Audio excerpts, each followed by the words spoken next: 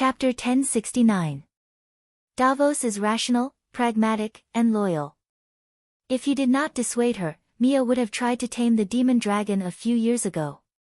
Just based on this, you have to think highly of him. Just based on that old man's height of 1.8 meters, I would think highly of him as well, the dwarf complained. Sansa rolled her eyes at him and said with a complicated tone, I've been watching Mia for so many years, of course I won't let go of her demon dragon. Mia's death can guarantee that Stormlands will always belong to me. With the two-headed demon dragon, my chances of killing the king of deviant ghosts will greatly increase.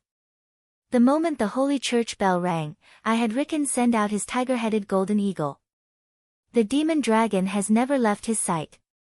If you're so prepared, why did you let Jon become a dragon knight? The dwarf asked in confusion. Am I stupid? Sansa asked back. You're very smart. If I'm not stupid, why would I be stupid enough to think that the demon dragon will belong to me? The dwarf said strangely, Jon is a spare tire. You have to make sure that the demon dragon is always in Stark's hands. Do you know what divine spells priests have? Sansa suddenly asked a question that confused Tyrion. There are too many divine spells. They are roughly divided into healing, exorcism, investigation, summoning, and so on, the dwarf said vaguely. He wanted to say, whatever the Dragon Queen knows, you will have a chance to learn that type of divine spell. You're one of the holy disciples, but your understanding of the divine spells of the 7 gods is only superficial, Sansa said with disdain. I definitely know more than you, the dwarf said with certainty. Divine spells can be invented, and can be edited according to one's purpose. Do you understand? The dwarf was stunned. You can create your own divine spell. Not just me, everyone has the right. Sansa nodded. For example, holy light is divided into 2 types. One is pure holy light, and the other is holy light healing. We can see them as 2 elements. Just like flour and milk, flour can be made into bread, pancakes, deep-fried dough sticks, pancakes, fried dough twists, steamed buns, cakes and other pastries. Milk can be made into yogurt, fresh milk, butter, cream, cheese, custard, pudding, and so on. The divine spells bestowed by the Holy Mother are just bread and milk that are most accepted by the general public. We can take the elements and make it into something that suits us best. Do you know my specialty? What? The dwarf recovered from his shock and asked doubtfully, what unique skill do you have? Sansa sighed and asked, have you seen Dragon Queen's AoE healing before? It's a magnificent sight. Hundreds and thousands of people are gathered together, and the entire land is covered in holy light. The dwarf sighed. Sansa nodded. She's strong and powerful. Can we learn from her? Obviously not. For a priest, not a single divine spell slot could be wasted. However, in large-scale battles, group healing was often required. So, I invented a leaping healing, the holy light condensed into a light sprite that jumped back and forth between the injured and the wounded. The soldiers didn't even need to stop fighting. Not a single bit of divine power was wasted, and the range was so wide that it covered half the battlefield. So, I gained the honorary title of Flash Queen in the 7 Kingdoms. So you invented the leaping holy light? The dwarf was really shocked this time. The holy healing that Sansa mentioned had appeared long ago. He had seen Chizang use it countless times, but he had always thought that it was the Dragon Queen who invented it and then bestowed it to all priests through divine spells. Do you know that other priests also know this divine spell? He asked. Of course, Sansa nodded proudly. It's because of this divine spell that I received the Holy Mother's praise and advanced from a level 1 beginner priest to a level 3 priest. No wonder, no wonder. The dwarf finally understood why the Dragon Queen valued supernatural cultivators so much. Then, he remembered the improvements that Chizang had made to the Holy Mother's palm over the years. Originally, there were only 4 palms: light, water, fire, wind. Later on, Chizang combined water and fire, wind and fire, fire, fire and so on. The Dragon Queen had most likely learned all of them. Even if she could figure it out herself, with so many people, how much time would it save for her? Actually, Tyrion's vision was still not broad enough. The time saved was not worth much. Did a god lack time? More importantly, it was ideas. New ideas, and endless wisdom. Sansa did not linger on this topic for long and continued the previous topic. Since I started plotting against Mia and the Mystic Dragon a few years ago, naturally, I also began to invent new divine spells long ago. Combining the soul attack divine spell Wrath of the Father and the Holy Knight's seal, I created a Seal of the Father that can continuously suppress souls. When using this divine spell, the Father's divine might is like a mountain that heavily presses down on the enemy's soul. It's not just a moment of Wrath of the Father, it's continuous. With the Seal of the Father, I really did subdue the demon dragon. However, at the crucial moment, Lalo made his move. If not for Jon's help, I would probably have ended up like Mia. Sighing, she said bitterly, I will do my best to pursue what I want, but once I'm sure that I can't get it, I'd rather give it to my family than let it run away, or let others get it. The Mystic Dragon is like this, and so is the Iron Throne. So, you don't have to worry that Jon and I will kill each other for the Iron Throne. In my heart, the Iron Throne is not worth that price. Very rational. I hope you can keep this thought, the dwarf praised. Sansa's eyes were covered with a layer of mist as she recalled, when I was 14, before I saw my father's tragic death, if I couldn't get the Mystic Dragon, I might have killed it. During the years of the rebellion of the Four Princes, the House of Stark was destroyed, and my brothers and sisters were homeless. At that time, I understood a principal family is the most valuable asset. Almost 10 years have passed, but I haven't forgotten this principle. Jon is still my brother, my family. I won't forget it for the rest of my life. Since you want to resolve the conflict between the two sides and be the peacemaker, help me pass these words to Jon. I hope he can believe this principle, the Iron Throne is not as important as family, and I am his family. Strong strength leads to weak intelligence. The dwarf was weak in his early years and could only rack his brains, surviving with his wits and schemes. Later, he met the Dragon Queen and had a powerful backer. His magic power also increased day by day, and his way of handling matters began to lean towards the way of the king, using strength to suppress others. In these years in barren land, he rarely tried to guess the thoughts of others. With his current strength, he could do whatever he wanted, and there was nothing he couldn't do. This time, he came on his own accord and became Sansa's puppet.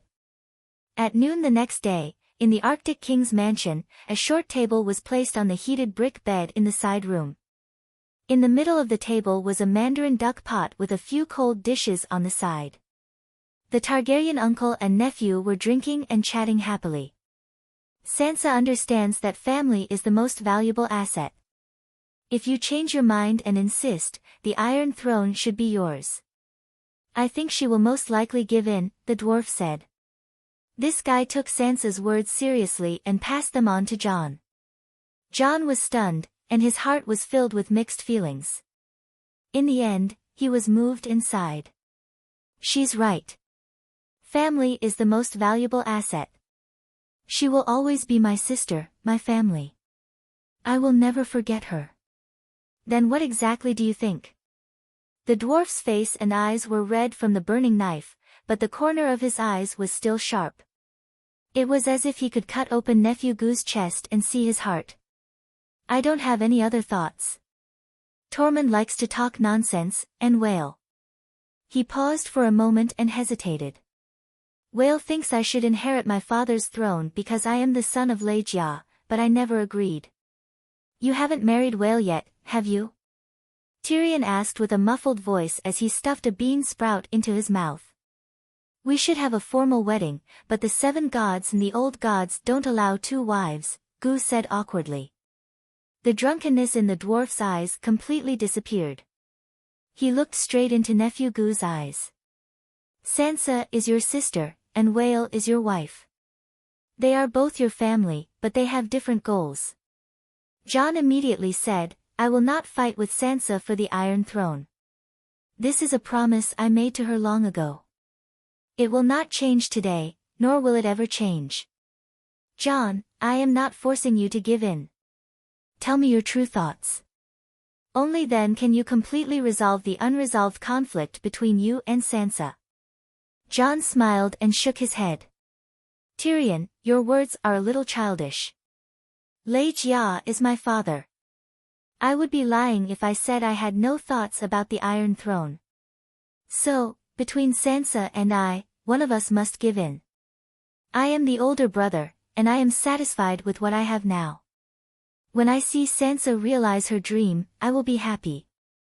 This happiness will be far greater than if I get the Iron Throne myself. You are a good brother. The dwarf was relieved.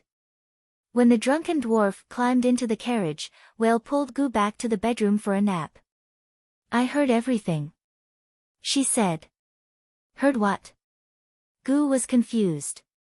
I was eavesdropping on your conversation outside, the savage princess said generously. Oh. Oh. Whale raised her voice. Jon smiled faintly and said, Tyrion and I both know you were eavesdropping outside. If we didn't even have this bit of vigilance, how could we have survived until today? Some of what I have said is as much to you as to him. He was the same. I was expressing my feelings to you, telling you not to fool around in the future. He was reminding you that you and Sansa are both my family. You must understand each other. Whale was stunned. She was embarrassed and angry. I fooled around. Do you think I want to be the Queen of 7 Kings? I am not even your wife now. What am I after? I am just anxious for you. I feel injustice for you. You are clearly the true crown prince. You also contributed the most in the fight against the other ghosts. I am not like your sister, who wants her to help you. I only want a fair chance. If you kill the other Ghost King, then according to the Dragon Queen's promise, you will be king, and not give all the credit to her. I only want my lover to get what belongs to him. Is that too much? Tears streamed down her face as she screamed. Not at all. Not at all. The red-haired woman Ygritte walked over with her big belly. She pointed at Jon and scolded, Jon, you know nothing. Even if you don't want it, what about your children? Do you know what they are thinking? Let's say you kill the other Ghost King and give the throne to your sister. When everyone knows about the Dragon Queen's promise, how will they view you and Queen Sansa? How will your children look at the Iron Throne under Queen Sansa's butt? How will Queen Sansa view your children's strange gaze? You are family with her, but can your children and her children continue to be family? Jon broke out in a cold sweat. He said sternly, who said this to you? Ygritte opened her mouth and said hesitantly, are my words not reasonable? That makes sense, it makes perfect sense. Even can say something so reasonable. Are you saying I am stupid? The two women became agitated. Jon had a splitting headache. Weeping Willow, Weeping Willow. He called out. King, what did you call me for? A spearwoman with a long black braid ran into the hall. Who came to our house in the past few days to see Ygritte? When you came back on the dragon yesterday, many people came, the spearwoman said. Who spoke to Ygritte? Many. Which one is the most suspicious? The spearwoman hesitated. Speak. Jon glared. Your sister. Chapter 1070. The spearwoman, Weeping Willow, had a pair of witch's eyes. It was said that she could see things that mortals could not. It was unknown how much of the witch's eyes was true, but she was indeed very cunning. That was why Jon appointed her as the commander of the inner palace guards. You also know that Sansa is my sister. Jon was furious. Why is my sister someone to be wary of? Tell me. My king, don't yell at me. I will only tell you what I saw. Although the spearwoman's status was low, she had a strong aura. She glared and shouted, Yesterday afternoon, when you were flying in the sky, Tormund said that you were like a king. Madame Sansa's face suddenly turned ugly. After that, I noticed that she looked at Ygritte's belly with an unfriendly gaze. I think she has ill intentions towards Ygritte and the child in her belly. Nonsense. Jon was shaking with anger. The reason why I arranged for you to lead a group of spearwomen to guard Ygritte was her suggestion. She told me that King's Landing was not Winterfell. I had many enemies, and I had to protect this firstborn child. She was also the one who said that the freedmen beyond the Great Wall were simple and honest. They were the most trustworthy. It was best to arrange for spearwomen to be the guards of the inner palace. She was also the one who sent a few old nannies who knew how to give birth to help Ygritte with her pregnancy. She was also the one who taught you how to guard against enemies who used underhanded means to harm a pregnant woman and her child. She even... Jon wiped his face and smiled bitterly. You don't know anything. You don't understand Sansa's expectations for Ygritte's child. It's a boy. His name is Ide. Weeping Willow lost her temper after hearing this. She said weakly, "My king, don't be angry. Maybe I was wrong." Madame Sansa's expression was ugly, but she didn't have any evil intentions. Sigh. Jon sighed and shook his head without saying anything. His words were clearly directed at the spearwoman, but in reality, he wanted his two wives to dispel their hostility towards Sansa.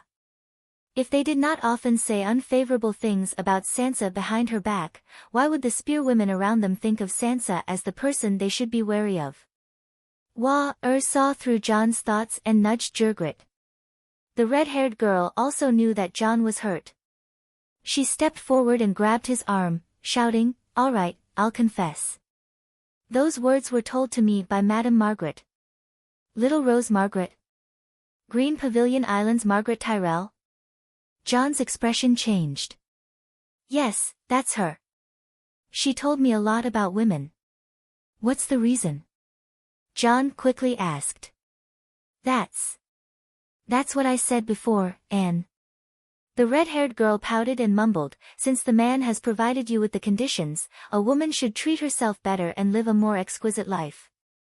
The man was in charge of conquering the world, while the woman was in charge of riding a horse and accompanying him to see the beautiful scenery of the country. A woman who was lucky enough to be protected by an eagle must at least become a white swan, because a sparrow cannot fly as high as an eagle. With an eagle's breadth of mind, it will not always be satisfied with flying sparrows." What kind of nonsense is this? Jon was confused. He thought that little Rose was secretly trying to sow discord between the red-haired girl and his aunt, so that he and Sansa would fall out. Ygritte said sadly, "I'm a spearwoman who can't even read, and you're the famous Arctic king. I don't want to be a sparrow. I need to improve myself and not distance myself from you." Jon pulled the red-haired girl into his arms and sighed, "I love spearwoman Ygritte, not some noble white swan. Don't listen to Margaret's nonsense. She's up to no good."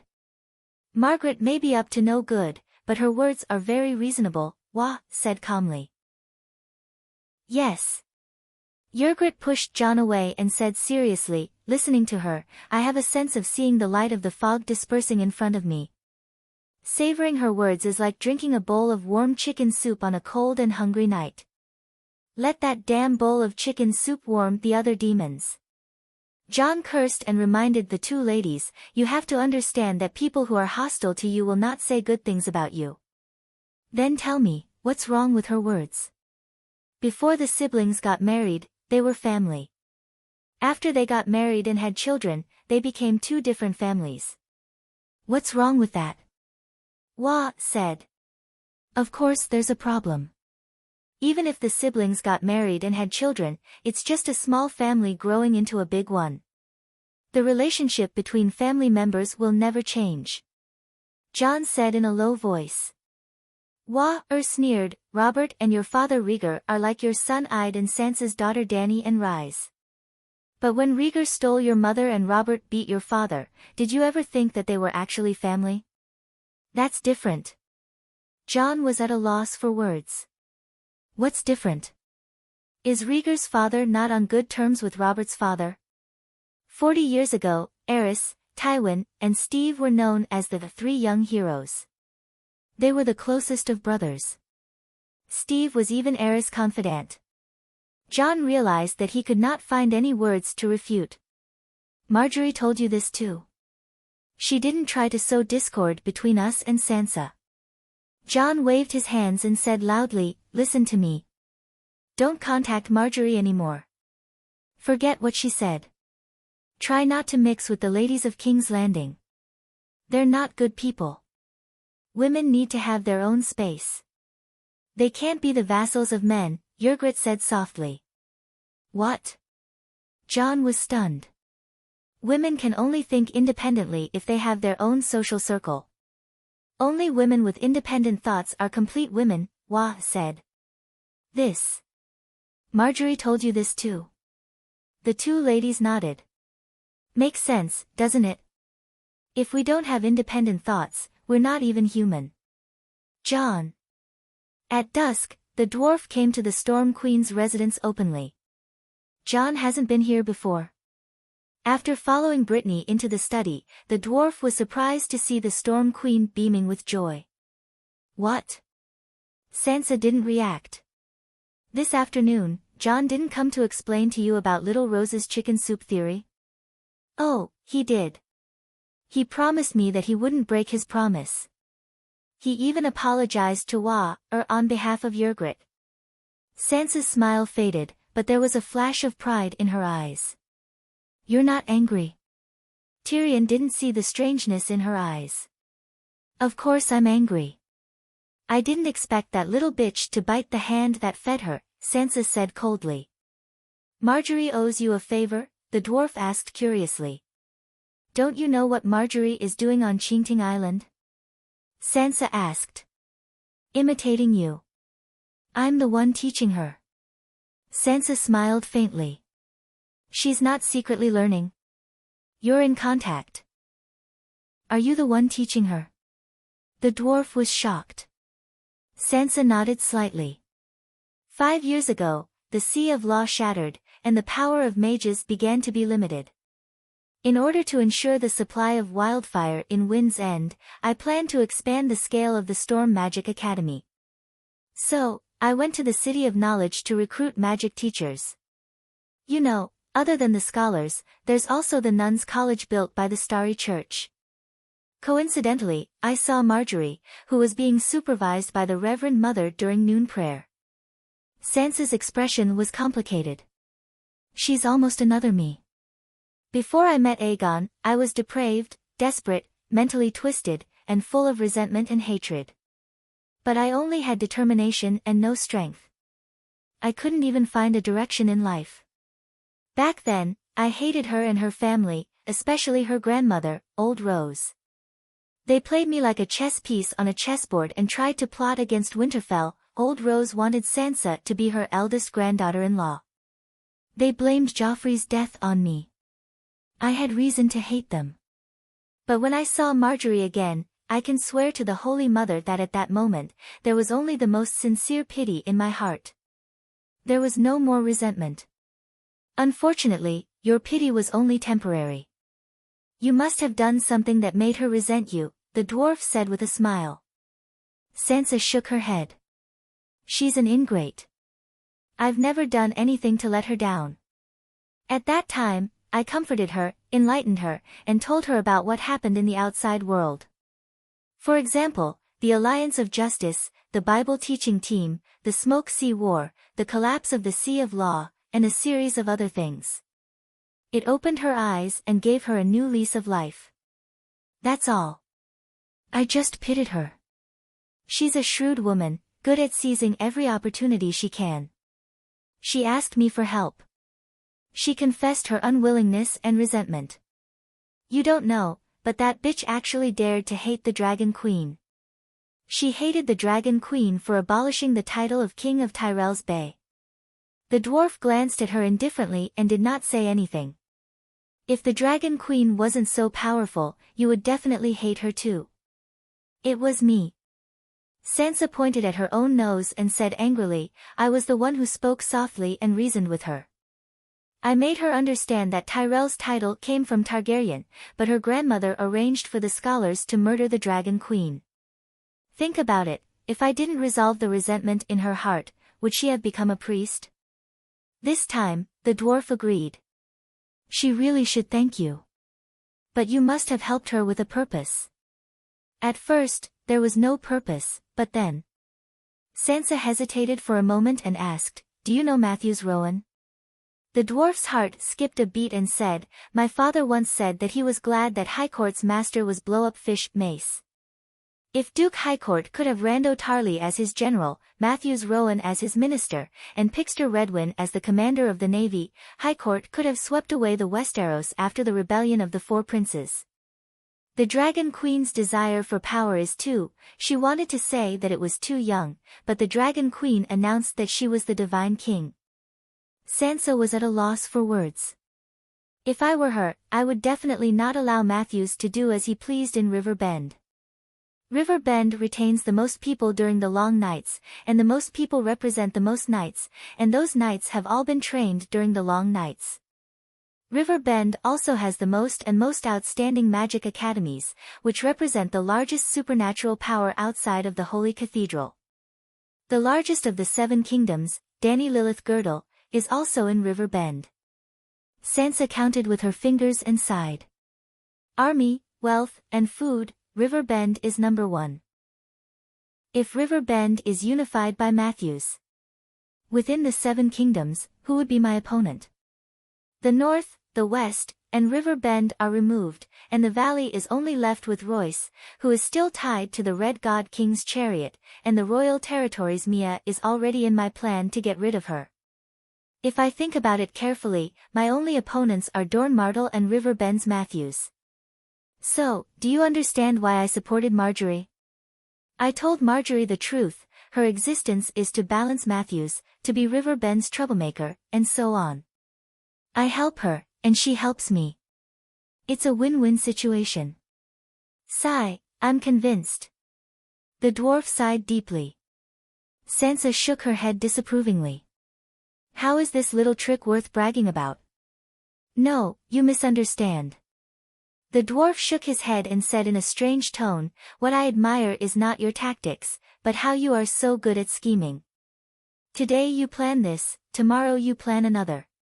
The River Bend split, Mia was schemed to death, and you became a level 3 priest. Is the Holy Mother blind? The Holy Mother has eyes. Let me tell you, I broke through again. Just this afternoon, in the Holy Cathedral of Baylor, in front of countless church members, I received the Holy Mother's blessing and became a level 4 priestess. I also learned the Holy Mother's palm, which shook the earth and mountains, Sansa said proudly. Fuck. The dwarf's chair tilted, and he fell to the ground. Chapter 1071. Holy Mother, are you asleep? Open your eyes and look at this woman. She's vicious and obsessed with power. How did she become a level 4 great priestess? After the dwarf fell to the ground, he did not get up. He only sat on the blanket and howled. Although his behavior was a little exaggerated, it also represented his true feelings at the moment. From the dwarf's point of view, Sansa's ability to become a level 1 priestess had already affected the believer's faith. If she were to level up to level 2 or level 3, it would cause the other honest priests to lose their minds and shatter their worldview. Level 4. Even he felt unbalanced. He had gone through so many difficulties and obstacles, but he had only just become a level 4 holy knight. Because a priest's soul was sublimated, while a holy knight's main purpose was to strengthen the body and will. At the same level, a holy knight's difficulty and strength were 1 level lower than a priest's. He went abroad and risked his life to fight, but he was worse off than Sansa, who stayed at home. You're jealous of me. Sansa laughed and kicked the dwarf. All the believers of the 7 gods should be jealous of you. Sansa shook her head and sighed. You're a preacher, but you haven't even read the 7 Stars Bible. The Holy Mother has always preached that the faith belongs to the 7 gods, and the power belongs to the kingdom. I've studied every version of the 7 Stars Bible in detail. In the teachings of the 7 gods, there has never been a prohibition against power games. You'll understand if you think about it. Prohibiting politicians from playing power games is like prohibiting men from finding women. Why would the great and glorious Holy Mother do such a thing that goes against the laws of nature? My father is also playing power games. Why would he go to hell? The dwarf said. That's why the Holy Mother encourages men and women to fall in love and get married, but she doesn't approve of prostitution. Sansa spread her hands and said innocently, there's a limit to everything. It's the same for men and women, and it's the same for power games. As long as you don't use overly vicious methods to harm noble people, power is not a sin. You plotted against Mia and used Marjorie. The dwarf said. Is there something wrong with your brain? Sansa looked at him strangely. Who's Mia? The Red God King.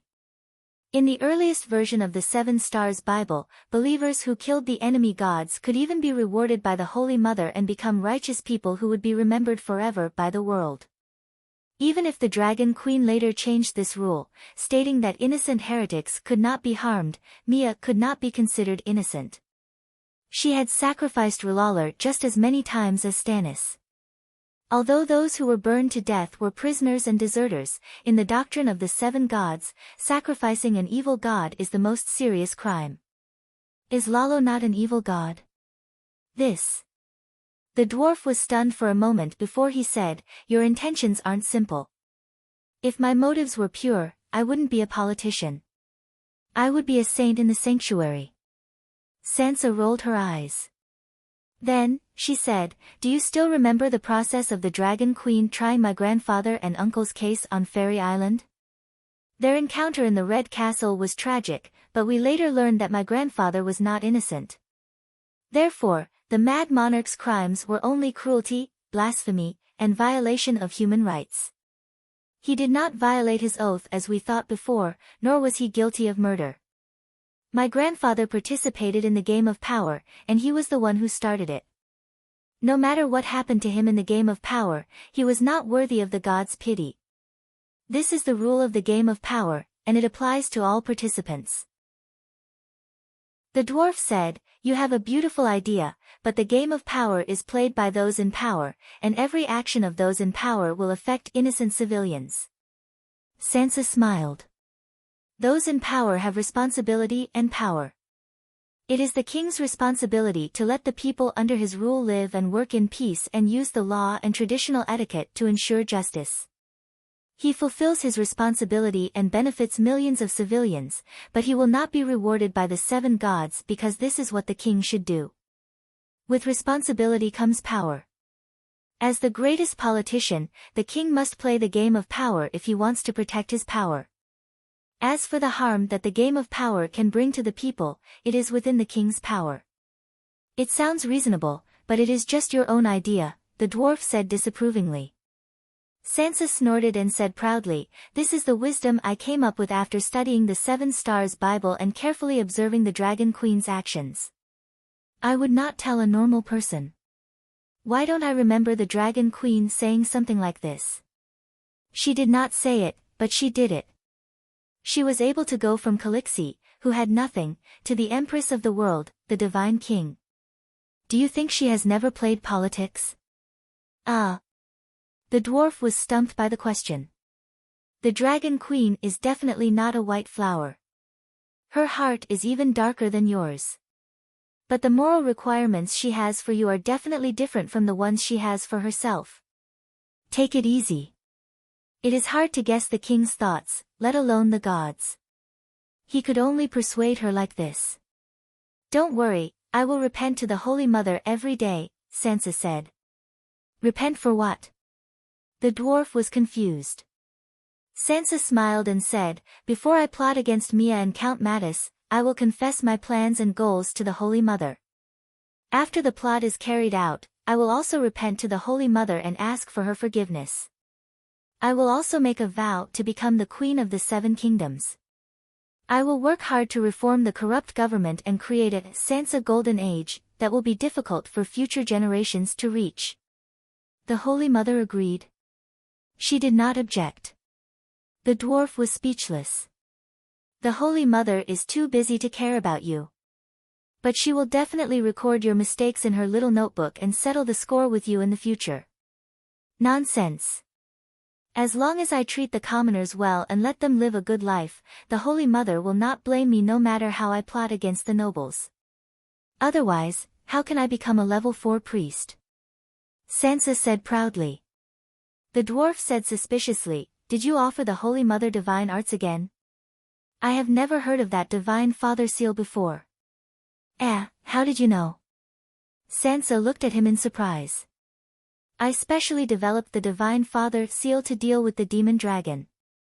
I did not make it public before because there was only one demon dragon.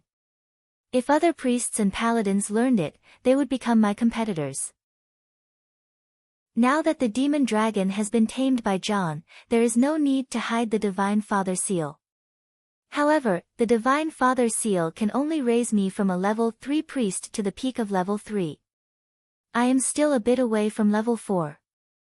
So, I gave the Holy Light Totem that I have not fully developed to the church and broke through to become a level 4 great priest. The dwarf's mouth twitched a few times and asked, What is the Holy Light Totem?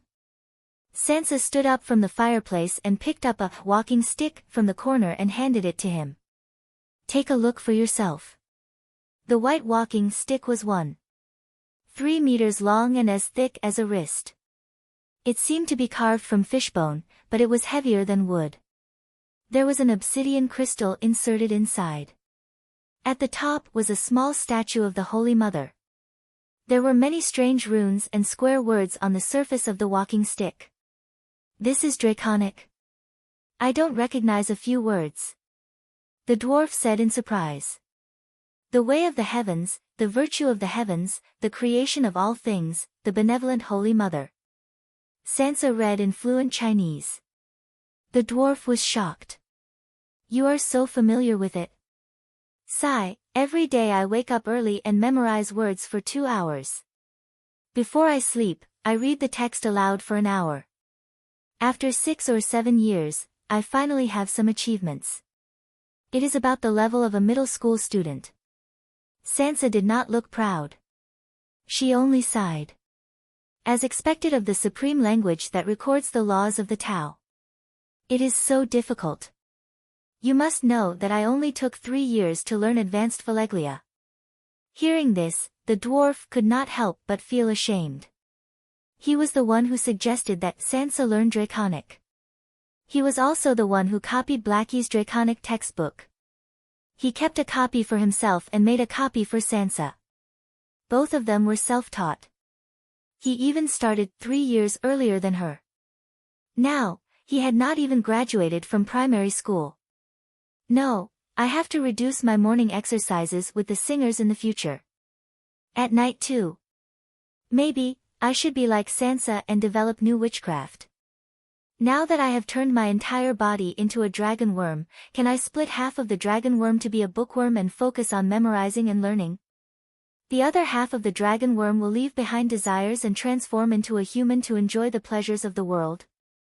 If the other me does not learn, the two of me. Wouldn't that be twice the happiness? What are you thinking? Why are you laughing so lewdly? You're drooling. Sansa said in disgust. Ugh. Tyrion wiped his mouth. As expected, he felt a pool of moisture. He felt awkward. He quickly injected some holy light god power into the totem pole. A thin layer of pale yellow light shone from the pole.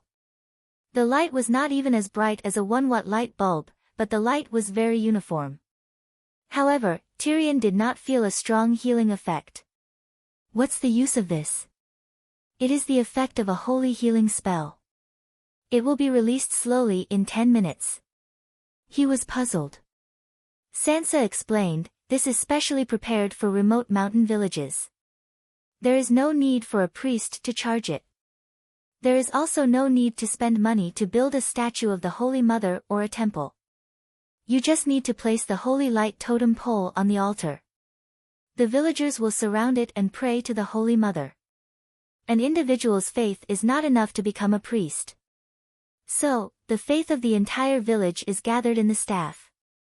Then, through the adjustment of runes, the messy faith is harmonized into a unified wave band.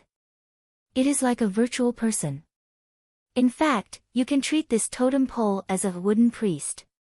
The dragon crystal inside contains the holy healing spell's Holy Mother's divine power. If someone feels unwell, they can use a special prayer, Sansa pointed at the square words on the totem pole. The Holy Mother is merciful. Good, good. It can activate the holy light totem and release a faint light to heal the injuries of believers within range. You are very smart. The dwarf was enlightened. Sansa shook her head and put away the totem pole with a regretful expression. She sighed, in my expectations, the faint light should only be effective on patients. This way, it will save more god power. I have not been able to master this technique yet. The holy light totem is not complete. As the divine arts spread among the cultivators, perhaps someone will be able to repair it before me. By then. Sigh, I can finally be promoted to a level 4 great priest before the battle with the Ghoul King. How did you think of this thing? Tyrion asked curiously. At first, I just wanted to imitate the Dragon Queen. Didn't she always carry a weirwood staff? Sansa smiled awkwardly and said seriously, you and I are both from a duke's family. If there is a headache or fever, the scholar will immediately rush to the bed. As if the scholar is as natural as air. The truth is, other than the nobles' castles and the City of Knowledge, you will rarely see a scholar anywhere else. Scholars are rare, and priests who know divine arts are even rarer. In Winterfell, when I was 13 years old, I only saw 4 minstrel performances. In the remote villages, the peasants at the bottom will never see a scholar or a priest. But the poor are also people. Like us, they can get sick. And their lives are too hard and tiring. They get sick more easily and need more treatment. I never thought you had this kind of awareness. Tyrion's eyes widened and he said in disbelief. When you first met me, what kind of person did you think I was? Sansa asked. An idiot who only knows how to dream, the dwarf said honestly. Sansa glared at him but did not refute. She only asked, and now? A smart and capable queen, the dwarf said emotionally. You have changed so much. It is as if you are a different person. Why have I changed so much? Your experience. The dwarf said thoughtfully. In Winterfell, my mother was the strongest, and I learned from her. In the Red Keep, Cersei was the strongest, and I learned from Cersei. In the valley, Littlefinger was the strongest, and I learned from him. Then, I also learned from your strengths, she said to him. I am flattered, the dwarf said with a smile. Now, I learn from the Dragon Queen and the Holy Mother. The Dragon Queen cares about the hardships of the people, and I care about them too. When I learn from the Dragon Queen's kindness and gain substantial benefits from the Holy Mother, I will work hard to be merciful to the commoners at the bottom. This kind of awareness is different from what you think, Sansa concluded. You are really. Perhaps you can surpass Papa Tywin, Old Rose, Littlefinger, and become the ultimate power gamer, the dwarf sighed in admiration. Do you think I have a match in the current 7 kingdoms? As she spoke, Sansa seemed to exude an invisible loneliness. Future Marjorie. The dwarf poured a bucket of cold water on her. If I didn't appear by accident and resolve the misunderstanding between you and Jon, you would have definitely been tricked by her. Just like Mia, when you break up with the Jon siblings, you won't even know why you ended up like that. Those arguments are poisonous, but I have to admit that they are very logical. It would be strange if your savage sister-in-law didn't fall for them. How long can Jon last with his 2 wives taking turns to talk to him? In fact, he can't refute those arguments. Sansa's expression was unpleasant. What good does it do for her if I break up with John? Even if she has other motives, I did help her. The dwarf sighed and said, "You are ambitious and keep learning from the strong to improve yourself. She is most likely learning from you, learning your ambition and methods. You think you didn't let her down, but you didn't think about it. No one is willing to be another person's pawn, especially when your relationship is so complicated. Once, you were both Joffrey's fiancé. Your engagement was broken off in public. You were lowly in the mud, but she became the shining golden rose of the King's Landing. How big is the difference in her heart now? Also, when we negotiated with Stannis, our initial target was the Duke of Highgarden. Perhaps you have forgotten, but your interference in the affairs of River Bend is constantly reminding Marjorie that you are the biggest obstacle to her return to Highgarden. That bitch." Sansa's expression was cold. "She won't have a future." The dwarf was shocked and reminded her, "Marjorie is the role model of the church. She is a role model for salvation. If you murder her, you will most likely lose the Holy Mother's favor. A person's worst ending is not death. Early death will bring them to heaven." I don't want her to be a role model. I want her to go to the 7 levels of hell," Sansa said darkly. The dwarf was getting more and more worried. "Take it easy. Don't send yourself to the 7 levels of hell. Don't worry, I know what I'm doing." Sansa waved her hand. "Didn't I tell you just now? I will confess and pray to the Holy Mother before I do anything. If the Holy Mother disagrees, she will definitely dissuade me. If everyone imitates you, will the Holy Mother be able to handle it? Everyone is a level 4 great priest. Let me tell you, I am the only one who has obtained the 6th move of the Holy Mother's divine palm, earthquakes," Sansa said excitedly. "Earthquakes, the power to control the earth? Song of Earth." The dwarf stroked the short beard on his chin. He seemed to be deep in thought. "Sansa, you can actually consider giving up the throne and be a transcendent. Perhaps, you have hope of becoming a demigod. Compared to the gods, royal authority is completely meaningless," the dwarf said sincerely. Sansa sneered. "The Dragon Queen is already a divine king. Why does she still want to be the world's first empress? Only by picking it up can you put it down. I have never obtained it, and you want me to give it up." The dwarf paused. He said hesitantly, "Other than being a priest, you are also a moon chanter. How far have you cultivated? How far are you from becoming a demigod?" "Very, very far. It's even further than the King's Landing to Winterfell. I have only learned 2 spells. One is the birthing song, and the other is the weather forecast," Sansa said helplessly. "You have healing spells, and it's a long night now. What's the use of the birthing song and the weather forecast?" The dwarf complained. Sansa said solemnly, "The long night will pass. I am now studying the weather forecast. When summer comes, I may be able to accurately predict the weather every year. If drought, floods, and hail can be prevented, won't the kingdom have a bountiful harvest every year? The birthing song is more practical. It can help pregnant women give birth naturally. Healing spells are ineffective during the birth process. It can only save pregnant women who have lost blood after giving birth. I have another idea. Can we change the birthing song into a divine art of the 7 gods' priests?" "Good idea. You are more far-sighted than I am. Your plan for the extraordinary profession is more reasonable than mine."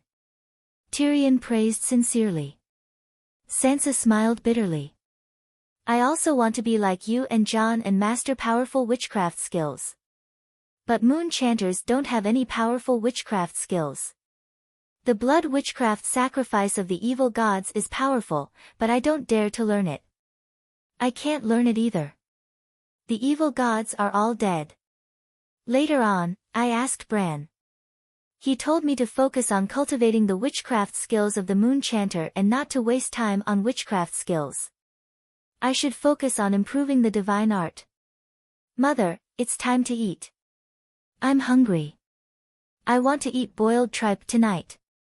An 8 or 9-year-old girl pushed open the door of the study without announcing herself. She ran to Sansa and threw herself into her arms. Along with the girl was a teenager of about 11 or 12 and a boy of 4 or 5. The teenager had black hair and black eyes. He was handsome and thin. The boy was chubby, with red hair and blue eyes. Both of them wore leather armor and were dressed as attendants. After entering, they bowed to Sansa and addressed her as, Your Grace. Then, they bowed to Tyrion and addressed him as, King Dear Cauldron. Tyrion saw the boy's familiar face and his expression changed slightly. Stop fooling around. There are guests here. Sansa pulled the girl up and pointed at the dwarf. This is your Tyrion. Granduncle? Just call him Granduncle. The dwarf cast aside his suspicions about the boy's identity and smiled as he sized up the girl. She had platinum silver hair and blue eyes at first, but under the light, they appeared light purple. At such a young age, she was actually half an inch taller than him. This made Granduncle feel very awkward. Her long hair was tied behind her head by 2 small braids, revealing a round oval face. Her features were picturesque, and she had inherited the exquisite cheekbones of the Tully family. The girl was very beautiful. The dwarf liked her more and more. He clapped his hands and called out, Caitlin, come here and let me take a look. Back then, I even carried you. Back then, you were a red ball of meat. In the blink of an eye, you've grown into a young lady. I'm not Caitlin. The girl shook her head and did not go over. Sansa took off her daughter's moleskin cloak and said gently, Let Uncle Theon prepare a banquet and cook the tripe. I'll go over later. The girl looked at her mother and Uncle Tyrion with a complicated expression before leaving the study gloomily. The 2 attendants bowed again and quickly followed her out. She matured early, the dwarf stroked his chin and said strangely. She's almost 9 years old. My parents are good people, but I can't learn from them and raise little Dany into the Winterfell me. Sansa sighed. I remember her name is Caitlin, the dwarf said with a frown.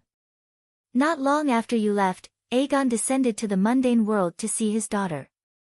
He excitedly named her Dany Rise. I said I intended to call her Caitlin. Aegon felt that he only had one daughter, but my mother had more than one granddaughter, little Dany. He was right. 2 years ago, Mera gave birth to a daughter for Bran called Caitlin. In the future, Rickon will also get married and have children. I wonder how many Caitlins there will be. Definitely not as many as Dany Rise, the dwarf muttered. But my little Dany is unique. She even has a trace of the Dragon Queen's bloodline. Sansa said proudly. Seeing the confusion on the dwarf's face, she told him about the Dragon Queen cleansing little Dany's bloodline. King of God's Cauldron, demigod dragon blood, King of God's blood. Is it because she's called Dany Rise? The dwarf was upset. It was as if the dragon worm he had modified back then was a beggar version. She's the reason why I dare to fight with Jon for the Iron Throne. Sansa looked in the direction of the dining hall and said softly, Actually, I've always known that the others are weak. Jon is my biggest competitor. Maybe, for little Dany's sake, the Dragon Queen will give me the same chance as Jon.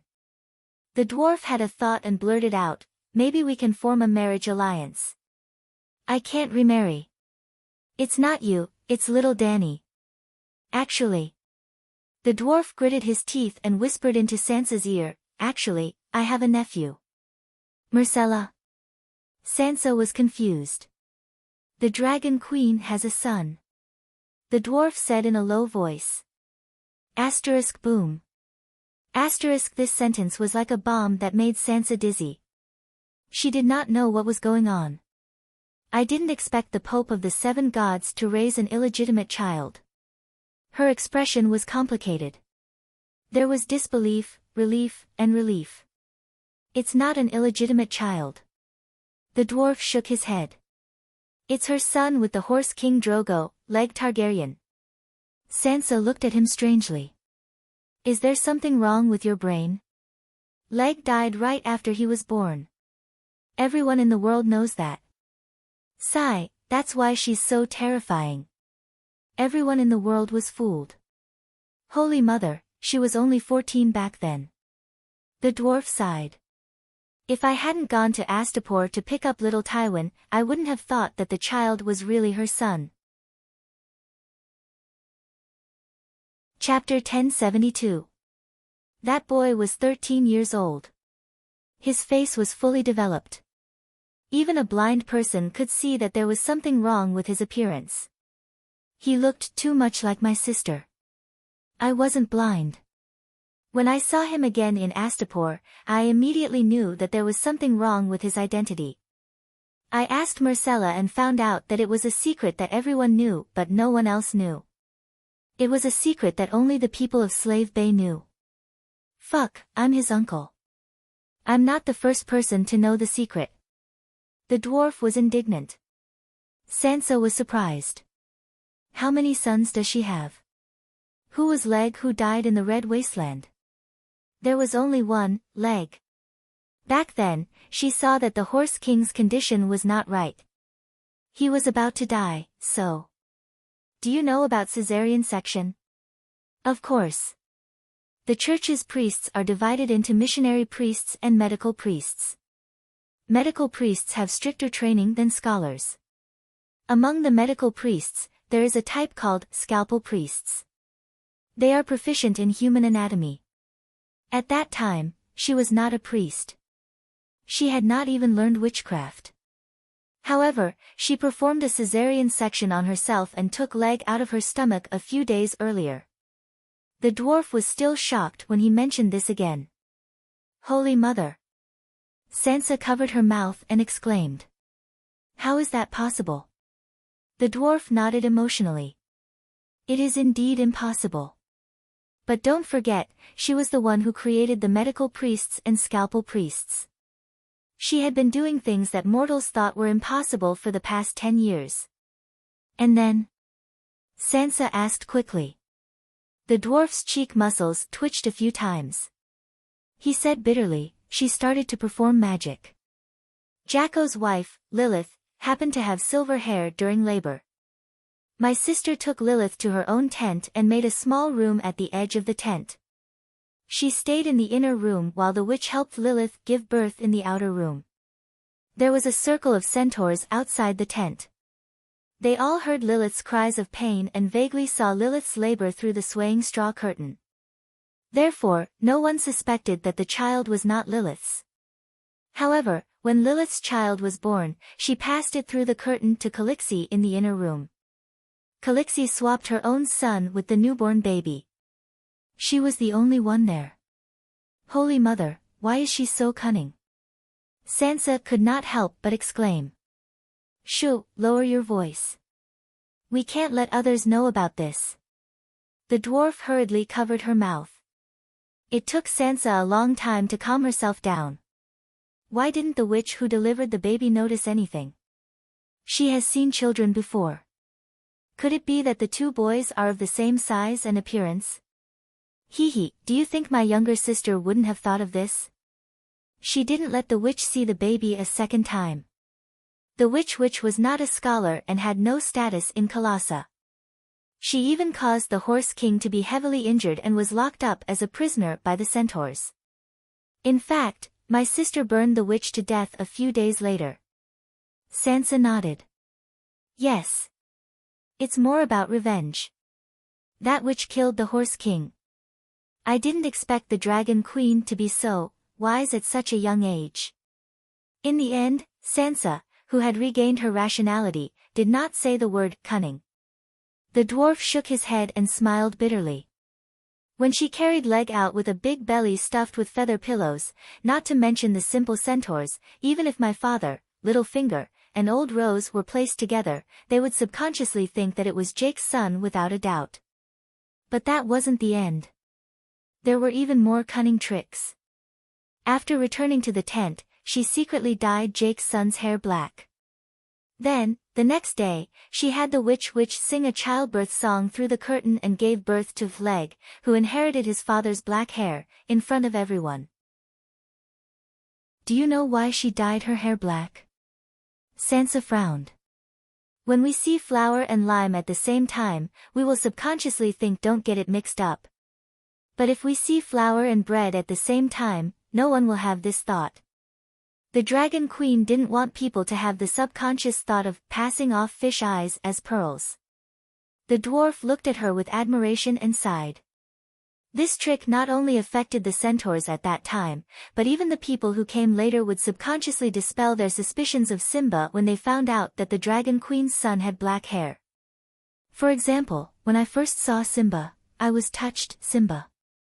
Sansa raised her eyebrows.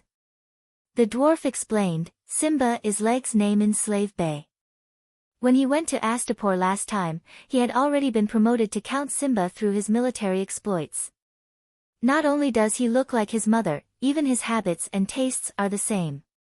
For example, the Dragon Queen doesn't like sweet food, and Simba never touches sugar water. My little Dany is the same as me. She likes lemon cake. Sansa smiled. That's off topic. The dwarf slapped his forehead and continued, when I saw Simba for the first time, I had the same feeling as when I saw Jon. It seemed to be a resonance of blood. Then, I asked the centaurs about Leg. When I heard that Leg had black hair, my suspicions were immediately reduced by 90%. But that feeling of blood connection was too strong. I couldn't help but secretly pull out a strand of Simba's hair, preparing to use the witch lens to do a genetic comparison. At this point, Tyrion shook his head with a bitter smile. Now that I think about it, that wooden-faced Jogo must have seen through my suspicions and must have reported this to the Dragon Queen. Luckily, I am her brother. If it was someone else, they would have been killed long ago. So, the one that Jake killed was actually his own son? The Dragon Queen is so vicious, so sinister. How old was she then? 14. When I was 14. Sansa was shocked and embarrassed. Her expression was very complicated. Don't treat her like a normal person. The dwarf sighed. Sansa fell silent and slowly digested the new information. When she didn't speak, the dwarf also fell silent. When the servant came to inform the Storm Queen that dinner was ready, Sansa asked softly, "That's Simba, what kind of person is he?" "He is a fierce person. He rode a horse when he was 1 year old, shot an arrow when he was 2, killed when he was 3, and was chased by thousands of knights when he was 4. Isn't that too exaggerated?" Sansa couldn't help but interrupt him. The dwarf sneered. "If you don't believe me, you can ask around. It will only be more exaggerated than what I said. Not only do the centaurs know about him, even the princes of the Free Trade City have seen his deeds. Don't forget, Jake is also a powerful Khal, and Khals are all honored guests of the trading princes. Alright, continue." After that, he was sent to Slaver's Bay to be a stable boy. Stable boy? Sansa's expression was strange. To be a stable boy for the Dragon Queen. What horse do you think the Dragon Queen rides? Megalosaurus? Sansa was shocked. Yes, Megalosaurus. Simba's main job is to take care of the Megalosaurus. Sansa sighed. The Dragon Queen has really put a lot of thought into this. She must have raised him as an heir. Old Ymont personally taught him etiquette and culture, and the Blood Riders taught him horsemanship, martial arts, and the ability to command centaurs. When he was a little older, he became Ser Barristan's attendant. You must have noticed that the old knight hasn't returned to the Westeros for many years. He must have known Simba's identity long ago. In addition, the Dragon Queen also specially selected a group of young centaurs and nobles with promising prospects to be his classmates. They learned and grew together. In the end, they all became his underlings and subordinates. 5 years ago, when the Dragon Queen led 200,000 roaring warriors to clean up Ursos, Simba was one of her Kars, Khal's royal guards. His current position as a count was all earned by fighting with his sword. What about other aspects? Sansa asked again. What aspects? Targaryen's appearance is naturally not bad. The lad is handsome and strong. His talent is also not bad. He's the first son of God. Fuck, those evil gods in hell should take a good look at him. What kind of son of God am I? They've got the wrong person. In the end, the dwarf could not help but curse with a face full of resentment. The whole world has been fooled by her. This shrewdness is frightening. Sansa shuddered. She quickly cut off some rebellious thoughts in her mind. What's the child's character like? Tyrion did not immediately answer this question.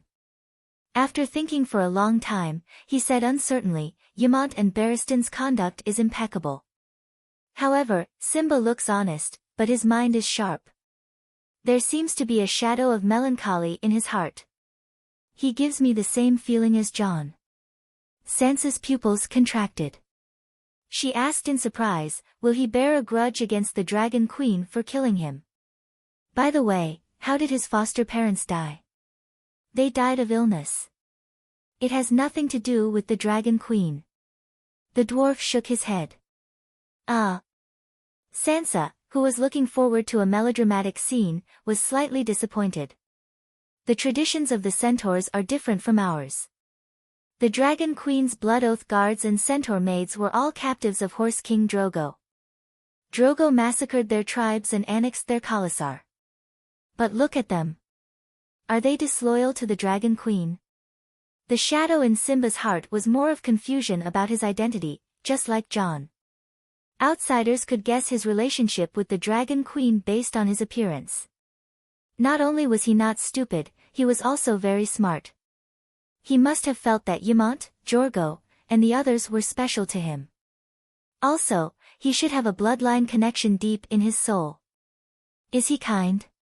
What's his attitude towards women? I heard that the centaurs ride women like horses. Sansa asked again. The dwarf rolled his eyes. What do you think old Ymont and Barristan do? Babysitters and guards. Sansa nodded and asked again, does he have an illegitimate child? He's a virgin. How do you know? Sansa asked suspiciously. Don't you trust my judgment? The dwarf pointed at his eyes. I can tell at a glance that he's a virgin. If old Ymont hadn't stopped me, I would have taken him to the Passion Garden to experience life on the same day. Yes, just like how I guided Aegon back then. Sansa glared at him. Simba should stay away from you. You like this son-in-law? The dwarf smiled. I won't be at ease if I don't see him personally. Sansa hesitated. Why don't we go to Slaver's Bay tomorrow? If we ride a dragon, it'll only take a week to go there and back. There won't be any delays. To be honest, who do you think is picking who? The dwarf sighed. Even if Simba is the son of the God King, if he can't make my daughter happy, I won't like him. Sansa said firmly. The dwarf's eyes flashed. He looked at the woman and giggled. With him as your son-in-law, your Iron Throne is secure. Sansa hesitated for a moment and shook her head. I'm 90% sure that I'll get the Iron Throne. I'll only be at ease if I take a look. Alright, lend me the glass candle. I'll contact old Ymont right now. He shouldn't object. Old Ymont didn't refuse, but he had the same worries as Sansa. He wanted to see little Dany first. Chapter 1073. She really doesn't seem to like me. The dwarf sat cross-legged on the brick bed, picking his teeth as he smiled bitterly. The dinner was sumptuous, very unlike Westeros. There was only a big hot pot, a double hot pot. On one side, there was a fire dragon pepper and beef bone base, and on the other side, there was a fresh broth of prawns and salmon bones. There were more than a dozen plates piled high with potato slices, mushrooms, vegetables, tofu, fish slices, lamb slices, tripe, and so on.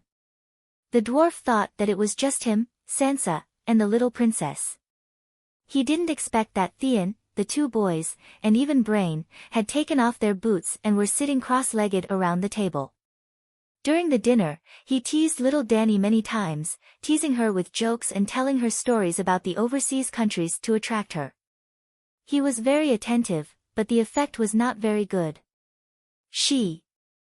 Sansa hesitated for a moment and sighed. She's very smart. She should have guessed our relationship. Tyrion was stunned and asked, has she seen Aegon? Sansa shook her head. When she was born, Aegon guarded her cradle for half the night as a spirit. He sang nursery rhymes for half the night and never appeared again. It seems that this child also has a shadow in her heart, just like Jon and Simba. The dwarf was deep in thought. Sansa rolled her eyes at him. You haven't seen your mother either. Do you also have a shadow in your heart? There are so many children in the world with incomplete parents. Do they all have a shadow in their hearts? The dwarf's expression was serious. Yes, the father is like the sun, and the mother is like the moon. The sun and the moon take turns to illuminate the child's smiling face. Neither can be missing. Sansa said disapprovingly, little Dany is different from Jon and Simba. She is not confused about her background and existence at all.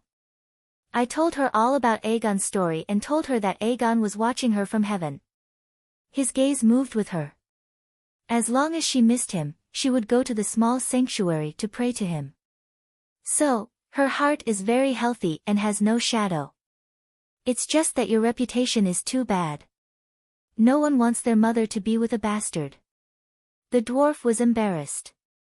I've been away from Westeros for so long. Who's still talking bad about me? You're not in the Westeros, but stories about you have been circulating in the Seven Kingdoms. For example, you were caught by the evil god when you went to the toilet in the palace of Pentos. Everyone said that it was very strong. Sansa blushed and glanced at the little dwarf. News of you messing around with a few strong men in Astapor also spread from the mouth of the volunteer knights at Slaver's Bay. Also, you brought Aegon around the Passion Garden and were assassinated by an assassin. The Dragon Queen burned Queers in rage. Damn it, little Dany is still so young. How can you allow these evil stories to poison her? The dwarf said angrily. Didn't the scholar teach you heraldry when you were young? Every noble family's coat of arms, main characters, and stories have to be taught from a young age. Otherwise, how can they communicate with other nobles when they grow up? Sigh. The dwarf covered his face and groaned. I should have written half-human legend earlier. I will write my own history, fair and objective. The half-human legend you wrote is no different from a piece of trash. Sansa laughed coldly. Who are those two children? They are little Dany's followers. The dwarf changed the topic. Didn't you see the family emblem on them? Sansa's expression turned dull. That skinny boy is Greyjoy. Theon's illegitimate son, Robb Greyjoy. What about the red-haired boy? He has the direwolf emblem on his coat. The dwarf's heart thumped violently, but he still asked the question that had been in his heart since the first time he saw the child.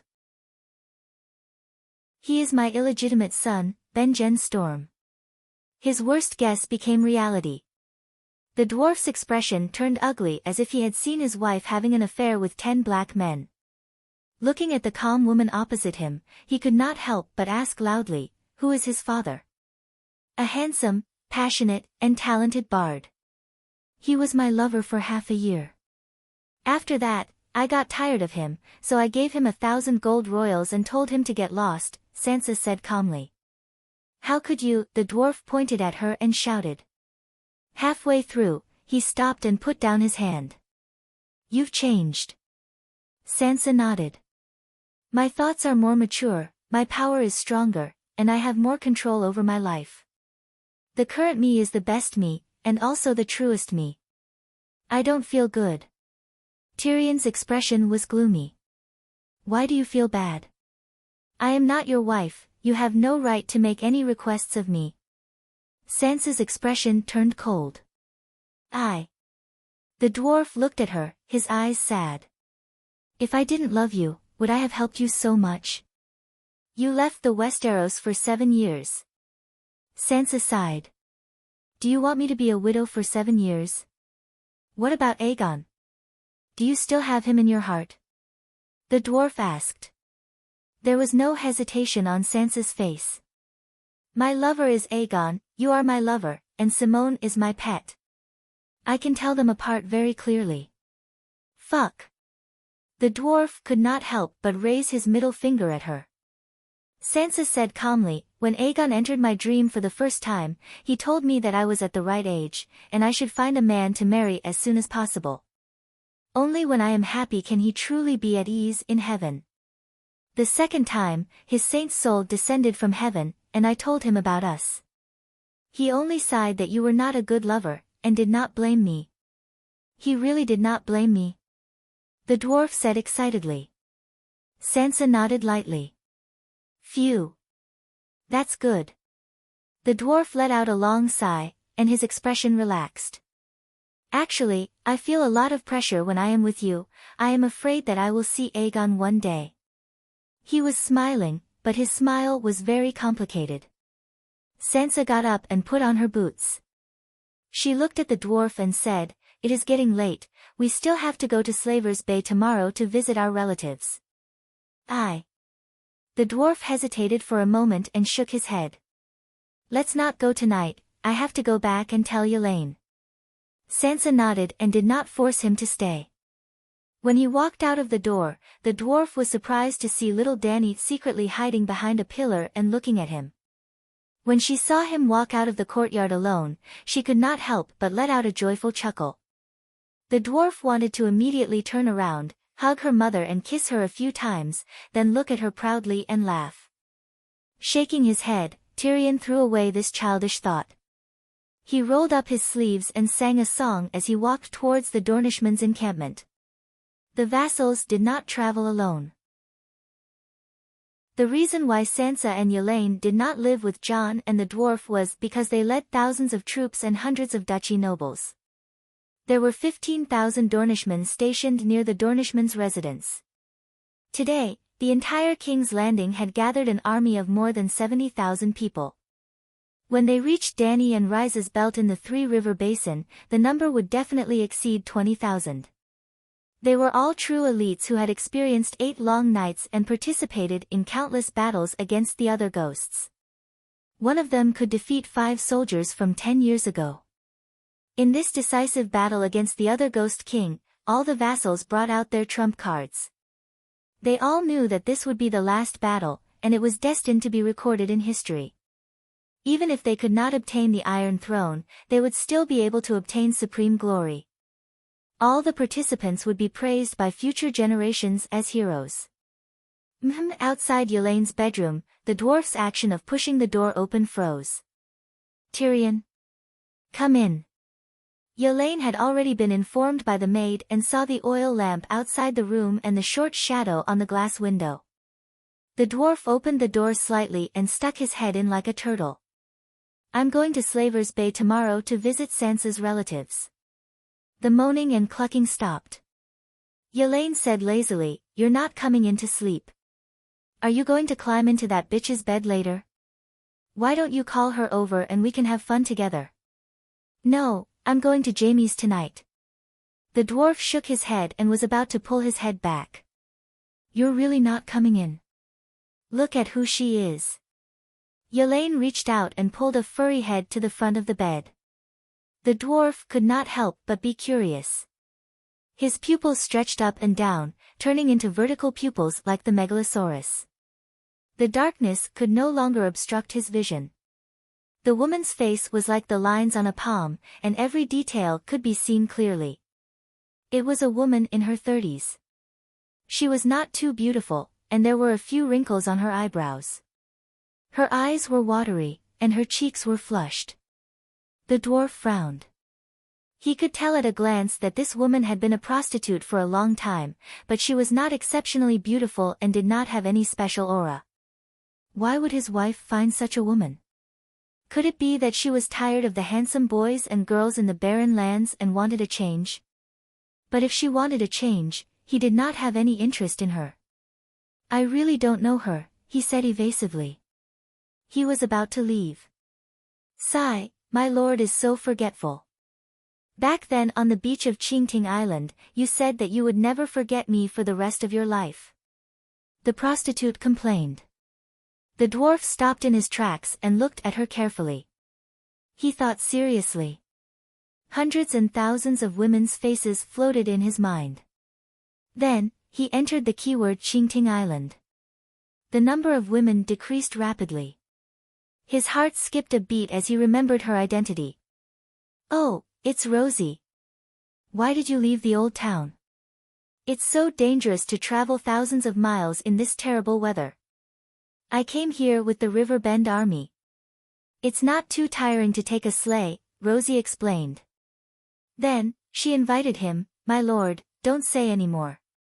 It's cold outside. Rosie was not exceptionally beautiful. 10 years ago, she was still able to make him as hard as iron with her youthful vitality and legendary background story.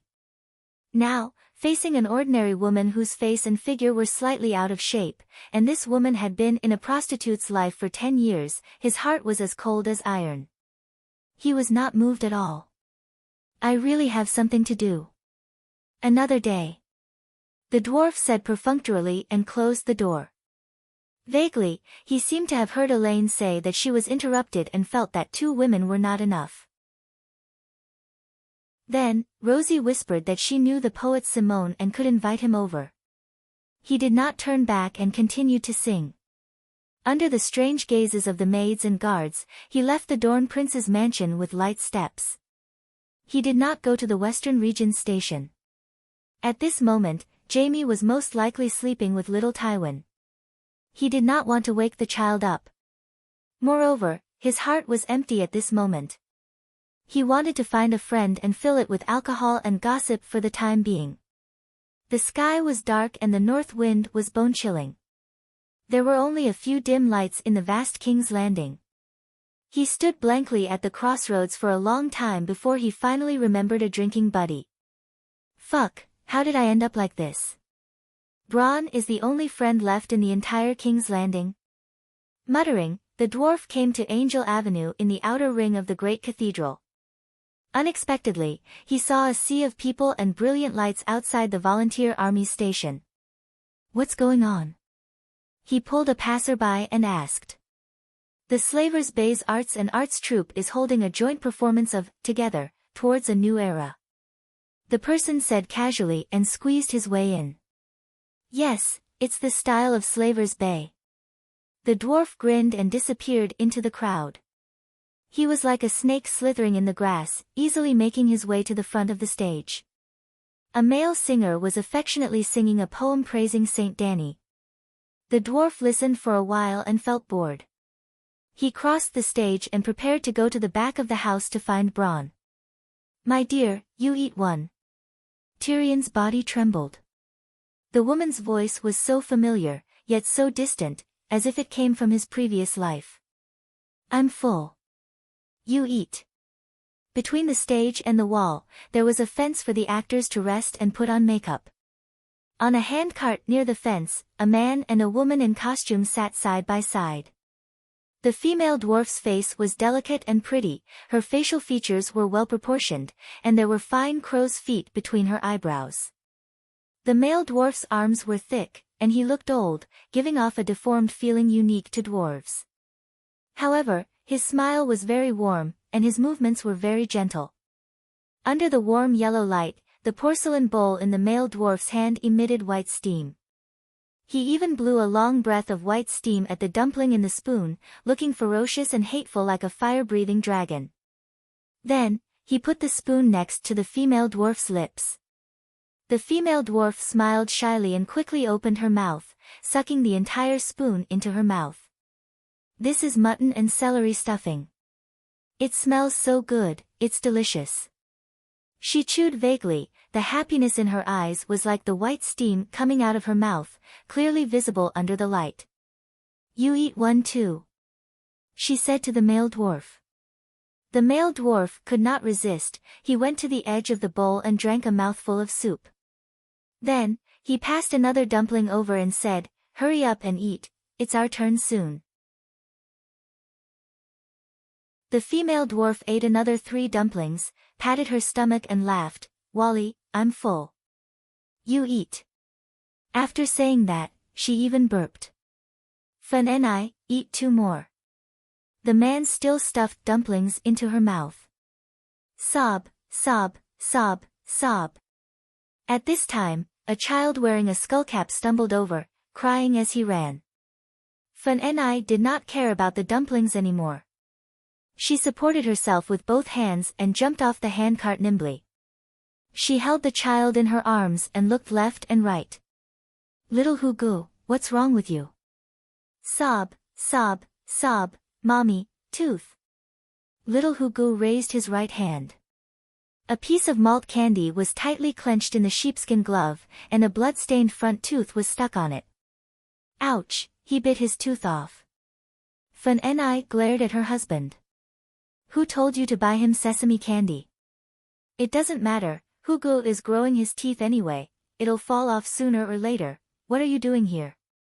Bron saw the dwarf's figure from afar. It was dark, and he could not see the dwarf's expression, but he was very familiar with the dwarf's clothes and appearance. He thought that the dwarf was here to look for him, so he stood at the gate and waited. Who knew that after waiting for a long time, the dwarf seemed to have lost his soul and stood there like a wooden stake, motionless. "His name is Hugo." The dwarf was stunned and said blankly. "What?" The place was noisy, and the dwarf's voice was trembling as if a ball of cotton was stuffed in his throat. It sounded like he was crying, so Bron did not hear it clearly. "I want to eat dumplings," the dwarf said loudly. "Oh, come with me." Bron nodded casually and pulled him to the gate. As they walked, he said, "The dumplings were originally prepared for the art troupe. There are only 7 for each actor, so it's very expensive, but it shouldn't be difficult to get a bowl for you." With Bron's status, it was indeed easy for him to get a big bowl of bulging dumplings. "Can you feed me?" The dwarf stared at the steaming bowl in a daze. "What?" Bron's eyes widened, thinking that he was hallucinating. "Feed me." The dwarf handed him the spoon. Scram! Bron turned his head away and ignored him. For a long time, the dwarf did not make a sound. He turned around curiously and found that his old friend was already in tears. Fuck! Bron had goosebumps all over his body. What happened? The dwarf shook his head and said nothing. "All right, I'll feed you." Bron quietly glanced at the door. Seeing that there was no one, he dug up a dumpling and stuffed it into the dwarf's mouth. "It's hot, blow on it." The dwarf dodged. "You are a Targaryen, you never blow on hot pot." Bron said with a straight face. "Blow on it." The dwarf insisted. Bron had no choice but to blow on the dumpling. "The taste is not right, it's bitter." "Can you change to another bowl?" "There's no change. You chose the lamb and celery stuffing yourself, no matter how bitter it is, you have to eat it." As the dwarf chewed, he began to cry sorrowfully again. The tears reached his lips and he swallowed them together with the dumpling. "Is it really bitter?" Bron saw it and was puzzled. He scooped up a dumpling and stuffed it into his mouth. "It's delicious, how is it bitter?" "From what I see, you're just used to living a good life, so pretentious. When I came in with such a big bowl of dumplings just now, I don't know how many people were so envious that they were drooling." "Is that so?" The dwarf looked up blankly. "Why don't I exchange this big bowl for his small bowl?"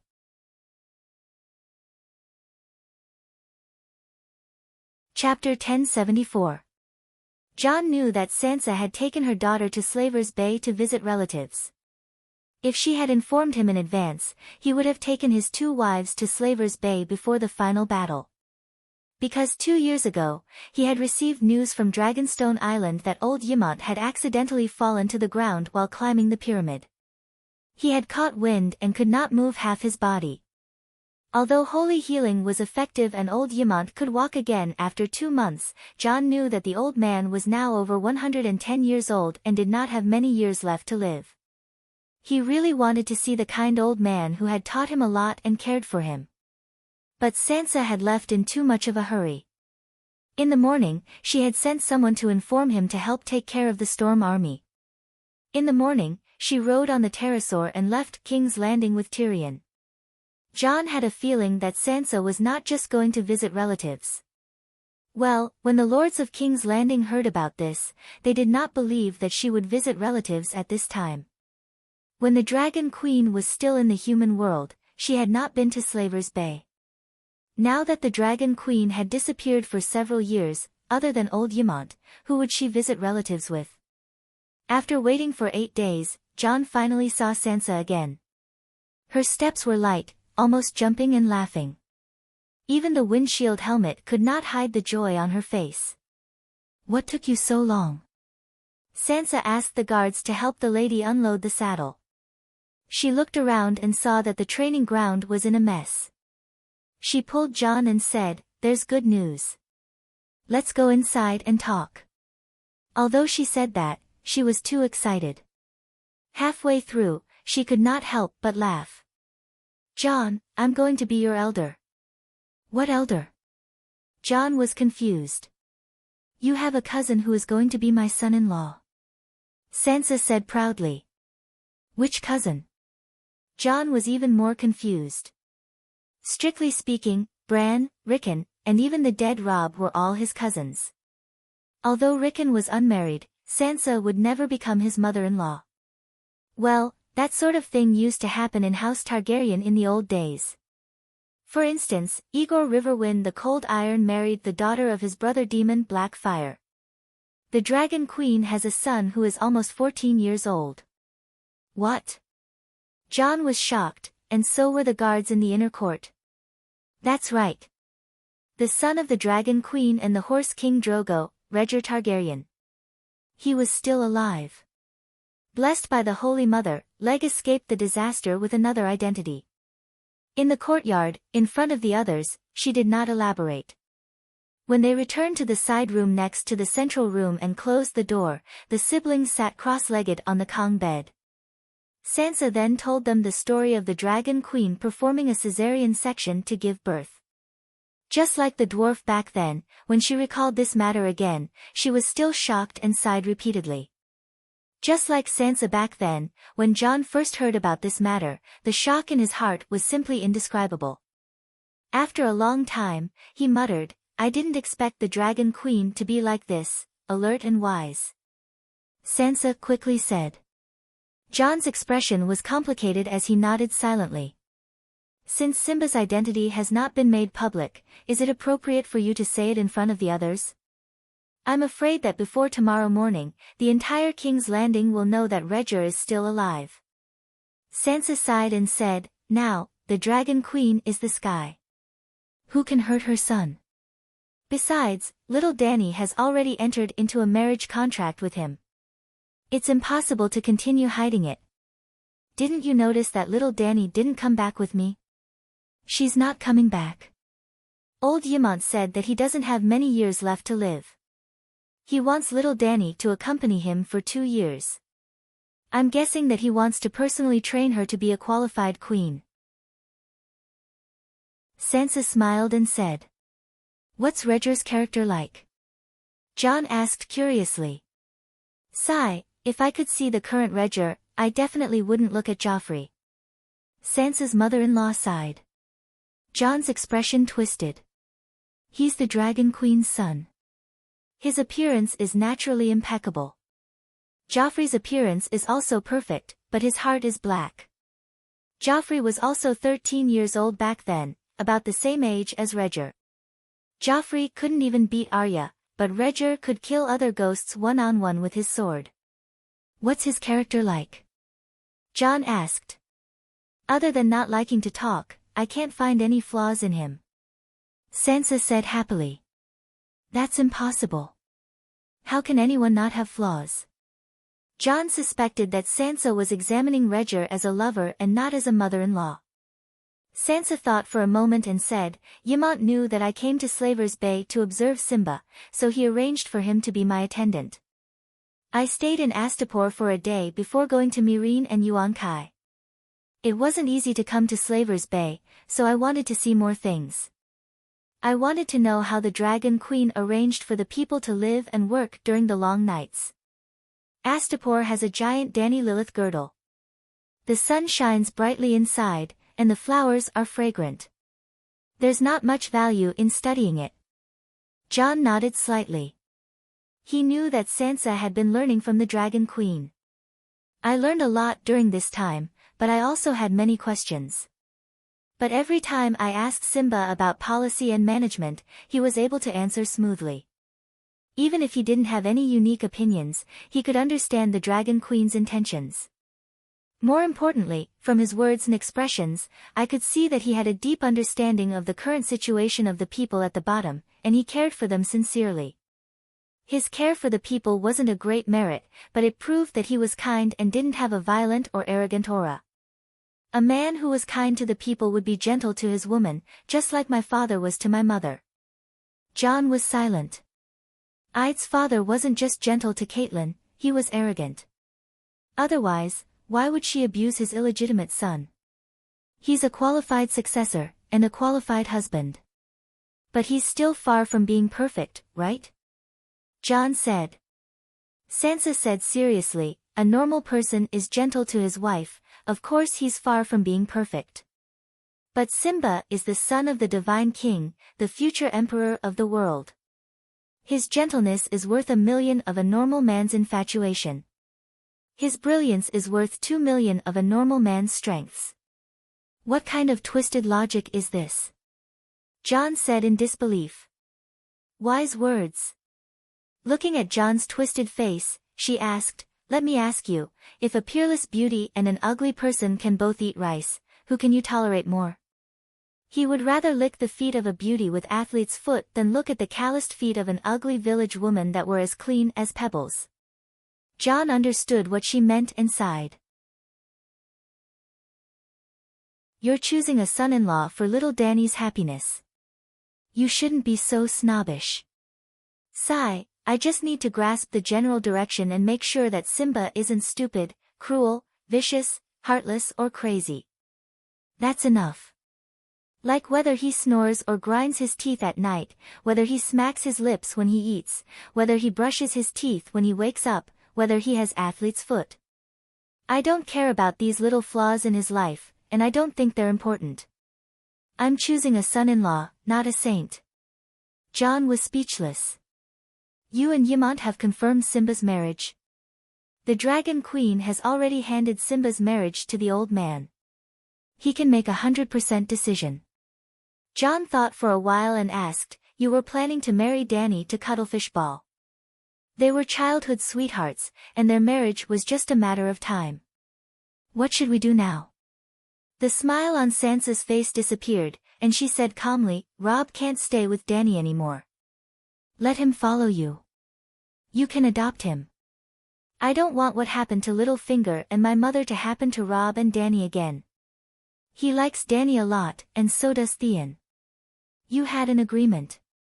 Jon was in a difficult position. Sansa's gaze was firm. A verbal agreement when we were young isn't a sacred marriage contract. You should understand that I don't dislike Robb. If I did, I wouldn't have brought him along and even planned to let my daughter marry him. It's just that Simba represents too much. Aren't you disliking Cuttlefish Ball? He was speechless. If you're unwilling, I'll pass Cuttlefish Ball to Tyrion. He likes to teach young people. Jon's mouth twitched. Even if you don't want him to be your son-in-law, don't harm him. After this war, let Robb follow me back to Winterfell. Winterfell? Sansa's eyes flashed, and she was overjoyed. Not wronged at all. Marjorie looked at the ceiling and murmured. What's not wronged? Victarion took a swig from the wine bottle at the bedside and said in a muffled voice. We didn't lose unjustly. My grandmother didn't die unjustly. She dared to go against the cunning Dragon Queen. The sooner she dies, the better, Marjorie said. Victarian's body stiffened, and he said with a complicated expression, Lady Alina, Old Rose was beheaded by him and fed to the sea monsters. It had nothing to do with Dragon Queen. But now, he was openly pressing little Rose under him as grass. This world was strange and crazy. I can't just sit here and do nothing. Marjorie didn't seem to hear her lover's words. She shouted and sat up.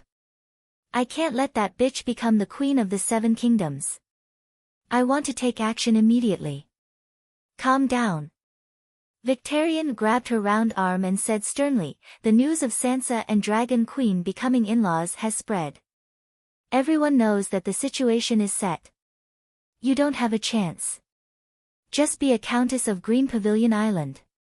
There's still a chance. The one who ends the long night will be the king. The Dragon Queen won't go back on her words, Marjorie insisted. The one who has the best chance of killing the King of Strange Ghosts is Jon Stark. He's a powerful demigod. Do you understand the meaning of a powerful demigod? Other than the Dragon Queen, he's the strongest in the 7 kingdoms. I just don't want Sansa to become the queen. I can accept anyone else as the queen of the 7 kingdoms. Marjorie shook off Victarion's grip. She called for a maid to put on her clothes and a box of pastries. Then, she walked towards the Northern Ice King's residence. Lady Marjorie, what are you doing here? Just as she reached the door, Marjorie was stopped by Jon, who had a dark expression. I'm visiting Lady Ygritte. Marjorie's expression was natural. She smiled and waved the gift box in her hand. It's fate. We were originally 2 people from different places. Coincidentally, we met at King's Landing. We also happen to have similar interests. Now, we've become 2 of the best friends. Jon looked at her deeply. I know. What? Marjorie was confused. I know what you said to Ygritte. You want to drive a wedge between Sansa and me, Jon said in a low voice. Marjorie's heart skipped a beat. Her eyes and expression did not show any panic. Instead, she asked naturally, Duke, is there some misunderstanding? I didn't even mention Lady Sansa in front of Ygritte and Whale. If you don't believe me, we can talk face to face. Marjorie, you're a smart person. Don't treat me like an idiot. Jon's expression turned cold. Chapter 1075. In front of the Northern Ice Lord's mansion, the cold wind tugged at Marjorie's long hair and cloak. Can we talk somewhere else? Jon frowned and glanced at the curious passers-by. He then turned and walked towards the hall. I mean you no harm. On the contrary, I hope you can become the king of the 7 kingdoms. Marjorie went straight to the point after passing the gift box to the servant. My business has nothing to do with you, Jon said calmly. I'm not a bad person.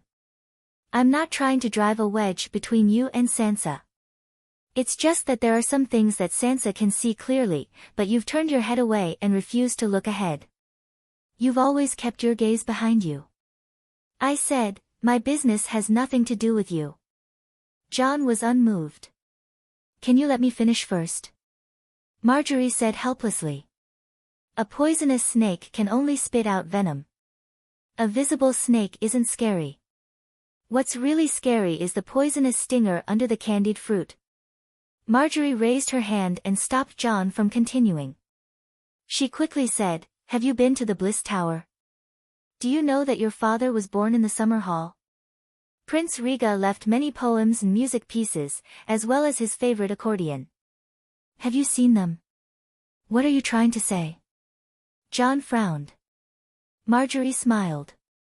The Bliss Tower and the Summer Hall are both properties of the royal family. Prince Riga's manuscripts and musical instruments are in the library of the Red Castle. They have your father's aura and should have been passed down to you.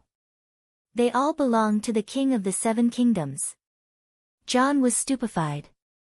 To Sansa, the Iron Throne only represents power. To you, it's a legacy. It's even the only chance to wash away your parents' humiliation.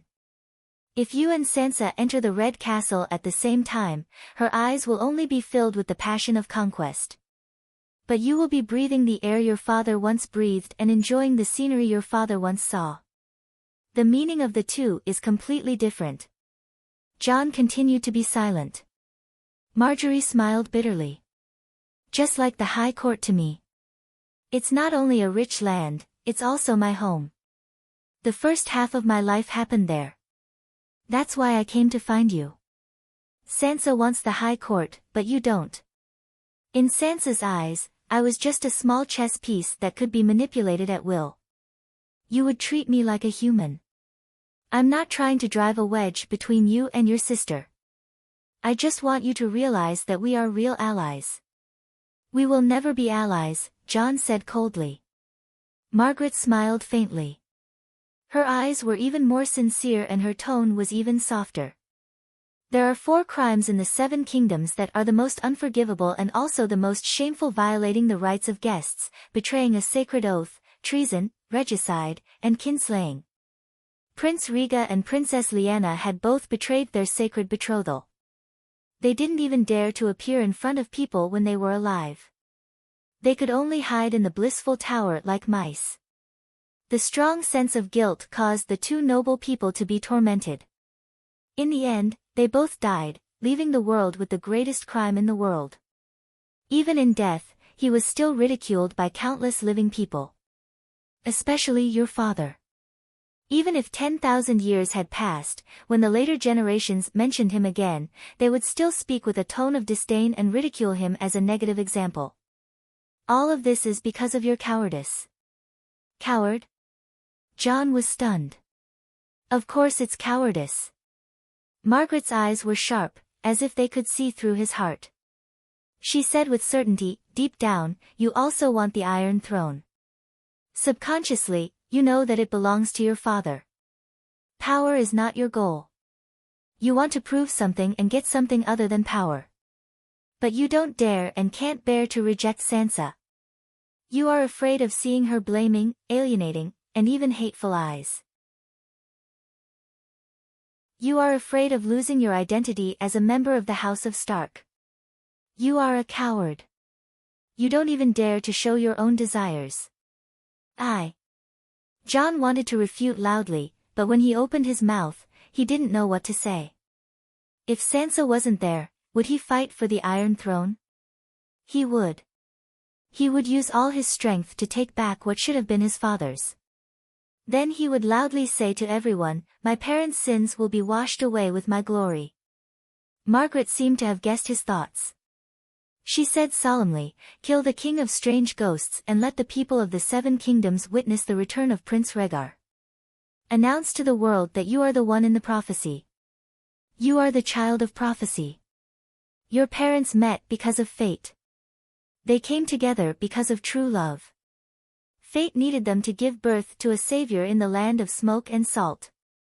Their love was more romantic, greater, and more moving than Prince Flare and Jean of Barren Stone.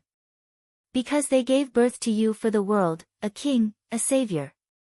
If you ascend the Iron Throne, to Targaryen, you will be helping Prince Rhaegar complete the redemption of his fallen kingdom. If you ascend the Iron Throne and use your identity as a king to resolve the grudges between Targaryen, Stark, and Theon of Baela, then you will truly be justified. There will be a beginning and an end. If you ascend the Iron Throne, when you become a king and a savior, then the king and savior's parents will definitely not be sinners who committed adultery. Jon sighed. In these 7 years, how many disasters have I resolved for the 7 kingdoms? How many strange ghosts and evil ice gods have I killed? Is this glory not enough for my parents to be proud of? If there was no Dragon Queen, it would be enough. The sun definitely doesn't want to cover the light of the stars, but the sun is too bright. You can't be the sun, but you must be the moon. No matter how bright the stars are, they are not as conspicuous as the moon and the sun. Kill the King of Strange Ghosts and become the king of the 7 kingdoms. You will be the moon. Margaret's cheeks were flushed. She waved her hands, her eyes were fanatical, and she shouted loudly. She was like a MLM leader giving a speech. John closed his eyes. After a long time, he opened them. His eyes were clear and there was a hint of mockery in them. I shouldn't blame Ygritte and Whale. You are too good at talking. They shouldn't have been bewitched. Margaret was stunned. She said, that's because I only speak the truth. Margaret, the dead are gone. The past is the past. Don't bear too many things that don't belong to the living. The long night is coming to an end, and the peaceful years are just around the corner. Live well, and then prepare to take your son to see the sea of summer flowers. John said sincerely. Margaret didn't expect him to talk about chicken soup for the soul in reverse. After being stunned for a while, she said in disbelief, is Sansa's position in your heart higher than the sum of your Liga and your future child? My father has been dead for many years. My child hasn't been born yet. The past and the future are not as important as the present. People should live in the present. John said calmly. Let me tell you another true story. It's about the dire wolf and the ruby beach. Margaret looked deeply at him. That year, Robert went to Winterfell to invite Duke Ide to be the Prime Minister of King's Landing. On the way back, they stayed at the Crossroads Inn. Your little sister Arya was lively and active, like a tomboy. She fought with a butcher's underling with a wooden sword at the Ruby Beach. They enjoyed themselves and stayed away from the crowd. They didn't interfere with the others at all. Then Sansa and Joffrey came. He used his iron sword to stab the butcher's underling, and he planned to hurt Arya. Don't doubt it. Arya was the daughter of a duke, but to the crown prince, she was no different from a peasant girl. He wouldn't care if he hurt her. Fortunately, your family was blessed by the old gods. Every child has a dire wolf. Speaking of this, Margaret couldn't help but show an envious and jealous expression. Joffrey's right hand was bitten by Nymeria. He was like a little girl under a magic mountain, crying and begging for mercy. Logically speaking, this was just a child's quarrel, and Joffrey was the one who started it. As long as it was a reasonable parent, they would laugh it off.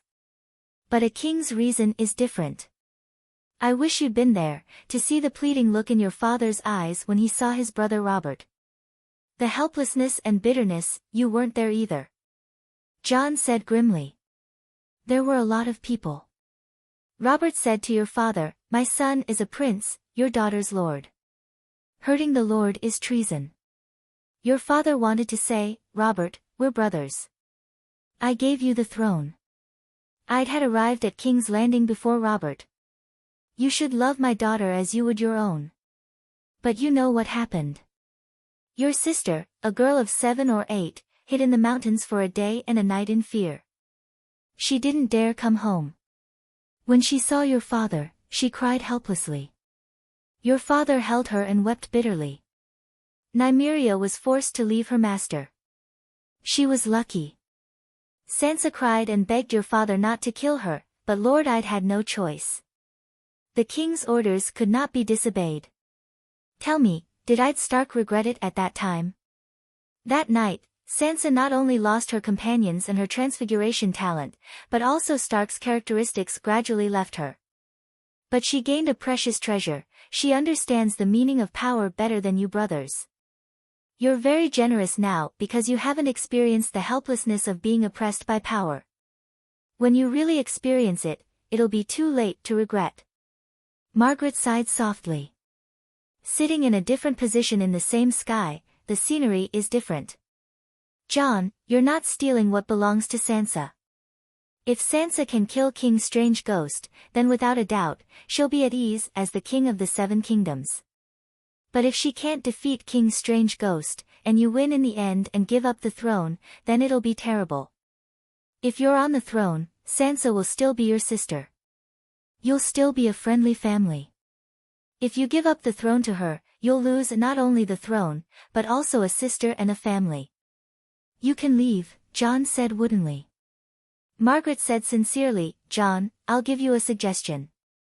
If you really don't want to fight for the Iron Throne, wait until the final battle, then stand aside and leave King Strange Ghost to Sansa. She'll kill King Strange Ghost and get the crown. It'll be completely different from you giving the Iron Throne to her after you become the savior. Remember, the throne can only be fought for, not given up. Make the person feel like she's sacrificing a lot and subconsciously ask for more gratitude. The person receiving it is already restless and sensitive. After reading your words and actions too much, she'll be even more suspicious. In the end, the suspicion will make her. Margaret smiled faintly. Without finishing her words, she turned around and left without any hesitation. Her words make a lot of sense. Whale walked out of the side room and looked at John, who was pulling his hair and sighing. It does make a lot of sense. Those years of imprisonment made her see through the ways of the world. John held his head and sighed. Since it makes sense, do you want to listen? Whale asked. After killing King Strange Ghost, we'll return to Winterfell and try not to go south, John said. Whale thought for a moment and smiled. That's fine. Chapter 1076. The war has begun. In the dark void, when Dany opened her eyes, the astral world was instantly illuminated. The darkness was dispelled, and a star lit up in the night sky. The astral world, the world of stars. Lychees had 3 layers, the core, the flesh, and the hardwood shell. The world was like a lychee. The astral world was the outer hardwood shell, the material world was the core, and the flesh was the atmosphere between the two. Outside the hardwood shell was the outer space that represented emptiness and nothingness. The shell of the lychee had protruding spikes that protected the fruit from physical harm. The stars in the sky were the spikes of the astral world. Most of the stars were just meaningless meteorites. A few of them emitted bright light that could be seen by everyone on the ground at night. They represented a true god who had comprehended the laws, or a small plane attached to the material world. Even if a true god died, the laws they comprehended would be recorded by the world. Their stars would only dim, but not extinguish. Dany was in the astral world at this time. After the Battle of the Smoke Sea, her body evolved in the first flame. She could switch between fire elements and her physical body. At that time, she was qualified to leave the material world and go to the astral world. In the second year of the Battle of the Smoke Sea, Dany finally saw the lower universe. Thanks to the vague location of the mist, she could clearly locate the wizard world where Laura was. Then, she was horrified to find that the world of the Song of Ice and Fire was like a burning meteor, smashing unstoppably into the northern continent of the wizard world. If she didn't do anything, the 5-meter-tall double-decker bus rushed over the 4.5-meter-high viaduct. Even if the bus could pass, it would leave a large piece of iron on the ground. The world of the Song of Ice and Fire looked like a bus, but it was actually a tank that looked like a bus. It would probably crash into the viaduct. Seeing that tragedy was about to happen, what could Dany do? Well, she could refer to a scene in a superhero movie. Stories of stalled cars, trains, trolleys, and subways being saved by heroes were all too common on the big screen. For example, in the old version of Spider-Man, how did Peter Parker save a train that was about to reach the end of the track? He took a deep breath and jumped down from the front of the train. Using his feet as brakes, he broke the sleepers and rubbed off several layers of skin on his feet. The train was slowing down, but it was still not enough. Thus, the small spiders sprayed spider silk at the buildings on both sides of the viaduct. His 2 feet rubbed against the ground and his 2 hands pulled on the fixed brakes. Finally, before the little spider was exhausted, the train stopped. The 5 megalosaurus were like 5 strands of spider silk. They stuck to the 4 dimensions of the universe and pulled with all their might. The Dragon Queen stood in front of the world tank, using her 2 small white feet as the brake pedal. Well, the world was not a stalled train, and it was not even a wandering Earth. physical acceleration and deceleration were meaningless. If it was really like the wandering Earth, where the resistance and thrust were borne by the Earth, the three continents of Ursos, Westeros, and Sosros would have been broken into pieces like Oreo cookies in the hands of a naughty child. It was the laws of the world that bore the brunt of the impact. In the beginning, Dany controlled the King of God's cauldron and used the laws of the world to resist the tearing force caused by the deceleration. 3 years after the Battle of the Smoke Sea, Dany had stayed in the star boundary for 2 years, and her Song of Fire had finally reached perfection. She no longer needed the King of God's cauldron. With just the laws of the Song of Fire, she was able to pull the entire world. The world was born from the first flame, and so were the thousands of great Daos in the world. With part of the Song of Fire's characteristics of the first flame, Dany used her Song of Fire to tie a knot with the thousands of laws. If the laws were materialized, each law would be a thread. Countless threads would be like birds building a nest, weaving a world. Dany's Song of Fire was also a thread. One end was in her hand, and the other end was infinitely long. It was connected to every thread in the nest. Then, she pulled her Song of Fire, and the entire nest was held in her hands like an upside-down parachute. The nest was falling faster. She pulled the Song of Fire to slow it down.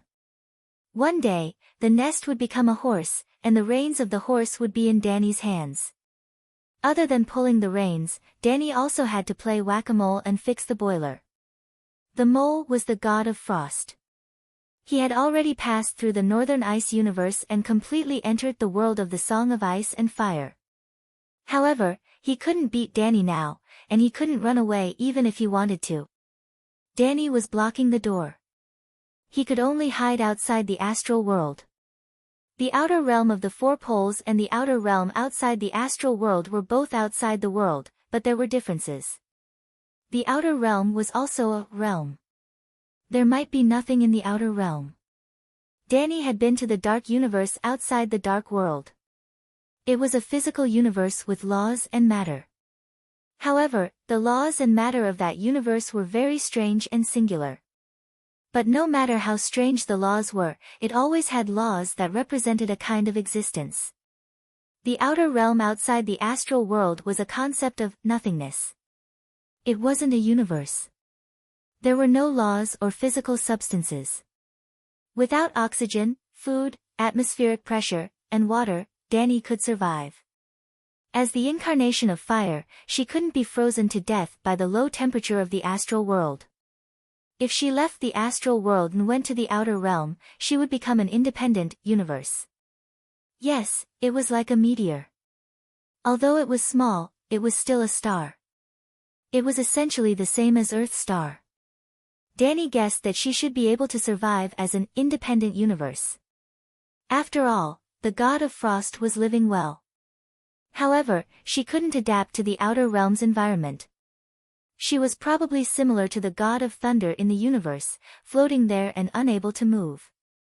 Yes, she wouldn't become the ebony throat in the universe. In fact, Dany was very curious about how the god of frost could move freely in the outer realm. One had to know that Laura, who could open the world gate, could only enter the material world through the dark world. It was more like pulling radishes than playing whack-a-mole. The god of frost poked his head into the world, and Dany quickly rushed over to pull out the radishes and mud. Unfortunately, she only pulled out a few leaves, the roots of the weirwood tree. As for repairing the boiler, as expected, Dany found the first divine artifact after the opening of the sky, in the astral world, the Sun Forge Furnace. In the world of the Song of Ice and Fire, there were only 7 brightest stars. The believers of the 7 gods believed that they represented the 7 gods. The people of Noir named them after the 7 heroes in history. Among them, the one called the Mother Star by the believers of the 7 gods was called the Namelia Star by the Dornese. The people of other countries also had their own unique names for it. Now, Mother Dany occupied this star, but its real name should be the Sun Mother Star. It represented the first sun god after the creation of the world. Or rather, It represented the dark demon god who extracted the first fire from the earth fire to forge the sun. The other 6 big stars each represented a powerful true god. For example, Danny found the aura of the door god on the father star, and found the aura of Lalo on the young star of light. Although Lalo was a failure, he was still one of the 4 elemental true gods. Before the long night fell, the gods lived in the astral world, and Lalo placed his divine kingdom on this star. With the death of the true gods, the stars that represented them would gradually materialize. From the combination of the law and energy, it would transform into a materialized rock. Lalo's star was still in a complete energy state, which meant that the guy was not dead yet. The Dane family in Starfall City had a legendary giant sword called Dawn, which was forged from a meteorite. It had the same effect as steel, immortal and evil. How could a piece of meteorite have such a magical effect? Because the meteorite came from the astral world, and it was a fragment of the star of an ancient true god. Of course, the movement of the stars had its own rules, and even represented the orderly flow of the law. Danny could not smash the normal moving stars and then extract high-energy metal to make weapons. If the stars had no special meaning, how could the scholars predict the seasons through stargazing? Or even predict fate through the stars? However, Danny had to smash the Sun Mother star. Because she was not a true god, but she wanted to forge the sun. When she came to the astral world and found the Sun Mother star, Danny understood the confidence of the gods. Only a true god could summon the sun. The solar furnace was not a real iron furnace, but a law solidified in the star. As early as hundreds of millions of years ago, the ancient sun god died of exhaustion when forging the sun. His star had completely changed from an active state of energy and law to a solid rock. To activate the furnace, the stone star must be melted into an active energy state again. The true gods with the status of true gods all raised a star in the astral world that represented themselves. Therefore, it was easy for a true god to reignite a dead stone star. They only needed to move their own star in the energy state to coincide with the stone star. It could be simply understood as transferring the fuel in one's car into the empty fuel tank of another car. Fuel could be regarded as a special energy extracted from the high-dimensional universe by the true god's godhead. For example, the original world of the Song of Ice and Fire was on the 100th floor, and the dark demon god was forging the solar furnace on the 99th floor. When the world fell to the 91st floor, Lalo became a true god and left his true god imprint on the 91st floor. Even if the world fell to the 11th floor later, he could still sense the universe on the 91st floor with his status as a true god. The door god, Mother Earth, and Mother Lone all left their true god imprints between the 90th and 100th floors. Therefore, they could easily summon the sun. The storm god and Inami were also true gods, but they only left their imprints between the 10th and 20th floors. It was almost impossible for them to activate the solar furnace on the 99th floor. This was Lalo's confidence in seeking death. He had already lost the Song of Ice and Fire, but he still dared to clamor for Danny and John to sacrifice themselves to fulfill his dream of the Song of Ice and Fire. Why? He had also always proclaimed that he was the only existence that could end the long night and the cold god. That guy couldn't even defeat the cold god. Why? Even the three-eyed crow tacitly accepted the fate arranged by Lalo. When the Dragon Queen tried to change her fate, the blood crow Blinden was merciless. Even if he had to distort her will, he still wanted her to obey the will of the heavens. She had to sacrifice herself to fulfill John's dream, and in the end, she would help Lalo realize his dream. Why? Because the door god was on his last breath, the Earth Mother was struggling at death's door, and the Mother Lone River died unexpectedly. 10,000 years ago, Lalo wouldn't have dared to be so arrogant, because at that time, the door god and the Mother Lone River were still alive and kicking. He could become the savior in the last era because the Mother Lone River was like the door god. They were both good people who only contributed silently and didn't ask for credit. Frankly speaking, it was the Mother Lone River who activated the solar furnace, and before that, it was the Earth Mother, the Door God, and some other demon gods on the 70th or 80th floors who took turns to take care of it. The Earth Demon was crippled, the Door God's disciples were all dead, and the other demon gods were extinct. Only Lalo had never summoned the sun. When the sky collapsed, the tall people had to take care of it. Among all the bigwigs, our Hiller was too small. When all the tall people died, he strode forward with his head held high and looked around disdainfully. He was ready to show off in this era. In the end, Danny unexpectedly rose up and turned from a chess piece to a chess player, while Lalo was reduced to a stray dog. But in the end, she wasn't a true god and didn't have the status of a true god. She couldn't activate the solar furnace that was forged on the 99th floor. She had no choice but to smash the furnace and use local materials to forge a new one. Chapter 1077. Westeros, Trident River, near Ruby Beach. More than 200,000 human soldiers lined up neatly from east to west like a 10-kilometer-long crescent scythe. 10 kilometers away, a thick cold fog came from the north like a tsunami. Woo! Woo! Woo! Continuous horns sounded, and the war was about to start. In the astral world, the mother planet was broken into pieces. Danny sat on one of the fragments, her body shining brightly.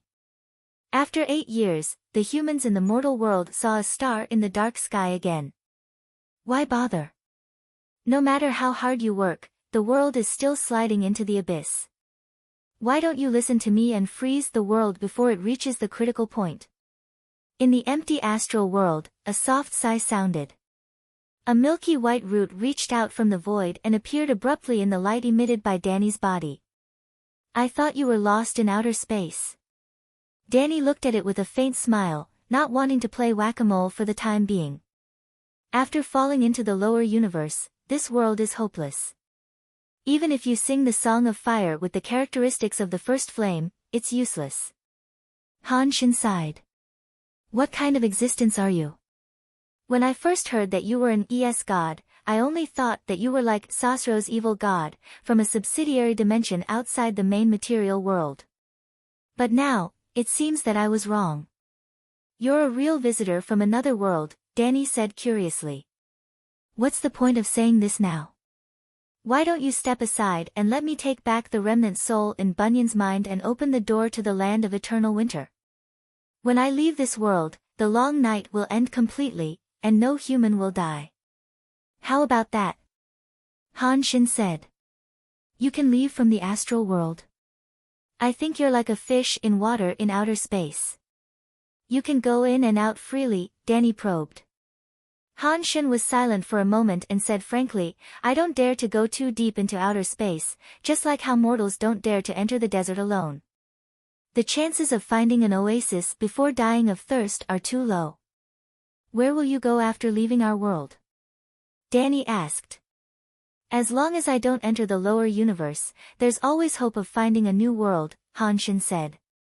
Like how you dealt with our world, bringing the deviant ghosts and the long night to other worlds. I didn't bring eternal night here. Frost God sighed. The deviant ghost disaster in the long night is even more terrifying than the long night itself, Danny said coldly. Since you care so much about the human casualties, then let me leave. The great battle of Hejian is about to begin.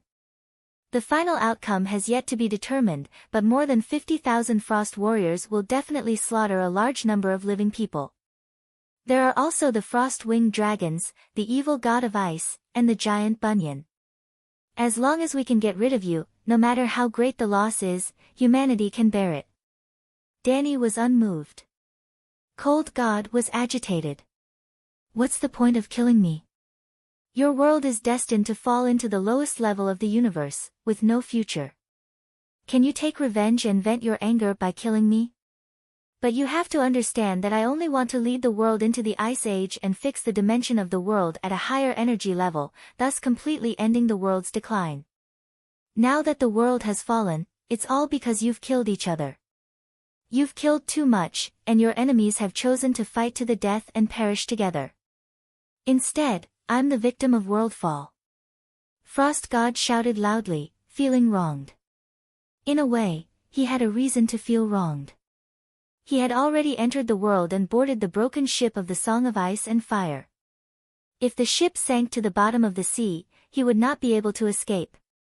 Seeing that the world of the Song of Ice and Fire had become the Titanic, Frost God wanted to escape, but there was an extra tiger at the door. It was not easy to get in, but it was even harder to get out. But if he did not jump off the ship now, he would follow the world into the lowest level of the universe and never be able to rise again. Long live the living! For humanity, for the kingdom. On the ruby beach in Hejian, flags stood in front of the troops like a forest. There was Lannister's golden lion, Stark's dire wolf, Theon's blazing red heart, Martell's golden spear piercing the red sun, and 3 red dragons holding black fire swords. The leading lords drew their swords, and the soldiers behind them formed a forest of spears and swords. Maiden of light, dispel the darkness. Lancel raised her only arm, and holy light shot out from her palm like a fountain. It condensed into a small sun in the air, and the approaching dark frozen fog quickly dissipated. For light. In the middle of the troops, at the front of the crescent formation, thousands of holy knights lit up the holy swords in their hands. Holy light domain. Meribad raised his dragon crystal staff. Holy light domain. Behind the warrior's sun, 3,000 white-robed priests cast their divine spells together. With Meribad as the center, golden holy light runes spread out on the ground like vines. Finally, the snowy ground was covered in a golden disk with a radius of 10 kilometers. TSK, the deviant ghosts that entered the holy light domain seemed to be covered in a flaming coat. White steam rose, and the ice armor slowly melted. The living people in the holy light domain were covered in a layer of holy light from head to toe, like a golden battle suit.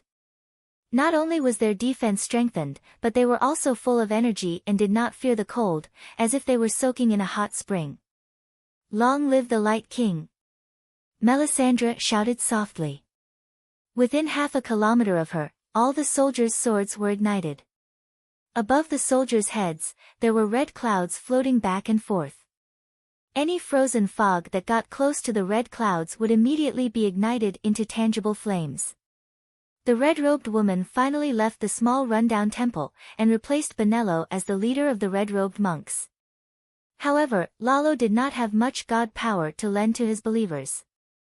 There were close to 20,000 red-robed monks in the hand of holy fire, but only 2,000 of them had supernatural powers. They were not as good as the 7 gods. The deviant ghost's icy blue eyes were like fireflies, visible to the naked eye. Rando Tarly raised his iron sword shining with holy light, and charged forward. Knights of the Holy Sword, charge with me. For holy light, for the living. The holy knights were like a golden river, and were the first to charge towards the icy tsunami. For light, forever summer. The human warriors roared loudly, and charged fearlessly towards the army of the living dead. Boom! Death and life, ice and fire, light and darkness clashed violently. In the astral world above the 9 heavens. Dany retracted her gaze, and smiled. You've lost. Right now, both sides are in a stalemate. The deviant ghosts will not tire, so I've won. Frost God said lightly. When the deviant ghost army cannot defeat the living in a field battle, you've lost. Dany sighed. If you join the battle, the humans will definitely win. Frost God said. Ha! Dany smiled sarcastically. I'll keep an eye on you, big fish. Ruby Beach. Every second, there would be balls of holy light jumping among the crowd, and the sound of spring water could be heard, instantly healing the wounds caused by the ice swords. Every second, there would be a warrior's head cut off. However, within the holy light domain, all the dead would not be revived, unless, the dead are reviving. The flames here have been extinguished. It's the ice domain.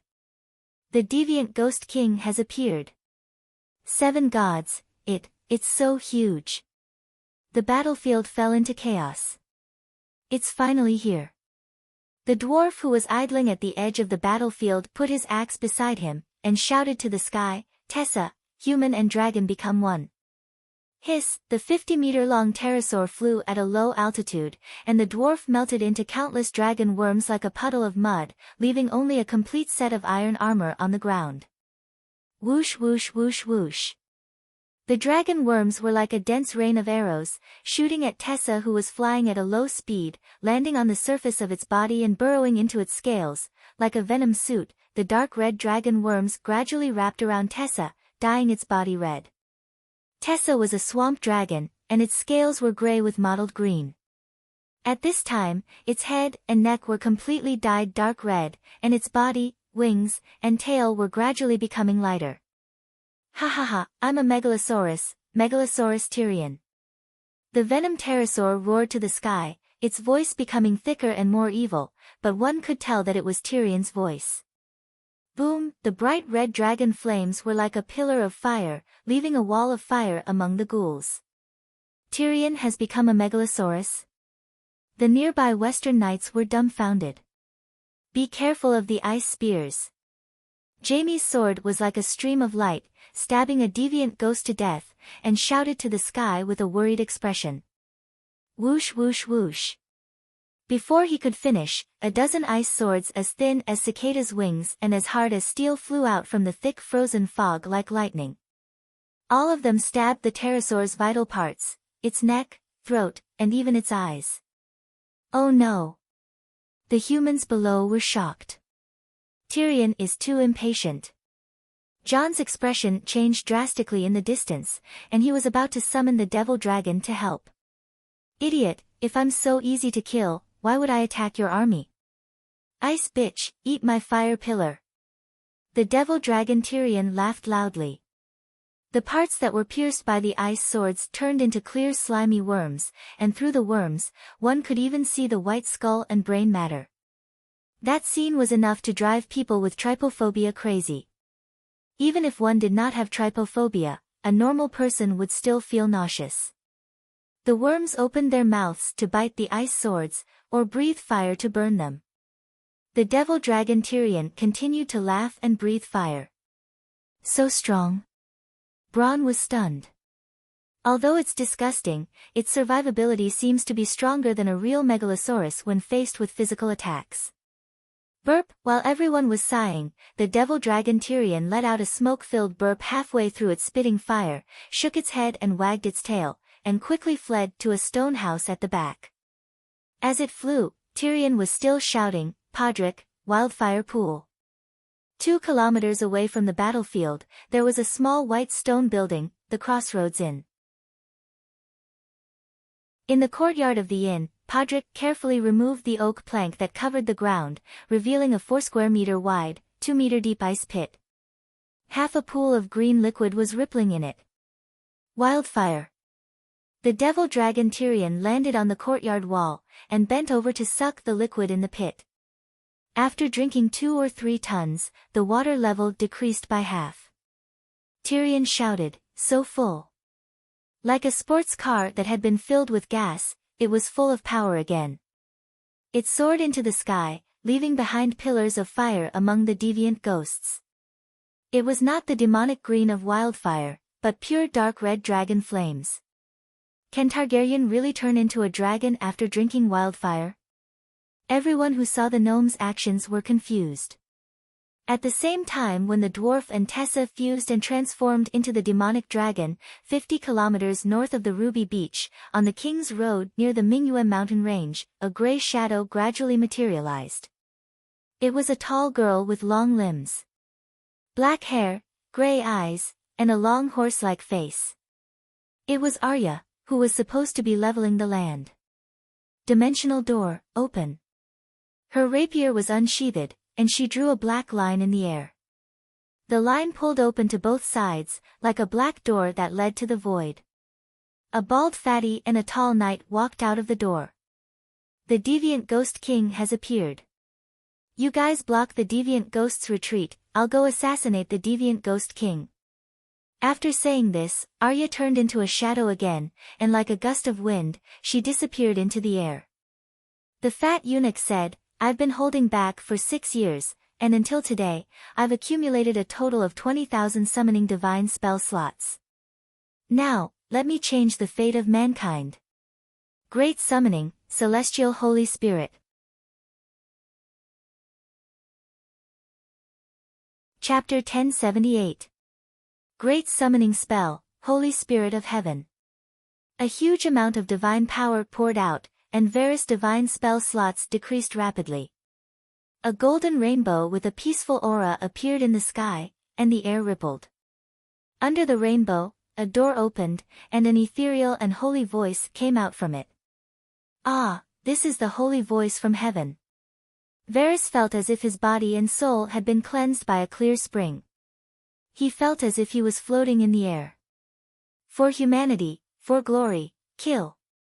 A voice that Varys was familiar with resounded in the sky, and then, thousands of golden lights shot out from the rainbow door. Surprisingly, they were golden-armored warriors riding white-winged Pegasi. Clear all the ice monsters in the sky. Under the torrent of golden armor, a barefoot, tall and thin old man in a gray robe pointed at the sky and shouted. Big Sparrow? Varys exclaimed. Holy Mother of Heaven, this is the Holy Saya of Heaven. The hound was excited. The big sparrow only glanced at them, and then flew to the southwest like lightning, until he was 1 kilometer behind the other ghost army. His hands moved in a strange pattern, and the air in front of him rippled with transparent ripples, and a huge dimensional door appeared in midair. Ha! His hands pressed down, and the 7-meter-wide and 7-meter-tall golden dimensional door landed heavily on the ground, splashing the ice and snow on the ground 4 to 5 meters high. Sons of the Night Watchers, let us welcome this glorious moment together. The white-haired Elisa Thorne looked up to the sky and laughed. He was the first to step out of the dimensional door, followed by thousands of black-cloaked Night Watchers. Long live the living! After the 3,000 Night Watchers, there was a giant wearing bronze armor and holding a dragon crystal mace. Fuck the other ghosts. The barbarians from the Great Wall rushed out like a whirlwind. After more than 5,000 warriors rushed out of the dimensional door, the big sparrow waved his hand, and the dimensional door moved 1 kilometer to the west. Long live the Dragon Queen! Long live the Westeros, long live the North! Silver armor inlaid with white glaze, and white cloaks that were the same color as the snow. Bran finally realized his childhood dream of becoming a glorious warrior and participating in the most glorious battle. The Dragon Queen did not go back on her words. Although Bran only had 52,000 souls, he had no problem moving around normally. The most important thing was that his body had also grown taller and stronger. He was now about 173 meters tall. His limbs, which used to be like hemp poles, now had a bulging ring of muscles. However, compared to the attendant beside him, his body size still made him lose the dignity of a father. Long live the Dragon Queen! Long live the North! Long live Stark! Eddard Stark's roar was like a bolt from the blue, shaking the snow off the trees nearby.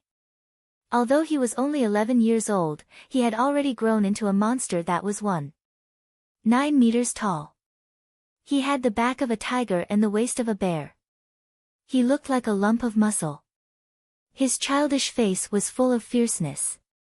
His arms were thicker than his father's waist. The sword in his hand was wider than a door and thicker than the soles of a shoe. Bless me with the holy light!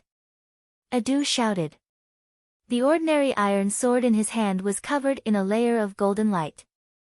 With a sweep of the sword, he plowed a path that was 4 to 5 meters wide in the midst of the ghouls. He was also a paladin. Not only was he a paladin, but Bran had also blessed the swords of thousands of warriors of the North with high-level holy light that could kill ghouls and ghouls. Long live the North! For the living! Bran's father-in-law led the people of the Swamp of Neck into the battle. When the people of the north rushed out of the portal, the big sparrow pulled the portal another kilometer horizontally. Roar! Long live the Dragon Queen! Kill the Ghoul King's mother! Hundreds of giants and more than 30,000 barbarians and Ursosian soldiers roared as they rushed to the back of the ghouls. They were Danny and Liz from the Queen's Corner. Because there were no demigod-level priests, the big sparrow used her divine power to bless their weapons with holy light and evil slash. A whoop, bam, bam, bam, three-headed hound Wang Kai roared at the sky, its voice drowning out the sounds of fighting on the battlefield. The frost vajra thumped its chest like a war drum, causing the frozen fog that covered the ghouls to ripple like water. For the King of Kal. Charge! The three blood guards all appeared.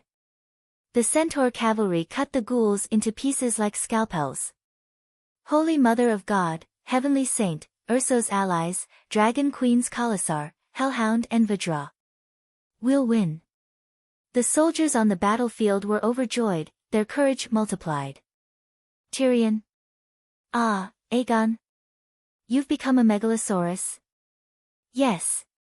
After a moment of awkward silence, the demon dragon Tyrion flapped his wings and shook off the burning corpse of the frost Quetzalcoatlus.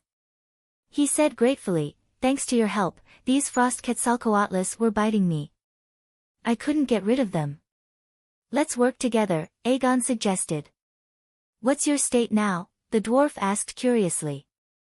The combination of soul and physical body is a human. Us Saint Seiyas are the combination of soul and energy, and then undergo limited materialization in the material world. It's the same for the Pegasus. Can you stay in the human world forever?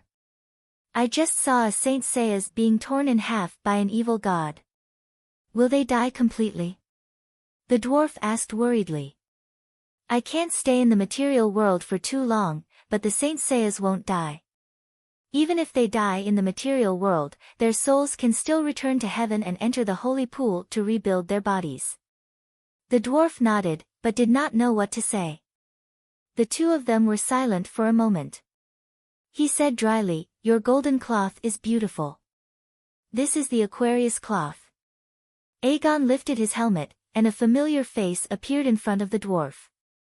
His purple pupils were filled with complicated emotions and thousands of words. Oh my, there's an evil god of ice over there. I'll burn him to death. The dwarf only exchanged a glance with him, and felt so guilty that he wanted to run away. I can put away the Pegasus and ride on your back. I have something to tell you. Let's kill the enemy together and catch up on old times, Aegon suggested. Oh my, there's no fire in my stomach. My magic power is almost empty. I need to go back and replenish my energy. Aegon, you go stop him first. I'll go back and replenish my energy. With a howl, the devil dragon Tyrion swung its tail and quickly changed direction, flying to the edge of the battlefield as fast as lightning. Aegon. My lord, why did you come back so quickly this time? At the Crossroads Inn, Podrick, who was pouring wildfire into the ice pit, was puzzled. Sigh, my soul is tired. I need to rest. The surface of Tessa's body seemed to be shedding skin, peeling off pieces of red flesh. Those pieces of flesh fell to the ground and wriggled and elongated as if they were alive, turning into dragon worms. All the dragon worms fused together, forming a naked Tyrion. Help me keep an eye on the battlefield and report the latest information. I'll take a nap. If anyone comes looking for me, tell them that I fainted from overexertion. As he spoke, the dwarf walked into the inn's lobby, found his cloak, and lay down by the fireplace. Podrick was confused, but he did not dare to ask. He could only take a pair of binoculars and ran to the roof to observe the situation on the battlefield. 10 minutes later, my lord, the main force of the deviant ghosts has appeared. There are hundreds of ice-winged dragons. Wow, the densely packed corpse ghost ravens, goshawks, and vultures have drowned the Saint Seiya army. Have the Saint Seiya retreated? The dwarf asked with his eyes closed. No. 15 minutes later, the Northern Ice King rode the Devil Dragon to help the Saint Seiya. He was surrounded by 3 evil gods of ice. Holy Light one-handed used the Holy Mother's palm to kill an evil god. Holy Mother, the Archbishop has slain a god. Half an hour later, the mighty King Kong is surrounded by 1,000 deviant ghosts' army. Wow, the King Kong is so strong. It also has ice armor. Someone tried to assassinate the deviant ghost king. I heard many people shouting, Arya. There was also a Cerberus. Sigh, the assassination failed.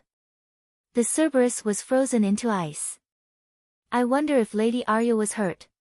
Are the Saint Seiya still there? The dwarf opened one eye. The Saint Seiya suffered heavy casualties. Only a third of them are still holding on. They are so brave. An hour later, my lord, the final battle has begun.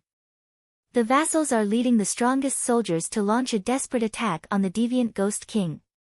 Have you rested well? Podrick said excitedly. How many Saint Seiya are left?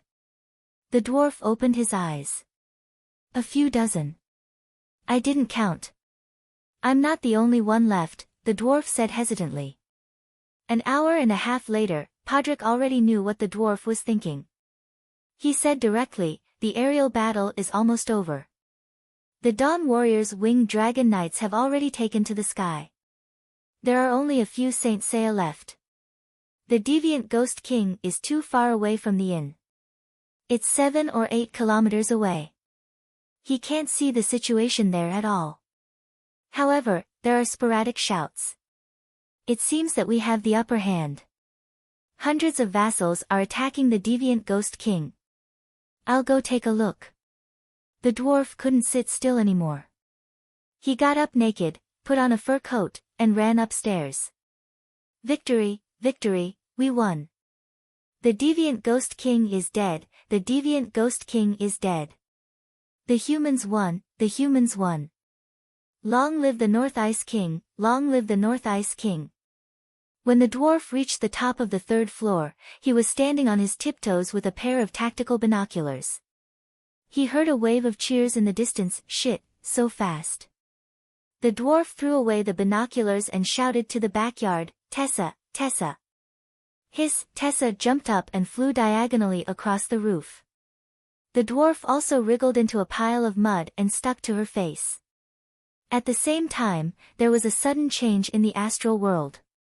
The moment the deviant Ghost King died, Dany's eyes shone brightly.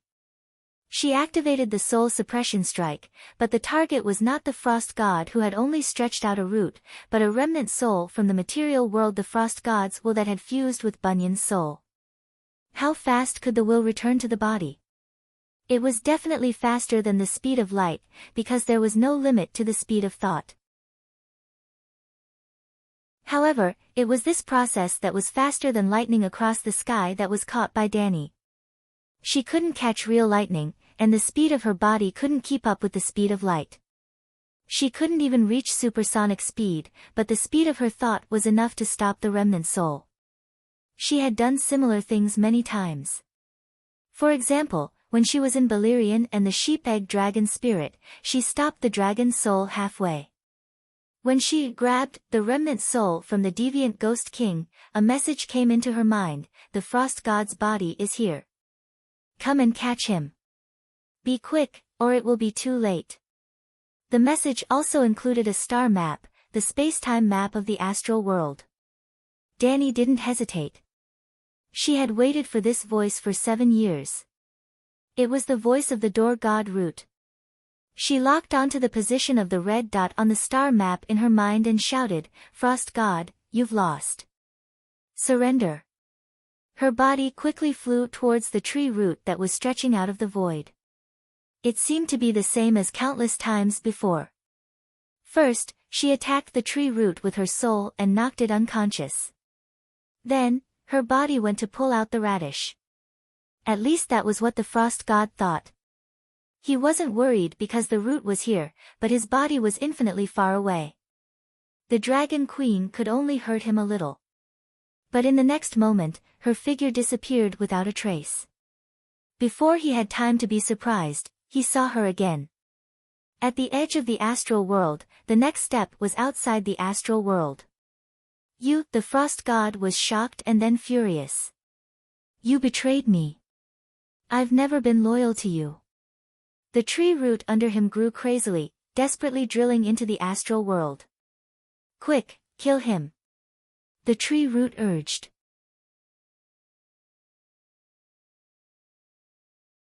Chapter 1079. The frost god was like a dragonfly on the surface of the water. Its tail was in the water, but its body was outside the lake. If a big fish swam over and wanted to eat it, it would flap its wings alertly. Before the fish's lips kissed it, it would ripple and fly into the sky. But now, its tail rebelled and plunged into the water uncontrollably. The dragonfly flapped its wings hard, but it couldn't fly. And the big fish was already beside it. When the big fish saw the frost god's body, it was stunned and didn't bite it immediately. Are you really an alien? Danny was so shocked that she hesitated for a moment. It wants to escape. I can't hold it back. Kill it. The tree root screamed at the top of its lungs. Traitor, you betrayed our faith. You betrayed me. The spaceship increased its kinetic energy output, wanting to jump into the outer realm quickly. That's right, it was a spaceship. Or, was it a creature that looked like a flying saucer? It had a radius of about 2 kilometers, a circular sphere in the center, and a diameter of 1 kilometer. The sphere was connected to a gear-shaped disc. It didn't have a sci-fi reflective metal shell, but a rough carapace like a crab's shell. Below the flying saucer, thousands of crazily dancing weirwood roots were dangling from the ground. The roots grew together with the flying saucer. I'm only loyal to my own world. The tree root shouted. Danny, Liz, kill it. Oh. Danny exploded on the spot, turning into endless flames, instantly igniting the area. The flames were too terrifying. Not only did they burn at the edge of the astral world, they even spread to the outer realm. Strange substances like gravel were born in the void. Ow, no, the spaceship wailed in grief. I curse you, curse your world to fall into the abyss of ice and darkness, tisk, tsk, tsk. Within the raging flames, gigantic space blades flashed one after another, producing ding-ding-dong-dong-dong sounds on the outer shell of the spaceship. It was like throwing nails on glass. But as the flames burned, the shell began to soften, twisting and melting like a candle. Chee! The spaceship was cut in half like a sesame seed cake. The next moment, 2 into 4, 4 into 8. The flames spread into the spaceship, burning through the core of the frost god's soul. Oh, the frost god howled in grief, then went silent. Whoosh, the golden red flames collapsed toward the center, and suddenly disappeared. Danny appeared on top of frost god's corpse. Tree root, are you still alive? She asked with concern. What a powerful flame. At this moment, less than a tenth of the weirwood's roots remained. Most of the remaining roots had been charred, and the spiritual ripples of the roots had almost disappeared. You can't be separated from him? Danny asked with a solemn expression. If they could be separated, they would have separated from me before and escaped. If you want to kill him, you must also kill me. Only by killing me can you completely destroy him, the tree root said weakly. What do we do now? Danny hesitated. He's not completely dead yet, but the outcome has been decided. When I'm done, you can burn us all to ashes. The tree root sighed. Go ahead. Shu Zhen thought for a moment and said, I don't know what to say. I really want to praise you, but to the current you, praise doesn't seem to have any meaning. I want to tell you what to do next, but I know nothing about the lower universe. You can praise me as much as you want. It's very meaningful. What kind of existence is Frost God? Danny asked. I'm not too sure. My fusion with him is like a shapeshifter fusing with an animal companion. I'm an animal companion, and he's a shapeshifter. Why is he in the dominant position? You're clearly the ancestral god of the shapeshifters, Danny asked curiously. Yes, the strength of my soul is not weaker than Es God's. If I fought with him for control of my body and mind when we fused back then, perhaps we would have become two-headed monsters. But I gave up myself, gave up my power, and gave everything to him. Because I was afraid that what happened today would happen, the tree root said bitterly.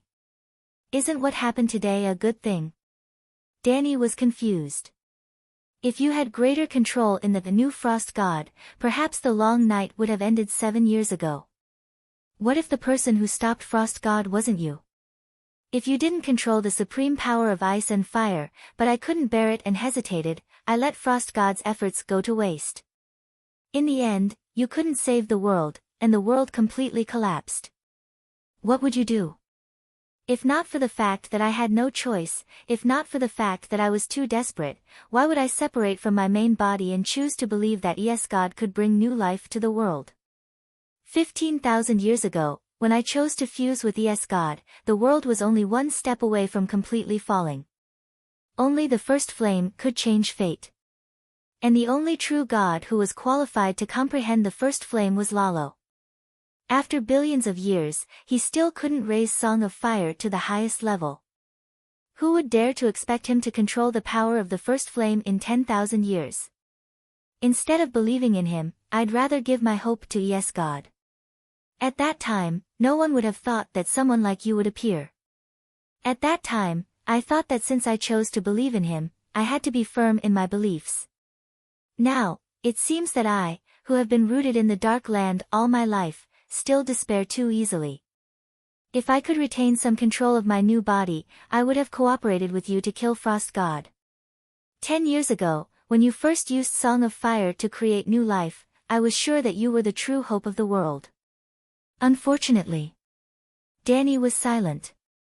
Old Tree Root was too self-aware. When he made a decision, he completely killed his ability to go back on his words in the future. He gave his body, strength, soul, song of laws, memories, and talent to Es God. If not for the death of King Strange Ghost, which caused Frost God to lose focus for a moment, Old Tree Root would not have had the chance to rebel. Whether it was in novels or movies, there were often such plots. The originally kind supporting character turned evil in despair and joined the dark forces. However, in the finale, because of the call of love of the male or female lead, he or she changed their ways at the crucial moment and caused the big boss to fail. For example, Obito in Naruto. Before Rin Harano died, Obito believed in the will of fire. After Rin died, he gave up his original belief in despair and changed to believing in Madara's infinite Tsukuyomi. If he had the tolerance and wisdom of Weirwood and guessed that he might change his mind in the future, thus eliminating the possibility of going back on his words in advance, then Naruto would have been another ending. Why can Frost God come and go freely in the outer realm? Danny asked. That's the talent of his race.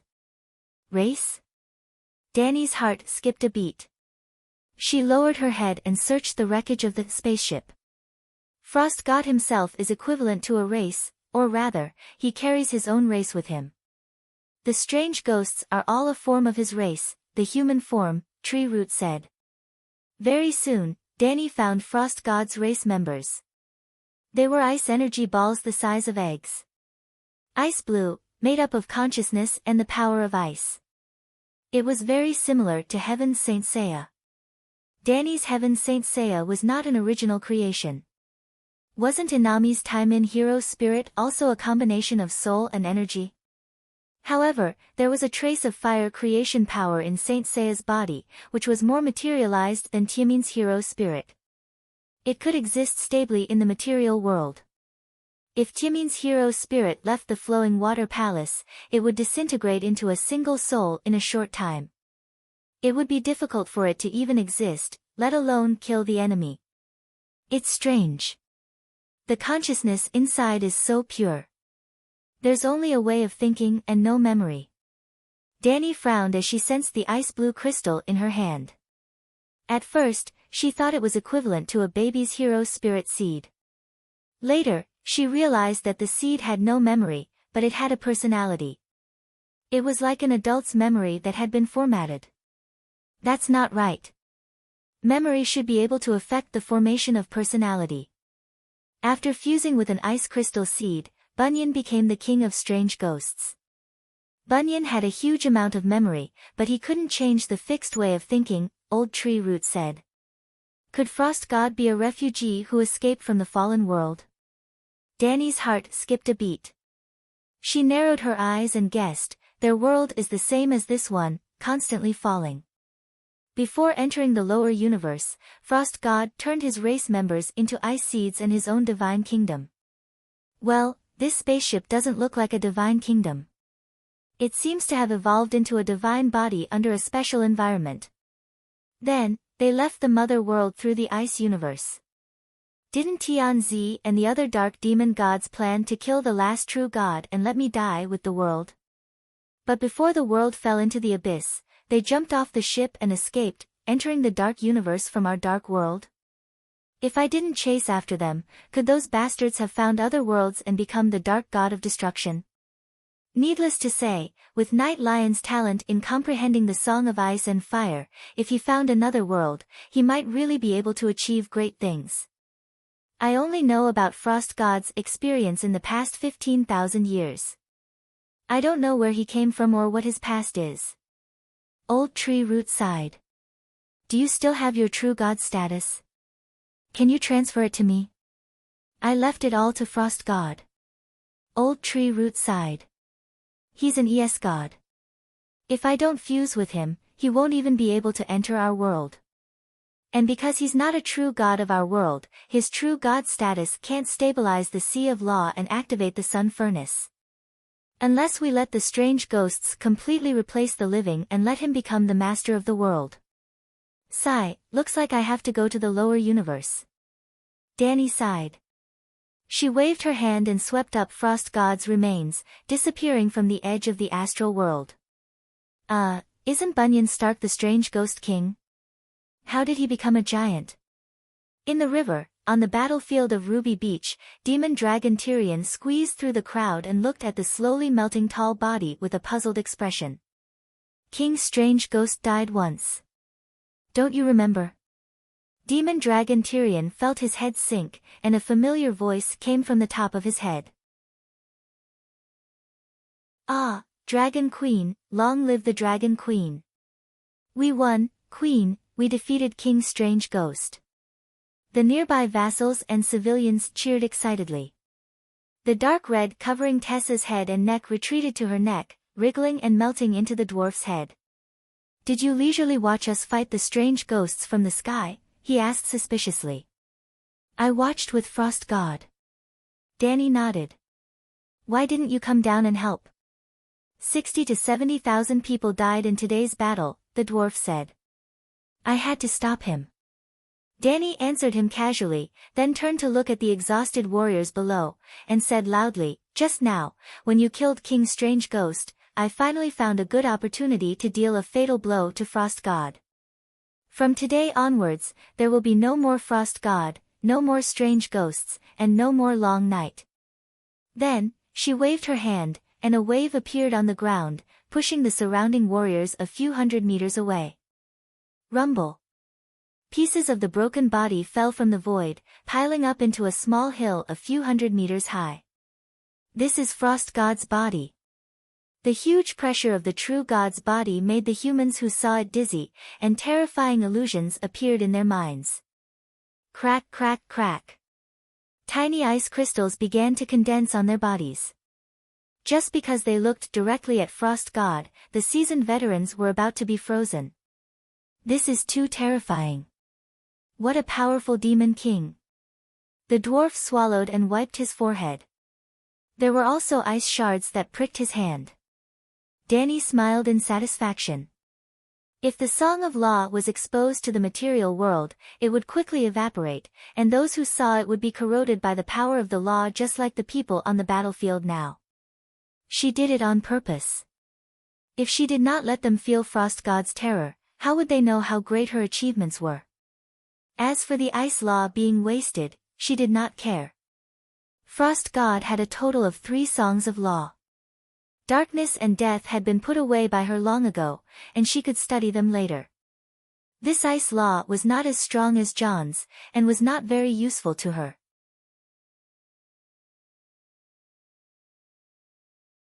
Chapter 1080. After showing off, Dani put away Frost God's body and stood on top of Tessa's head. She looked down at the battlefield filled with death and sighed, "We suffered a lot of casualties, but today's victory has a very special meaning. You guys killed Strange Ghost King, I killed Frost God, we are all humans. This is not the first time the Long Night has happened, and it is not the first time the living have won against the Long Night, but only this time, humans are the true protagonists of the Long Night. This means that a new era of humans is about to begin, and that humans will become the true masters of this world.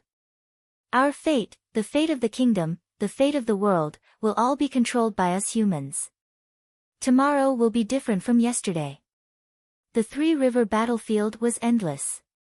Torches, bonfires, and holy light balls were like stars in the sky, randomly decorating the dark and cold ground. The ground was stained with ice and snow and dried blood. The living and the dead were lying on the ground. Deviant ghosts and the living dead were either burning or slowly melting while emitting white frost. Broken swords, shattered dragon crystals, and toppled flags were everywhere. Dragon Queen's voice was not loud, but it carried a warm wind that blew into the ears of all the soldiers who survived the bitter battle. They did not understand much, but the knowledge of ending the Long Night was enough for them to raise their hands and cheer loudly. "The Long Night is over, what about the sun?" the demon dragon gnome asked softly.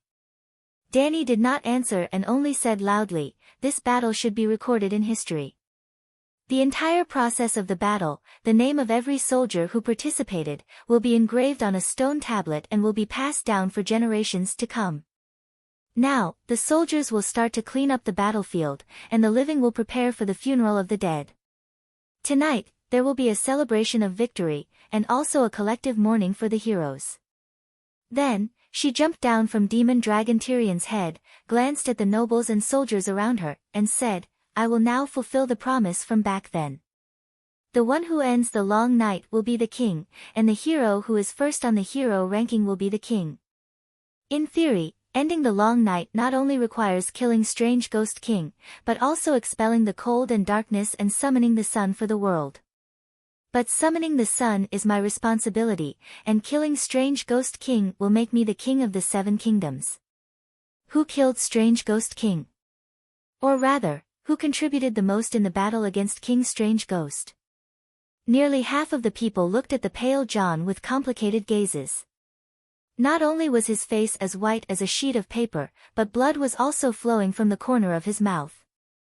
There was also a huge dent in his steel breastplate, and his left arm was torn from the shoulder. At this moment, the severed arm and shoulder were randomly pieced together. A third of the people looked at Arya with a puzzled expression. They did not see the whole battle clearly. They only vaguely saw that Arya was like a god or a devil, casting powerful spells non-stop. Was he the main force? Arya was already an adult. She was 1.7 meters tall and curvaceous. She was wearing a tight black crocodile god leather armor, and her breasts were bulging. However, one of her breasts was bigger than the other. It seemed like someone had punched her, and her left breast was swollen. There were also a small number of people who were looking at Sansa, who was holding the dragon crystal. The Storm Queen's Holy Mother palm was also very eye-catching. Every time she struck out a palm, she would shout with all her might, wishing that everyone on the battlefield could hear her. The remaining people either looked at Meribad's group or were confused. They hadn't seen the process of King Strange Ghost's death with their own eyes. It was Jon. After a moment of silence, Arya was the first to speak. He broke King Strange Ghost's ice armor and used the burning Dark Sisters to cut off the giant's head. "Jon, was that you?" Dani asked with a smile. "I." Jon glanced at the expressionless Sansa and said hesitantly, "I killed it, but I don't necessarily have the most credit." For example, Sansa has been using her Holy Mother palm to shatter the earth and restrict King Strange Ghost's movements. Otherwise, I would have been grabbed by the head or beaten to death. As he spoke, he pointed at the crisscrossing ravines on the ground. There were more than a dozen 2-meter wide and 10-meter long uneven tunnels. Through the cracks, they could even see the black earth beneath the layer of snow. We all assisted, but you were the one who caused the most damage to King Strange Ghost. You were also the one who cut off King Strange Ghost's head and stabbed your long sword into its forehead. Meribad said in a low voice. Jon looked at the silent Sansa and sighed. I am willing to abide by the vassal's oath. The glory belongs to me, but the achievements in the long night belong to the monarch I am loyal to. When he said this, everyone was in an uproar. Arya's brows furrowed. Bran sighed softly and closed his eyes. Sansa's lips curled into a smile, but she quickly regained her calm expression. The disappointment and disdain in Marjorie's eyes were completely undisguised. Jaime looked deeply at Jon and shook his head. The demon dragon Tyrion was silent. Melisandre mocked, Jon Stark, you once swore loyalty to His Majesty Stannis. Are you willing to give him the Iron Throne? Among them, the red-robed woman was in the best state. She was still wearing a light dress, revealing her white breasts. Her hands were hidden in her sleeves. Only her long dress dragged a circle of black wet marks on the icy ground. Sansa opened her mouth and was about to defend Jon, but she suddenly glanced at the Dragon Queen and immediately shut her mouth. I once swore loyalty to Stannis, but after my brother-in-law Aegon was captured, I also swore that if Stannis could abide by the traditions of the Seven Kingdoms, which is to treat Aegon as a noble and release him after receiving the ransom, I would keep my promise. But if he breaks his promise to me and Sansa, I will also give up my loyalty to him.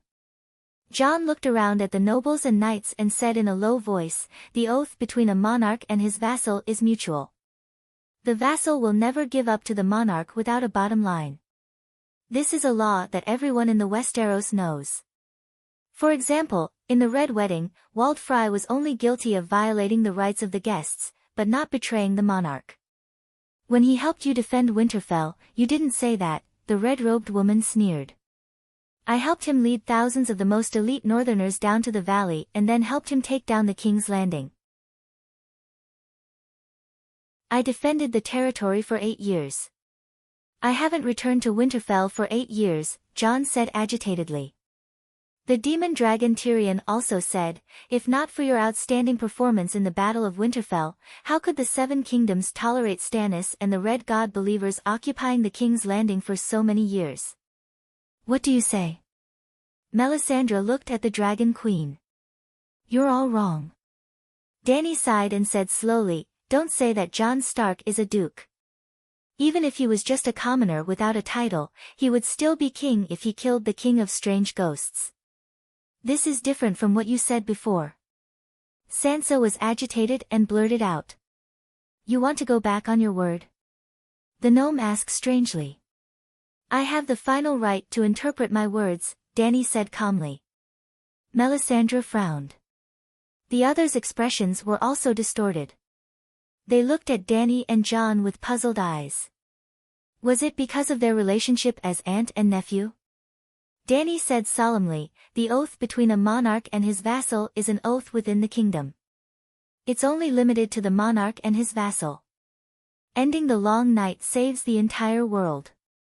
Therefore, the merit of saving the world is superior to the oath between a monarch and his vassal. If you have some supernatural knowledge, you can understand saving the world as the second highest level. The holy oath is also one level lower.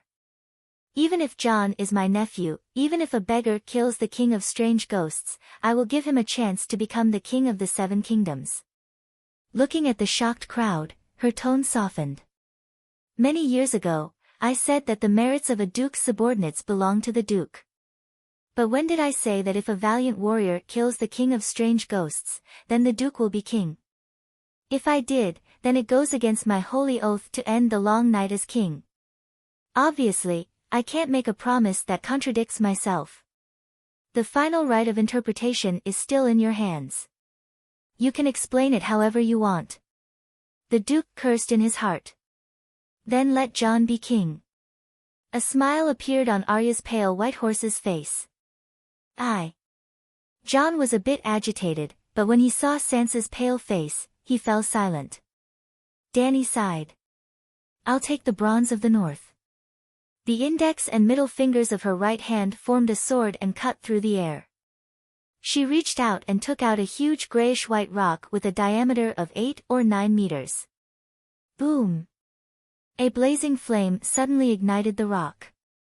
The surrounding people did not feel the slightest bit of heat, but the rock liquefied in an instant, and then boiled. In just 1 or 2 breaths, the flame and rock disappeared, leaving only a lump of bronze liquid the size of an apple in the Dragon Queen's hand. She threw the bronze into the air and said, I'll take the water of the 3 rivers between the rivers. Crack, crack, crack, 3 steps away, the ground slowly cracked, scaring the nearby soldiers into running away. Boom! A stream of clear water shot out from the bottomless ground, turning into a rainbow in the sky and landing on Dragon Queen's open right hand. It was as if there was an invisible black hole in her palm.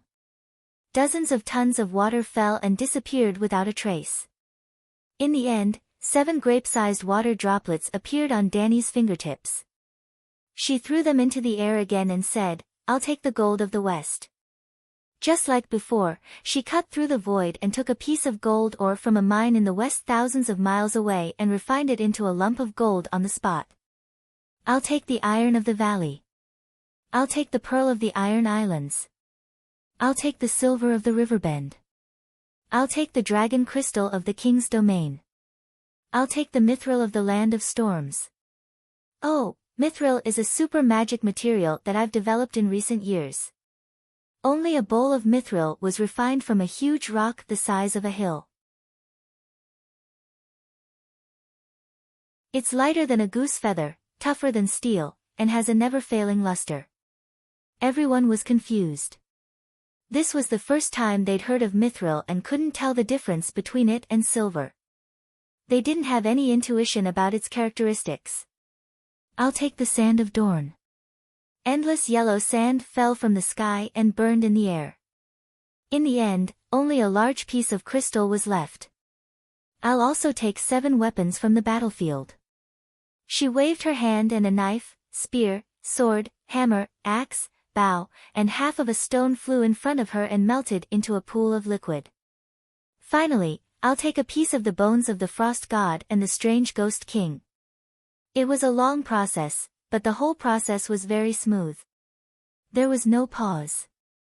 In just 2 minutes, the flame with the characteristics of the first flame burned out 11 lumps of raw materials. Then, the 11 raw materials were stewed in a big pot, the flame dissipated and a soft golden light as bright as the first rays of dawn illuminated the land. Everyone was mesmerized by the golden light. That expression was like Gollum seeing the Lord of the Rings. Then, in an instant, the golden light disappeared without a trace. Dragon Queen held a slender 7-toothed crown in her hand. It was a simple platinum ring, a bit like Monkey's golden hoop. It was decorated with 7 small sword-shaped spikes, and a drop of water was condensed at the tip of each spike. At this moment, the crown was ordinary and didn't have any special charm. Everyone woke up and felt a contradictory feeling of satisfaction and disappointment. Dany casually threw the crown to Jon, who caught it subconsciously. It wasn't heavy at all. In fact, it was ridiculously light. My mission is to ensure that the results of the competition are absolutely fair and just. No matter who you swore allegiance to before, I'll give you a chance now. You can legally renounce those vows, wear the crown, and be crowned king. As long as you drip a drop of blood on the crown, only you and your descendants can wear this crown. Only the one who wears this crown will be recognized by the 7 gods and the people of the world as the king of the 7 kingdoms. This promise will last for at least 10,000 years. I'm the one who said this, and I'll vouch for you. Even Jaime's breathing started to quicken. Jon's hands holding the crown were trembling. His body, his heart, and his firm belief were also trembling. I said that I'll give everyone fairness, but I won't interfere with how you choose. You can wear the crown yourself or give it to someone else. I set the rules, but you're the ones who walk. No matter what choice John made, the king of the 7 kingdoms had to lead the soldiers to carry out the final cleanup of the strange ghosts. This is the responsibility of the king. Now that the matter of the 7 kingdoms has been settled, I'm going to summon the sun. Do as you please. After saying this, Danny disappeared without a trace.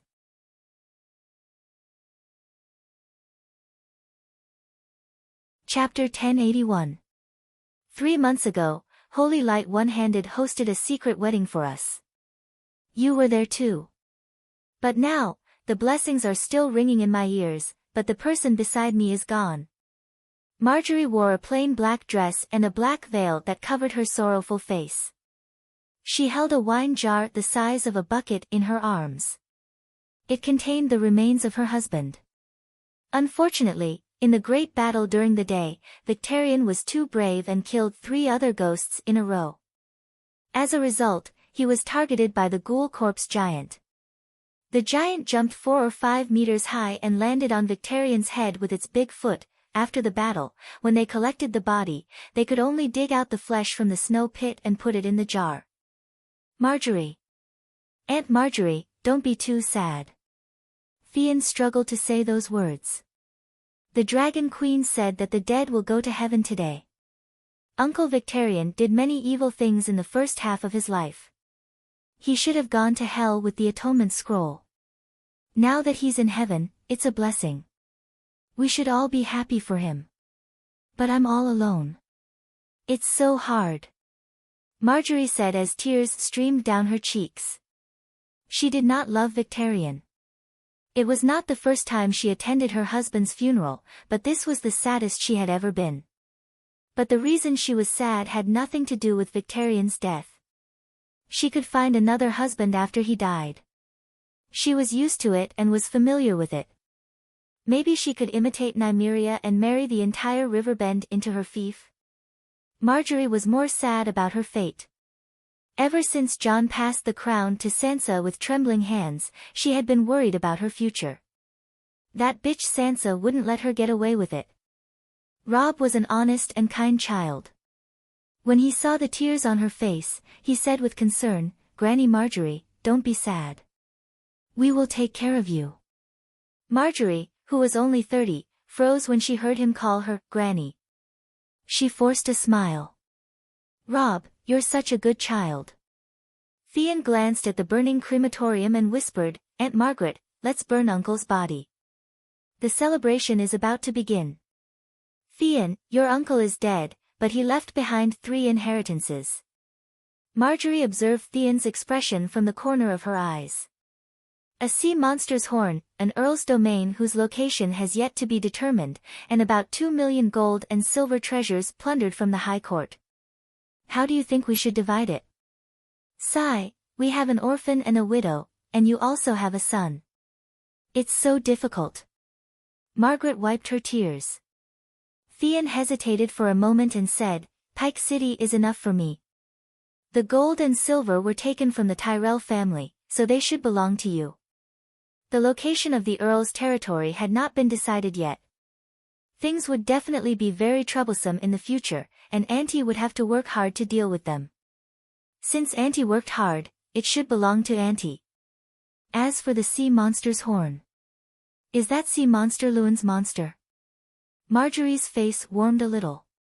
She nodded and said, Lewin was afraid that the sea monster would be eaten by the Dragon Queen's Megalosaurus, so before he went to the King's Landing, he deliberately hid it in the deep trench of the summer sea. There's a horn that can control it, but it needs supernatural power to activate it. Speaking of which, Lewin was once my husband. Fortunately, my father, Balon, died early. Theon's cheek muscles twitched a few times. He suggested, why don't we give the horn to Holy Light Lone Hand to destroy and let the sea monster leave the Westeros forever? Or we can summon the sea monster to Dragonstone Island and let the Megalosaurus eat it. Why? Margaret asked curiously. That sea monster has eaten a lot of people. It's evil. Theon frowned. It's not the sea monster that's evil, but the person who controls the sea monster. Previously, your uncle used the sea monster to drive the fish to the shore. Marjorie said disapprovingly. Theon said strangely, but it ate your grandmother, brother, and countless people. Aunt Marjorie, do as you see fit. As long as you allow Gao Ting and Tai Min to freely choose their future, I won't take a single cent of your inheritance. Theon sighed. Marjorie was relieved that she had easily obtained all of her late husband's inheritance again. She carried the urn and placed it on the crematorium. Theon followed and placed Victarion's armor beside the urn. Rob took his granduncle's axe.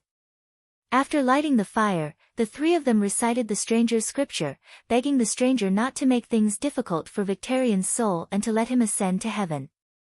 Theon, I have one more favor to ask of you. Before entering Derry City to attend the banquet, Marjorie grabbed her nephew and begged in a low voice, I have some misunderstandings with Queen Sansa. Can you put in a few good words for me and give me a chance to apologize? I'll try. Theon nodded helplessly. The banquet was held at Danny's Ribbons. The sun was bright, the wind was gentle, the grass was lush, and flowers were in full bloom. There was good wine and delicious food, singing and dancing. Queen Sansa was in high spirits. Her crown once again emitted a holy and noble golden light. It was as if she was draped in a thin veil woven with the light of hope. It made people lower their heads and bend their backs subconsciously, feeling reverence and worship in their hearts. Theon, on the other hand, looked gloomy. He did not fit in with the joyous banquet. The others also deliberately avoided communicating with him. They only greeted him and left with unnatural expressions. Then, they pointed at him in the corner with their companions. Tell me that my decision is correct, he said gloomily to the dwarf who walked over. The dwarf frowned and said, now, you can only ensure that your choice is correct if you believe that your choice is correct. Otherwise, the result will be very bad. Sigh, at least Sansa is really happy. I haven't seen her this happy since father died. Theon looked at the queen who was surrounded by stars in the middle of the dance floor and forced himself to show a joyful smile. It was ugly. The dwarf's expression was solemn, as if he was worried. Your aunt obviously wants you to become the king of the Seven Kingdoms, he said hesitantly. Theon was stunned and sighed. I understand her good intentions, but I've already made my decision. You advised me not to be indecisive that day, didn't you? No, I. The dwarf waved his arms subconsciously, stuttering and not knowing what to say. He sighed and asked, where's Bran? He asked Arya to help open the dimensional door and take Adolf back to Winterfell. Before he left, he asked me to go with him, but Ygritte is still in King's Landing, and the child is about to be born. Theon said in a daze. The dwarf's expression changed, and he said worriedly, the frost god is dead, and the long night is over. The Dragon Queen has become the indisputable king of gods. She is the controller of fate, or at least the prophet. Do you understand what I mean? Theon was stunned, and he said probingly, the long night is over, and the fog on the river of time has dispersed. She is like the three-eyed crow, standing between the past and the future. Yes. The dwarf glanced at Queen Sansa subtly, and said in a low voice, the Dragon Queen knows the future, but she's obviously advising you to accept the crown. What does that mean? What? Theon shivered. If she has good intentions towards you, it means that your future is not good. If she has bad intentions, giving up the crown is the best choice for you. The dwarf stared into his eyes. Tell me, does she have good intentions towards you, or bad intentions? Theon revealed a smile that was uglier than crying, and said bitterly, I will return to Winterfell as soon as possible. Dozens of kilometers of the Great Wall have collapsed, and it will take decades to repair it. I will be in charge of this huge project. The dwarf patted his shoulder, and comforted him with a smile. "My good nephew, my kindness towards you is no less than your Aunt Dani. Don't worry, I will take care of the court." Uncle Tyrion was very responsible. For his nephew, he climbed into his nephew's sister's bed that night. "I'll let you see my treasure, a true treasure." Sansa lifted the blanket and stood on the blanket beside the bed. Her snowy skin that was covered in red marks was exposed. She was not wearing a single piece of clothing, and only wore a crown on her head. She did not do anything, but the crystal at the tip of the crown sword suddenly emitted a blinding golden light. The golden light was like a solidified liquid, and it quickly flowed down, covering Queen Sansa's entire body. The golden light receded, and a Valkyrie wearing dragon-scaled golden armor stood on the ground. The armor was seamless, and there was not a single gap. Even the eyes were inlaid with an ice-blue crystal. "It can actually turn into armor." The dwarf sat up in shock. "How's the defense?" "Forged by the Song of Fire with the characteristics of the first flame, it is half a level stronger than steel. It should have the defense of a level 5 true god." Sansa's excited voice came from under the armor, and her tone did not change at all. "Then isn't it invincible?" The dwarf said in disbelief. "The benevolent are invincible." Sansa sighed, and her excitement subsided. Only a benevolent and righteous king can activate the armor. The more benevolent the king, the stronger the power. At its strongest, it can draw on the Holy Mother's divine power limitlessly to defend against all external attacks. But if it loses the belief to protect the people, the armor will be as fragile as paper. "Ah." The dwarf's expression was strange. "You can activate it, do you really have a benevolent heart?" I can only activate the armor's basic form," Sansa said awkwardly. "That's right." The dwarf sighed in relief. "What do you mean?" Sansa's gaze became dangerous. "What's the advanced form like?" The dwarf quickly changed the topic. Sansa glared at him. "The intermediate form can open a pair of golden wings. In the advanced form, the wings can extend limitlessly, and can even cover an entire city to defend against large-scale forbidden spells." "Fuck, I want it too." The dwarf's eyes were red. "What do you want it for? Can you activate it?" Sansa smiled coldly. The dwarf's eyes turned. "Perhaps, I can get my sister to change the activation rules so that the more lewd she is, the stronger the armor." "Do you really think that she forged this crown casually?" Sansa glanced at him disdainfully. She removed the armor form and took off the crown, and handed it to the dwarf. "Look carefully." On the inside of the crown, there was a string of words: "The crown of the human king, the deed of saving the world, worthy of it, bestowed by the gods, 7 blessings." "Only a true human king is worthy of this crown," Sansa said proudly. "Are you?" The dwarf blurted out. As soon as he said that, he regretted it so much that he wanted to slap himself. "Ah, 7 blessings. The armor is one of the blessings. What are the other 6 blessings?" He quickly changed the topic, and his voice was especially loud. The smile on Sansa's face disappeared. Her eyes were filled with complicated emotions. After a long while, the dwarf pounced over and hugged her. She said calmly, "Even you think that I'm not worthy of being king. What do the others think?" The dwarf sighed helplessly. "Don't think too much. Let them think whatever they want. The human king crown recognizes you as its master with blood. Your genes are engraved in it. From now on, only you and your descendants can become the kings of the 7 kingdoms. This is fate. The Dragon Queen also promised that she will ensure that your dynasty will continue for 10,000 years. No matter what the others think, it's useless." "Are you still going back to the Barren Lands?" Sansa suddenly asked. The dwarf was a little confused. He did not expect her to ask this question. "Why are you asking this?" "If you go back to the Barren Lands, I'll make Jon my hand of the king. What do you think?" Sansa looked down and said. I don't. Try not to go back to the barren lands. If it's Jon, why don't you let him build the Great Wall in the north? Sansa's eyes lit up, but she hesitated. That's not good. I'm still planning to share the Iron Throne with him. Midget.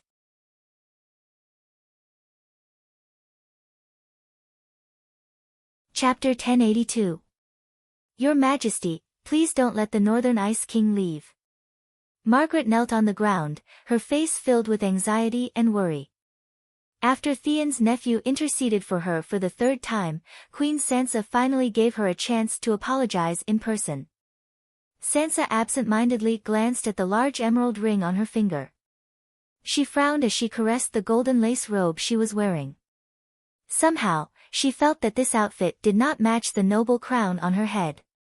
Perhaps, when she returned to King's Landing, she should invite a famous tailor to make a queen's robe for her. It had to at least have the majesty of both the grey-white dire wolves and the three-headed red dragons. She could not ask for an accessory that was too heavy in color. The key was that it had to match the light-colored platinum crown. Your Majesty. Margaret did not get a response for a long time, so she reminded her softly. Margaret, is this your sincerity? At this moment, you still dare to sow discord between us.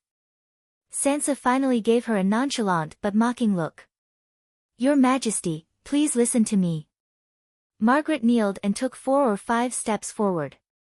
Letting Jon Stark stay in King's Landing is the best plan. Letting him go back to Winterfell is the worst plan. Appointing him as the supervisor of the Great Wall is the worst plan, she said softly. Sansa narrowed her eyes and asked an irrelevant question. Weren't you very happy before? Why did you change your mind? Margaret smiled bitterly. She did not avoid her gaze and said frankly, you used me as a pawn to plot against River Bend. I am indeed unhappy. Why? You want me to learn from you, but you can't just let me learn how to rule a country, right? Actually, the biggest inspiration you gave me had nothing to do with politics. You were like a marionette in the past, your fate was controlled by others. Now, you have turned the tables around and truly control your own present and future. This kind of control of fate is what I want to learn the most. Besides, the core rule of the game of power is not to stand on the side of the loser. Reality has proven that my judgment of the battle was correct. Duke Jon really defeated the variant Ghost King. But I never thought that he... She sighed and said helplessly, the outcome has been decided. You are the final victor. I am willing to follow the rules of the game and submit to the victor. Sansa fiddled with the ring on her ring finger lazily. She didn't even look at him. You betrayed me once. Why should I trust you again? Your Majesty, you were only uncertain about the future Storm Queen before. Perhaps after some time, the Storm lands would be taken away by the Baratheon family. Now that you are wearing the human crown, there are very few people in the world who are convinced, but there are very few people who can rebel. Margaret looked at the Queen meaningfully. When Sansa heard this, she glanced at him coldly. Few people are convinced? Your Majesty, you went to Slaver's Bay a year ago and met with the Targaryen scholar Ymont.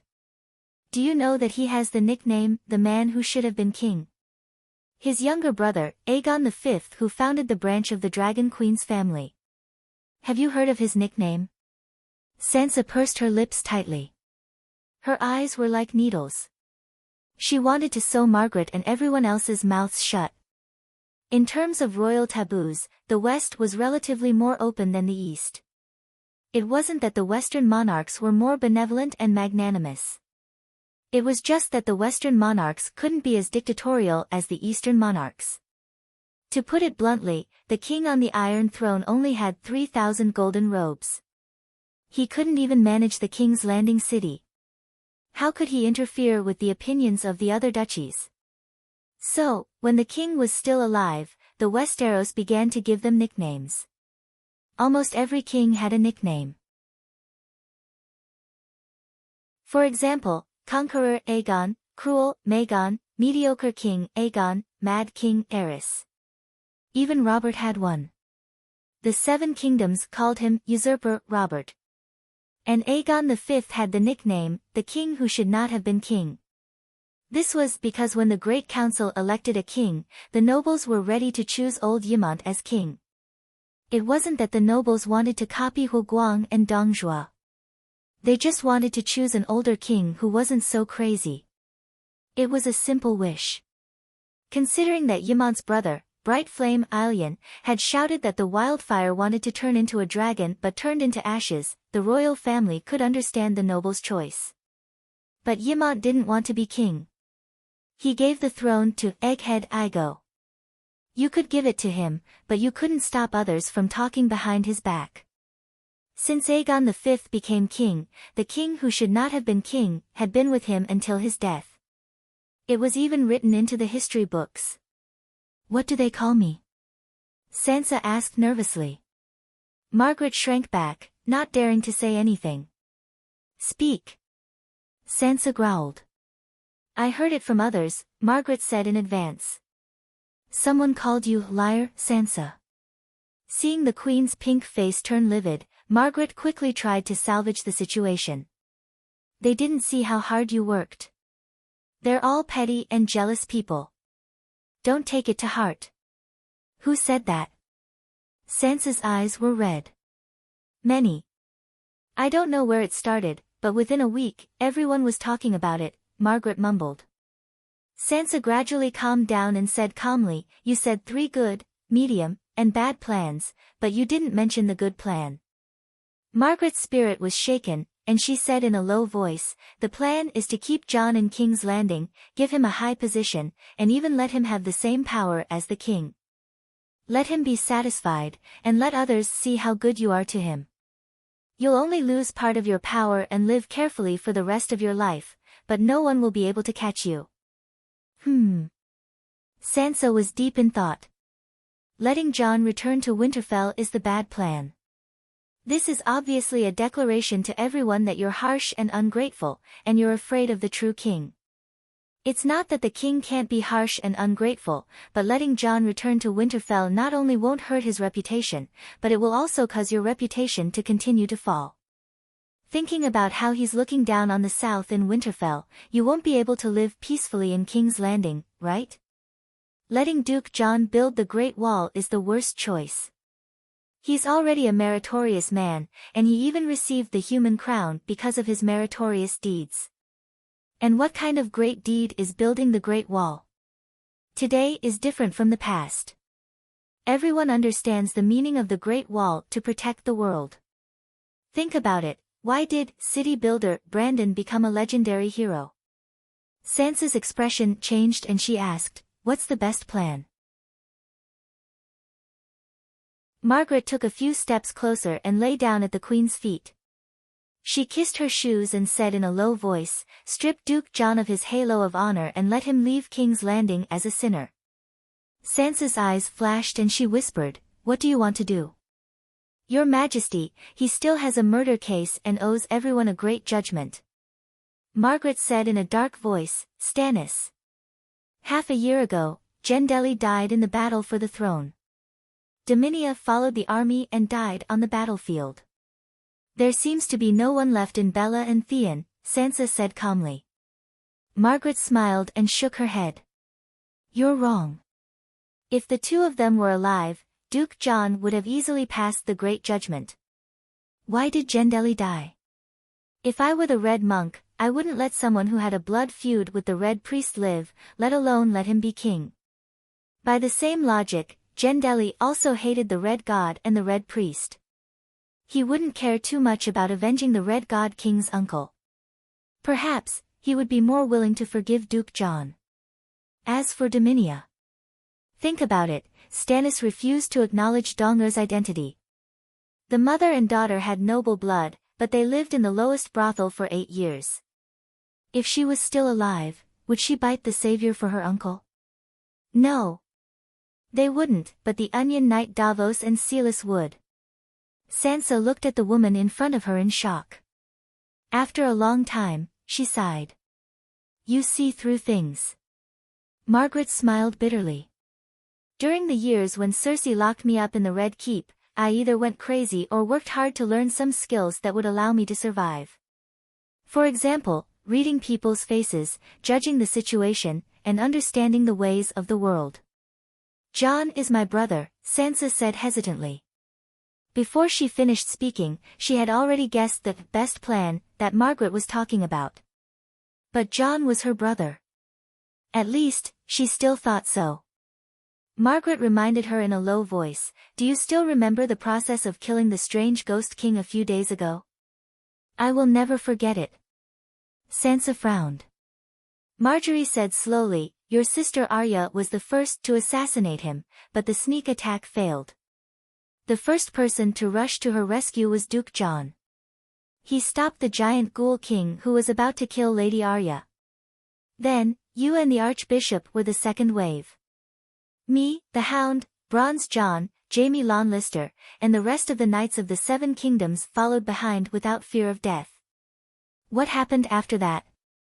"When Jon saw Sansa, he subconsciously pulled Arya back a few steps, leaving Lord Ghoul to her. Of course, she couldn't take it. If Aegon hadn't turned into a giant shield of holy light in front of her in time, she would have been punched like her sister, swollen like a steamed bun." "Oh, no." The holy light shield that King Aegon had condensed with all of his soul power shattered into specks of light. If she were to take a direct hit, there was an 80% chance that she would break into two. "You think Jon wanted to use the strange ghost king to kill me?" Sansa smiled sarcastically. Even if she almost died, she didn't believe that Jon would kill her. No one knew what he was thinking. Margaret paused and said softly, "Actually, I was the one who killed him." "What?" Sansa was stunned. "Half a year ago, news of little Dany and Prince Leg getting married came. I couldn't sleep at night, so I went to the Northern Ice Lord's mansion that night." "Why did you go there?" Sansa not only knew that she had seen Jon, she also knew that she had talked to Jon alone for a long time. Her spies told her. But Jon didn't tell her about it. "I advised Duke Jon not to kill the King of Strange Ghosts first, and to give you a chance to fight the King of Strange Ghosts alone. Tell me, does he understand my dark thoughts? Or did he pretend to be confused and go with the flow?" "I don't believe you."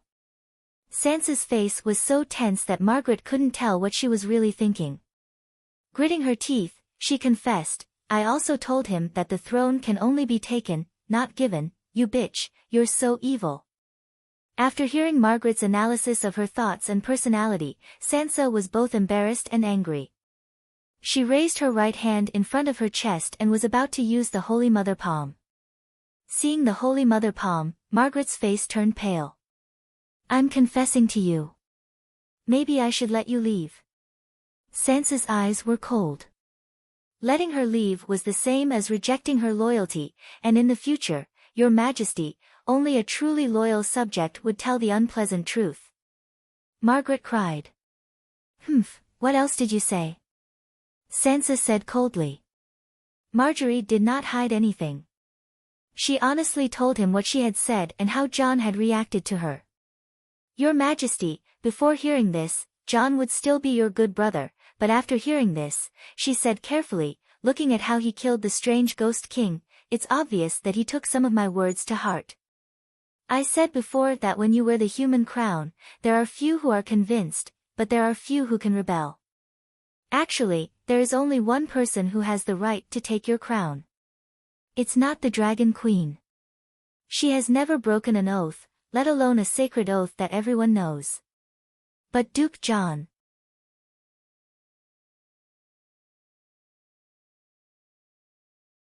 Chapter 1083. The long night ended, but the sun did not rise immediately. However, the sky was no longer completely dark. After the Dragon Queen handed the human crown to Jon, the world was shrouded in a dim yellow. There was no distinction between day and night. It was about the same brightness as the last moment of winter dusk. Looking up at the sky, one could see a huge fireball in the middle of the sky. It was countless times bigger than the sun, almost covering half of the sky. However, the light and temperature were not high. It was a bit like the red moon magnified 10,000 times.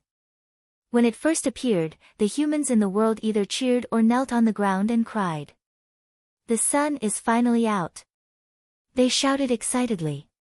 However, in the next few days, the temperature and brightness of the sun did not change, but the fireball in the sky became smaller and smaller. When the humans began to doubt, the bishops of the Church of the Seven Gods received an oracle. They were not looking at the sun now, but a furnace. The Dragon Queen was using the furnace to forge a new sun in the sky. Although the sun did not rise immediately, the land of eternal winter in the far north would no longer send cold air to the south. The world's temperature would slowly rise. After receiving this news, the human allied army led by Danny and Rise prepared to disperse and return home. The volunteer soldiers who participated in the war were all in the prime of their lives. After putting down their swords, they had to pick up their hoes and farm. Derry City, Farmer's Castle Hall. The decorations in the hall were simple. The stone powder on the walls had fallen off, and the beams were blackened. Other than the bright true dragon flag and the five-colored dragon flag, there were almost no other tapestries. The tables were stacked high in the corner, leaving a space for the lord's chairs. The Dragon Queen is forging the sun in the sky. Soon, the world will return to its original state. I hope that on the day the sun rises, the lords of the seven kingdoms will gather at the King's Landing to participate in my coronation. At this point, Sansa stopped and looked around at the lords and knights in the hall, observing their expressions and eyes. Although everyone seemed to have a strange expression on their faces, no one directly questioned him. The queen nodded in satisfaction and continued, "When the time comes, I will choose a new council minister and rebuild the tax and administrative system of the seven kingdoms." Along the way from the long night, I'm sure all of you have noticed some flaws in the current system of the seven kingdoms. For example, we ignore or even treat supernatural powers with hostility. For example, the power imbalance between the nobles and the commoners. In the process of ending the long night, the commoners contributed no less than the lords. Since this world was saved by everyone, why not give the commoners something in return? Of course, I will not act arbitrarily. Any reform cannot be separated from everyone's wisdom. Apart from social and political reforms, there were many other important matters that needed to be discussed together. For example, Hajian, Valley, and Riverbay Dukedom would have to choose a new Grand Duke to rule over their territories. Perhaps we would have to refer to the heroes of the eternal night. For example, should the City of Knowledge be demolished or renovated? What should be done with the current scholars?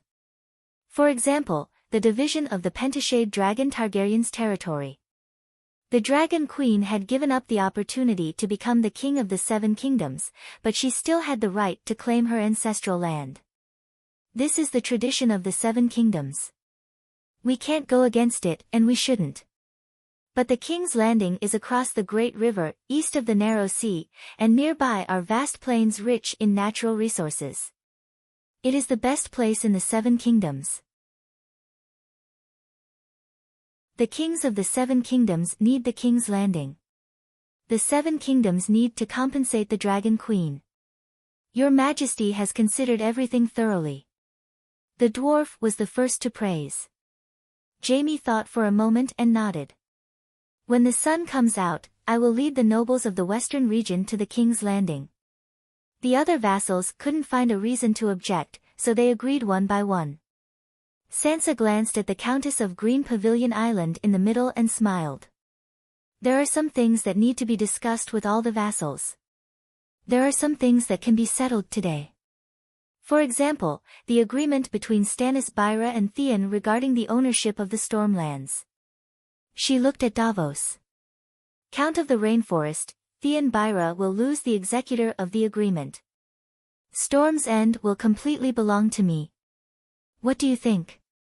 Hearing Stannis' name, the Onion Knight couldn't help it. He stood up abruptly and pointed at the throne on the Queen's left. Your Majesty, can we have Duke John give Stannis an explanation? He asked solemnly. In fact, Davos had planned to give up on this matter. After all, Erlu had been dead for a few years, and he had calmed down a lot. And in the years after Erlu's death, John had been using his actions to prove his responsibility and courage to the world. In the end, he even killed King Ghoul and was the hero that ended the long night. Maybe Lalo and the red-robed woman lied to His Majesty. Maybe death was really a release for His Majesty. But 2 days ago, when he passed by the Count of Bronze Gate City's tent in the Stormlands, he accidentally heard the conversation between the two lords. Old Count Ralph was entertaining Count Aelken Florin of Brightwater City. Queen Sansa's intentions are clear. She wants to protect her brother's honor and future. But your cousin, Lady Sealis, is still living in the Red Castle. She has never forgotten that the Northern Ice King killed her husband and has been clamoring for a trial for the Northern Ice King. Are you willing to share Her Majesty's burden? Old Count Ralph asked meaningfully. Sealis and Stannis burned my father. I think she deserves retribution.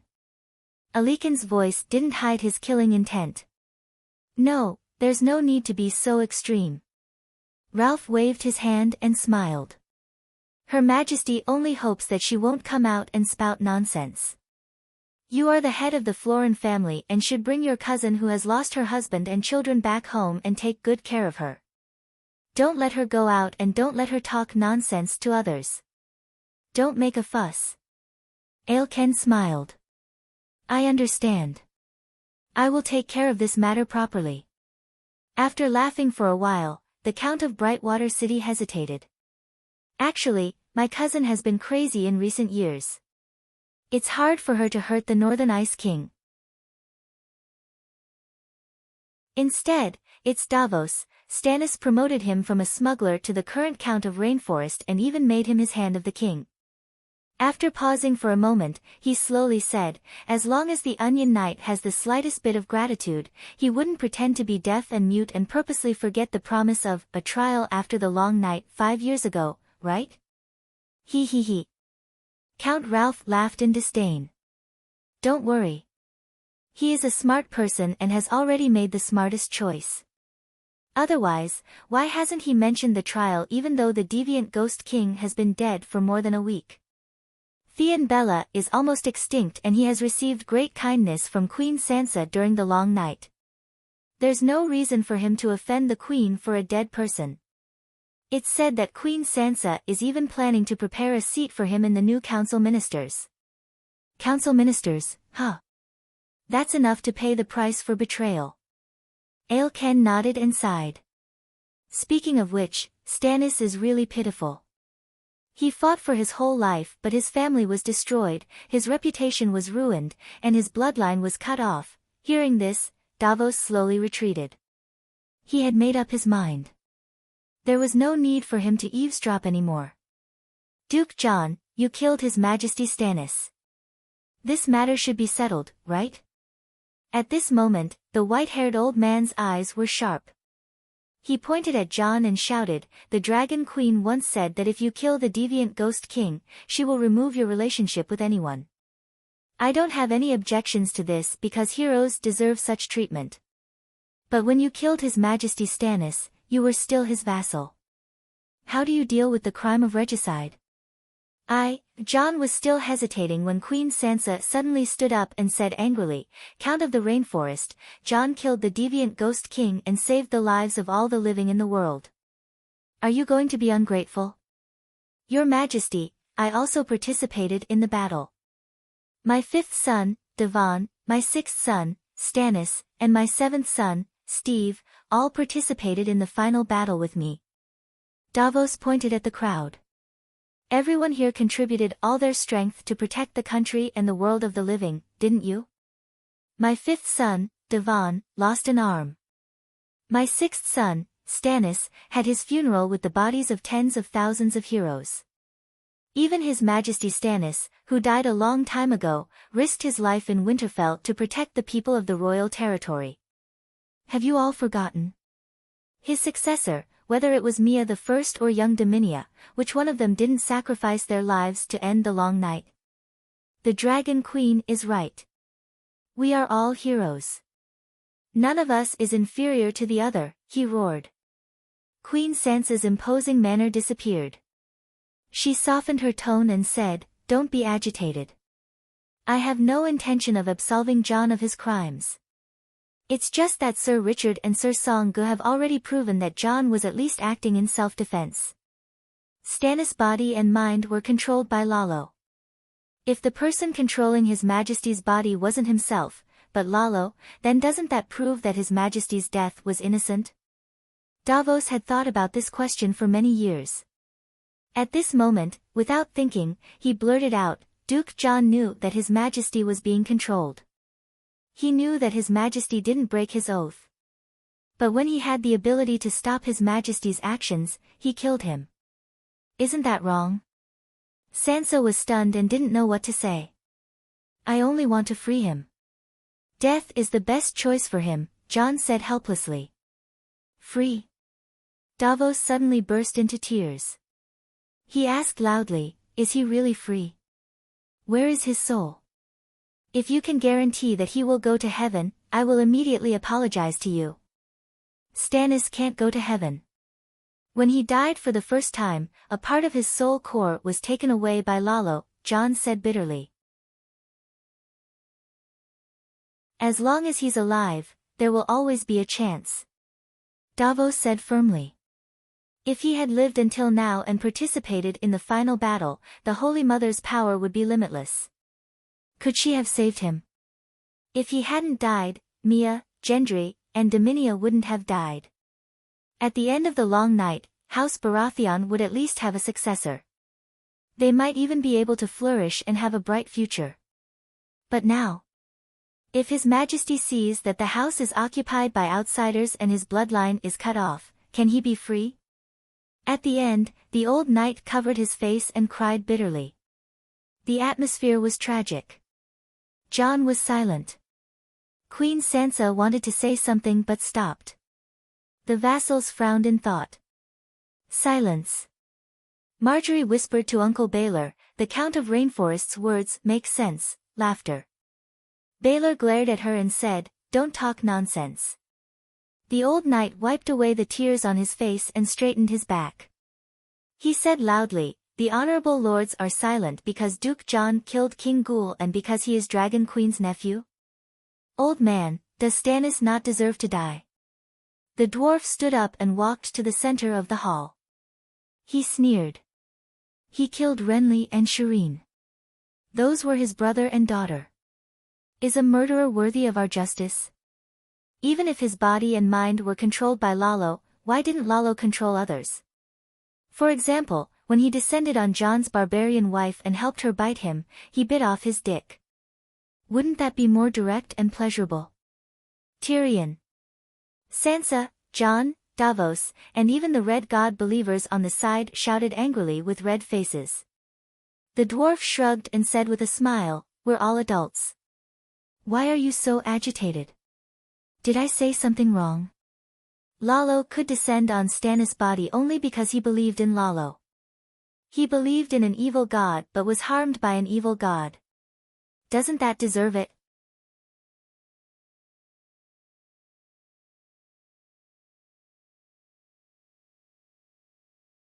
Chapter 1084. My lord Lalo is not an evil god, Melisandre said coldly. There were more than 20,000 Red God believers who participated in the final battle. Of course, not all of them had died, and now they had an important seat in the meeting. If Theon Bella was still alive, the leader of the Red God priests would be the king, but now it was Melisandre who sat below Lancel. Sorry, I'm used to it. Tyrion smiled at her. To the believers of the seven gods, Lalo is an evil god, but in the overall situation, he barely qualifies. In the final battle, he secretly contributed a lot, so he's much stronger than a real evil god. Of course, you have to inform him to register with Chizong as soon as possible. If he doesn't enter the investiture of the gods, he can't be considered a true god. Aunt May snorted and didn't say anything else. Actually, the little devil's words are not crude. It's his choice to believe in a god, and he should bear the consequences, Mattis Rowan said slowly. Indeed, If he believed in the 7 gods honestly, he wouldn't have been possessed by an evil. Lalo. Jamie sighed. Everyone else chimed in as well. Erlu's virtue of being introverted was not favored by the nobles of the 7 kingdoms. When Robert was still on the throne, he had no reputation among the nobles and the common people, let alone now that he had killed his brother and daughter. Seeing this, despair and sorrow slowly crept onto Davos's old face. Sansa smiled as if she was satisfied with the result, but she glanced at Marjorie secretly. The Onion Knight is still lacking, it's your turn to assist. You can't say that. Marjorie stood up under everyone's surprised gaze and pointed at Lancel, who had been silent all this time.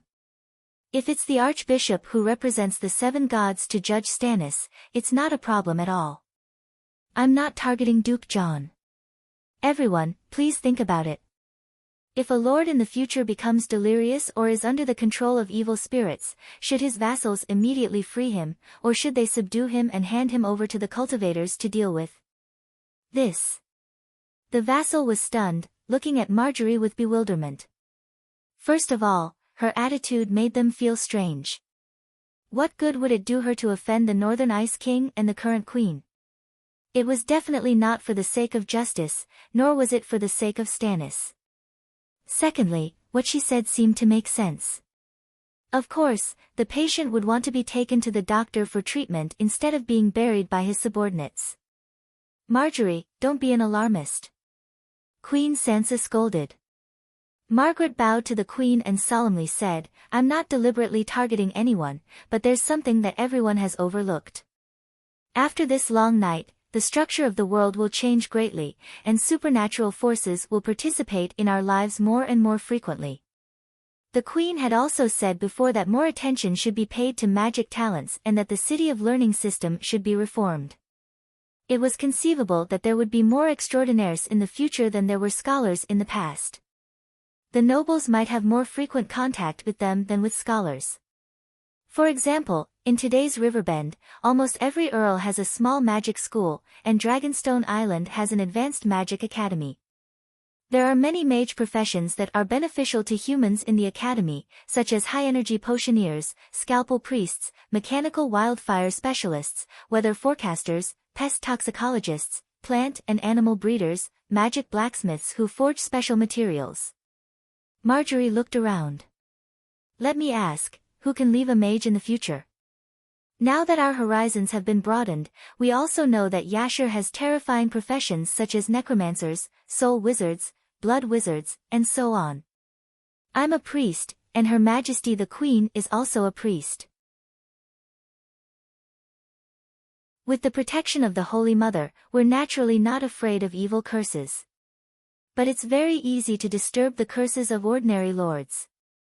Are we supposed to kill the cursed lords immediately? Today, we're not only putting Duke John on trial, but also establishing a system, a new tradition. Our future generations will remember the results of today's trial, and then when they encounter similar incidents, they will imitate the trial process. The vassals in the hall looked at each other. Some were at a loss, while others had serious expressions. We're not stupid. A lord losing his mind is completely different from Stannis being blessed by Lalo, the dwarf said with a forced smile. He was smart enough to notice that something was wrong with Marjorie.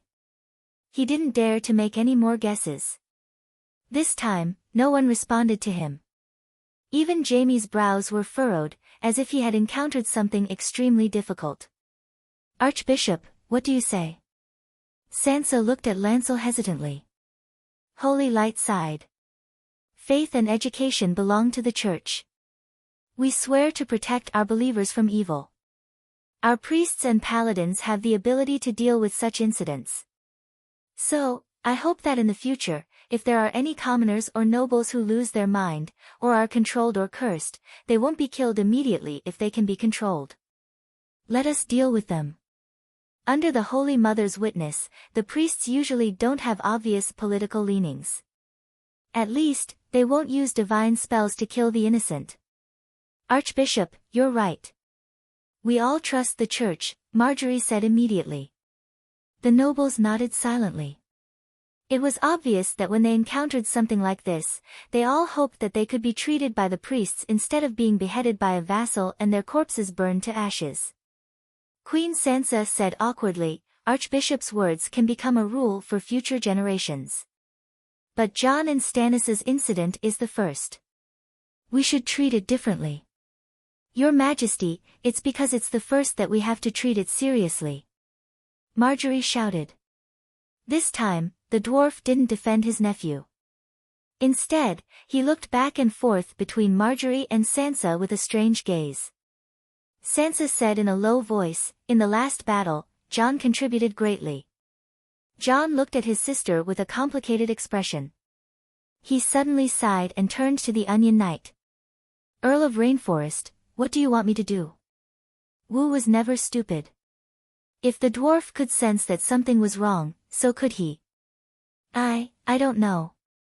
Davos shook his head blankly. Ever since he knew that Queen Sansa was determined to protect her brother, he had the idea of dying to repay her kindness. When Queen Sansa and the nobles of the Seven Kingdoms opposed the trial of the Arctic King, he would challenge the Arctic King to a duel and let the Seven Gods decide everything. Whether or not the Seven Gods were on his side, he could at least tell everyone that Stannis was wronged.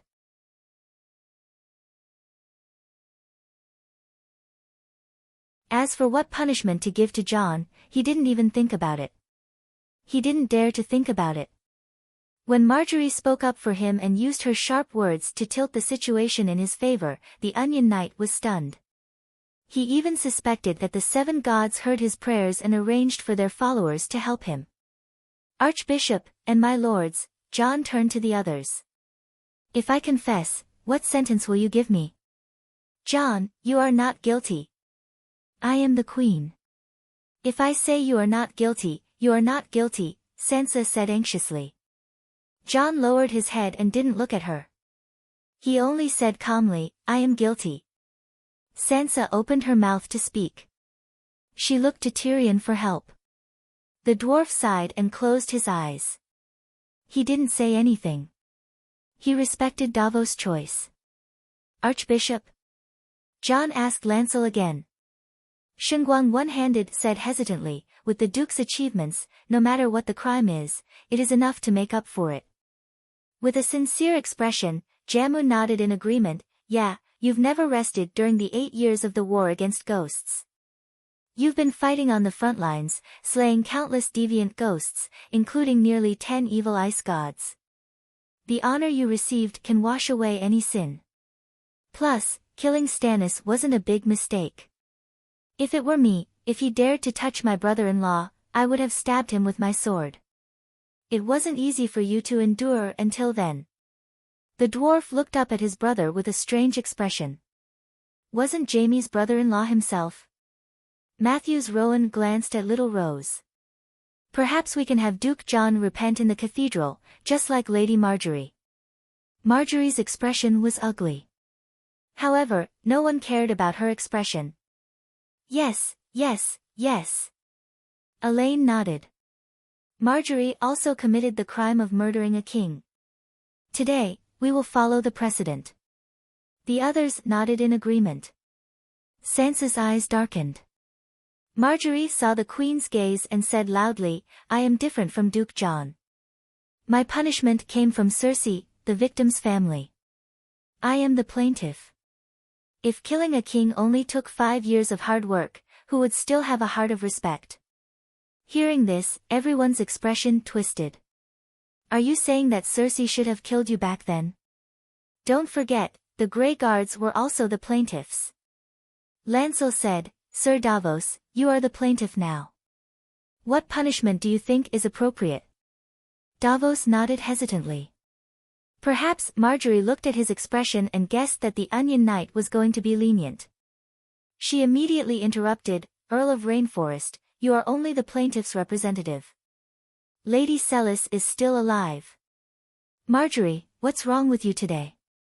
Elaine couldn't help but ask. Everyone knew that Celis was crazy and wanted to eat Jon alive. How could she let him go to the Holy Church to repent and atone for his sins? Marjorie waved her hands in front of her. I am not targeting anyone. You just have to use my case as a reference. I don't dare to lie to everyone. I have to speak the truth. If you think my words are unreasonable, you can pretend I didn't say anything. After all, I am just a small earl. Elaine was speechless. This Marjorie was too good at talking. Davos suddenly regretted. Perhaps, he shouldn't have jumped out today. Things were already out of his control. In the awkward silence, Jon sighed. Earl Clinton, can you arrange for a winged dragon knight to go to King's Landing and bring Lady Celis here? After old Barton left the Westeros, old Helplessness took over his position and became the leader of the Dawn Warriors, Winged Dragon Knights and Tile Steel Army. Erlu originally had a group of Winged Dragon Knights. Unfortunately, after the appearance of the evil ice god, King's Landing lost its air superiority. Almost all of them lost their lives in the battle to defend King's Landing. The remaining few Winged Dragon Knights also changed their faith and joined the neutral force, the Dawn Warriors. The Dawn Warriors were stationed at Dragonstone Island. It was the safest place. After the Megalosaurus left, there were also wizard towers protecting the airspace. After Erlu died, the magic dragon went out of control. The Red God Knights gradually lost control of their winged dragons. In order to protect their mounts, they could only change their faith to the 7 gods and become holy knights. Otherwise, they would have to give up their winged dragons. For example, Davos needed to deal with the Red God Priestess, so he gave his winged dragons to his youngest son, Steve. His 5th and 6th son were believers of the Red God. He, his wife and his 7th son were devout believers of the 7 gods. Are you sure? Old Helplessness was surprised. We can't avoid her in the trial of her husband's case. Jon sighed. Old Helplessness sighed and called a fire mage to send a message to Dragonstone Island. Half a day later, Steve brought a white-haired old woman with a sinister face. Pay with his life. I want him to pay with his life for my husband. Ha ha ha. The Light King bless us. The ingrate Jon Snow has finally received his retribution. Celis's eyes were wild as she laughed like an owl.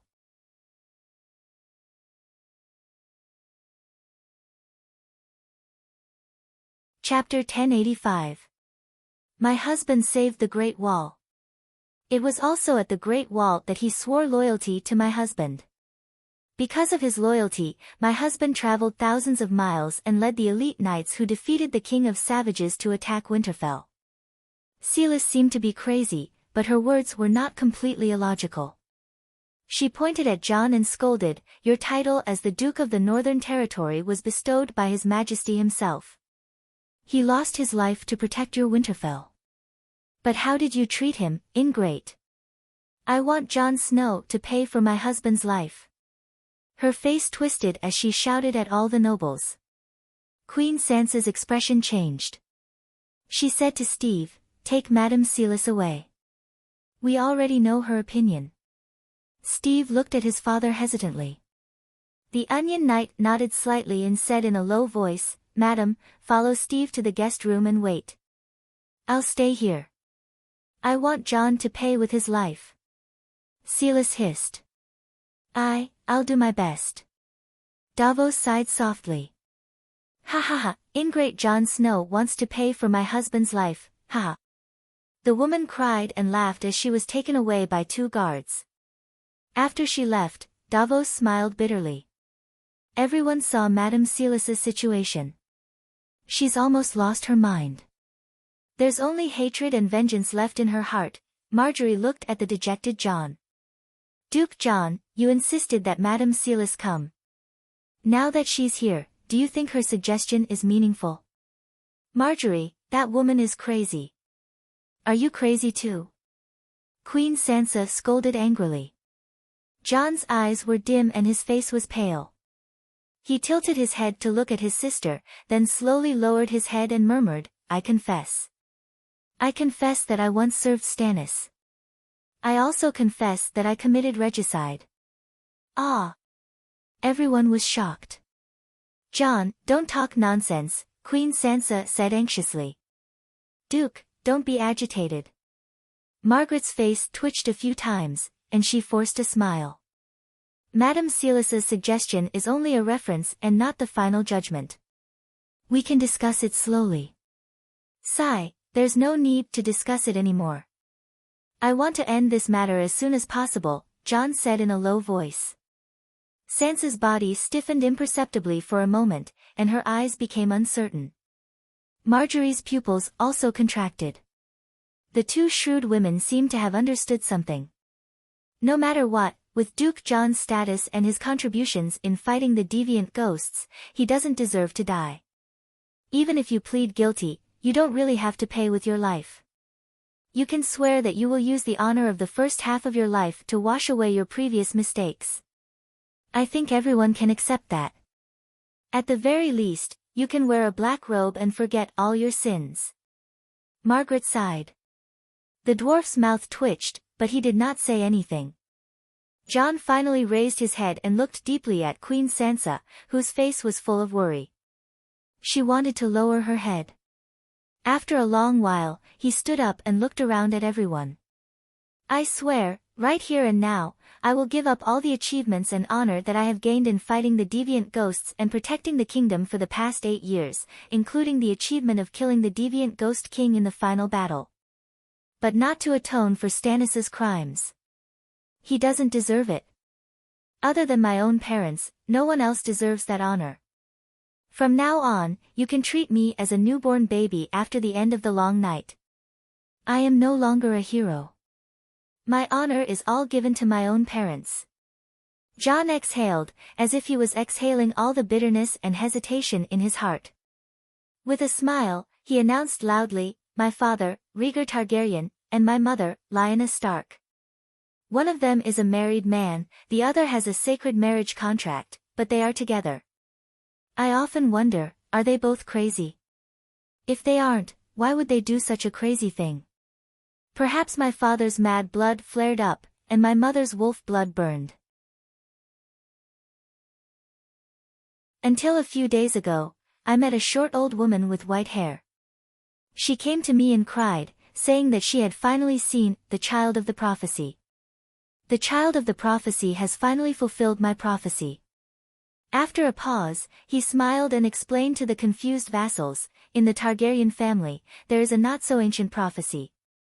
The descendant of my grandfather, the mad King Aerys, and my grandmother, Queen Layla, will give birth to the child of the prophecy. My lords, you may have heard of this prophecy. The prophecy was said by Jenny's dwarf friend in the city of Barren Stone. She survived the fire in the summer hall. She is the old woman I met a few days ago. The soul of the noble heart. Many of the riverside knights exclaimed. Jon glanced at them and continued, my parents' meeting may have been a mistake, but their union was definitely the arrangement of fate. Why did Lalo descend upon Stannis to murder me? Because I have something he wants. I was originally the prince of the prophecy that he chose. Of course, we all know now that the person who truly saved the world was my aunt. We only managed to stop the long night, but she ended it completely. I only have one purpose in saying this. I want the people of the world to understand that my parents met the right person at the wrong time under the arrangement of fate. I do not deny that they brought great harm and shame to others. They are guilty.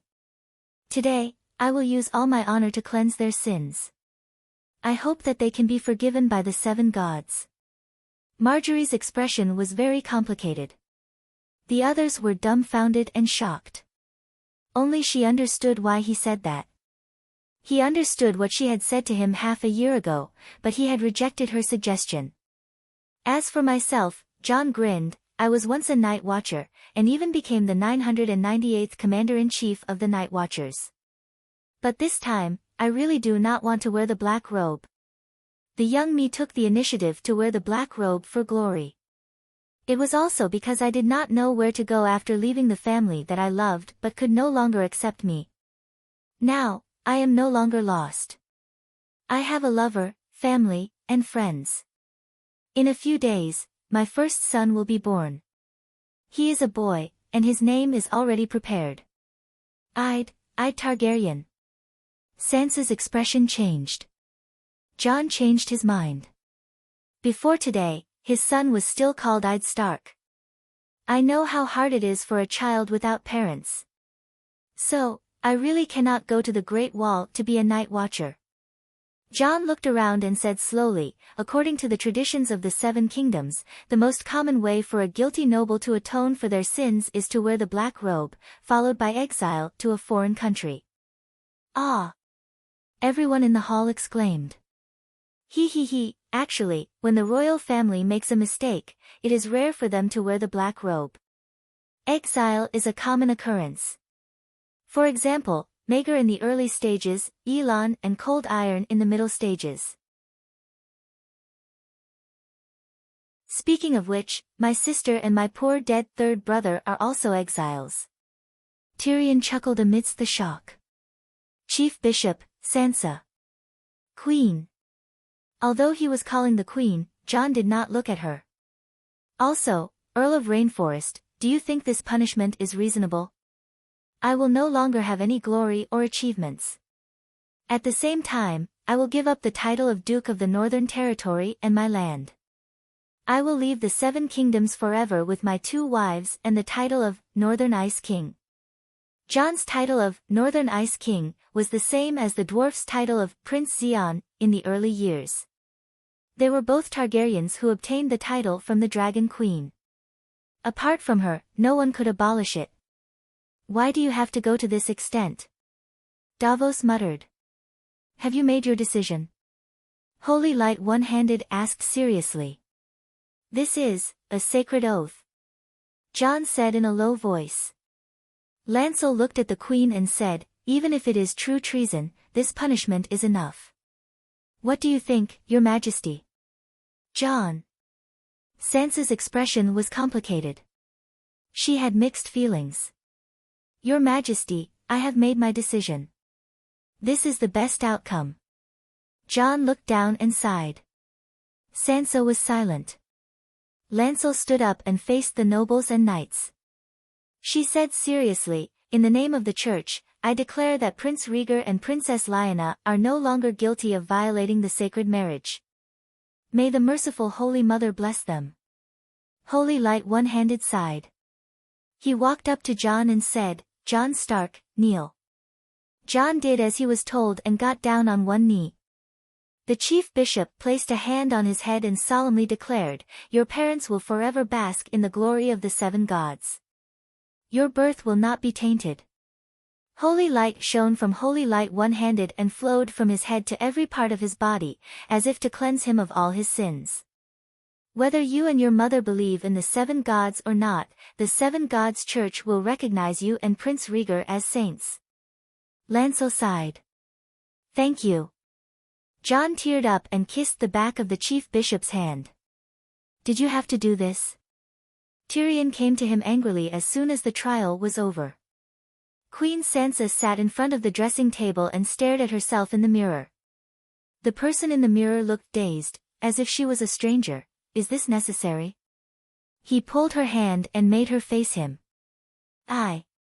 Sansa lowered her head guiltily. She quickly looked up and stared at him coldly. I don't know what you're talking about. Still pretending. Do you take me for a fool? Tyrion roared.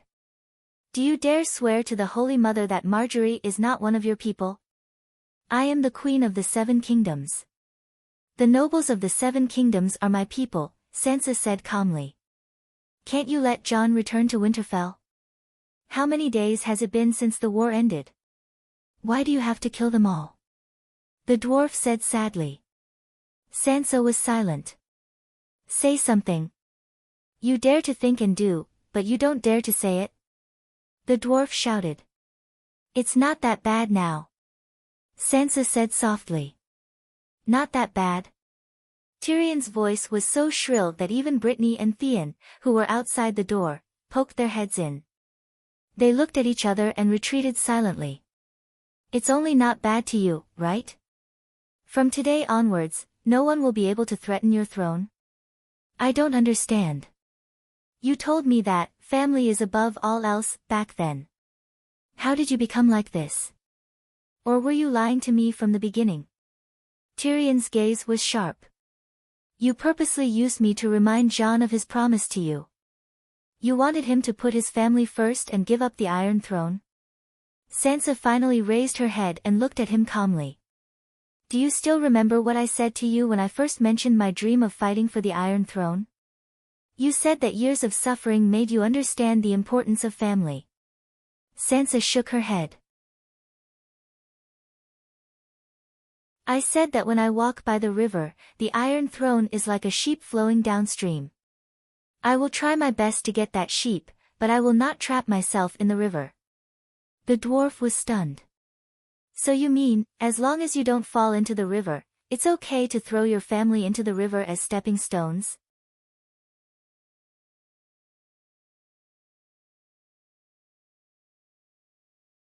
Chapter 1086.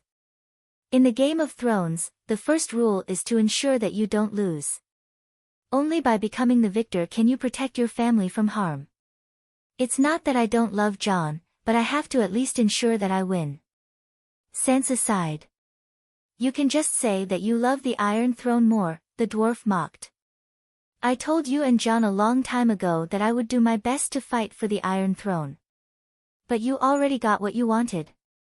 Sansa hugged her head and said in distress, after getting it, I realized that I have to ensure that it will never be lost. The dwarf was stunned and muttered, You're crazy. You actually suspect that Jon will steal your Iron Throne. I'm not crazy.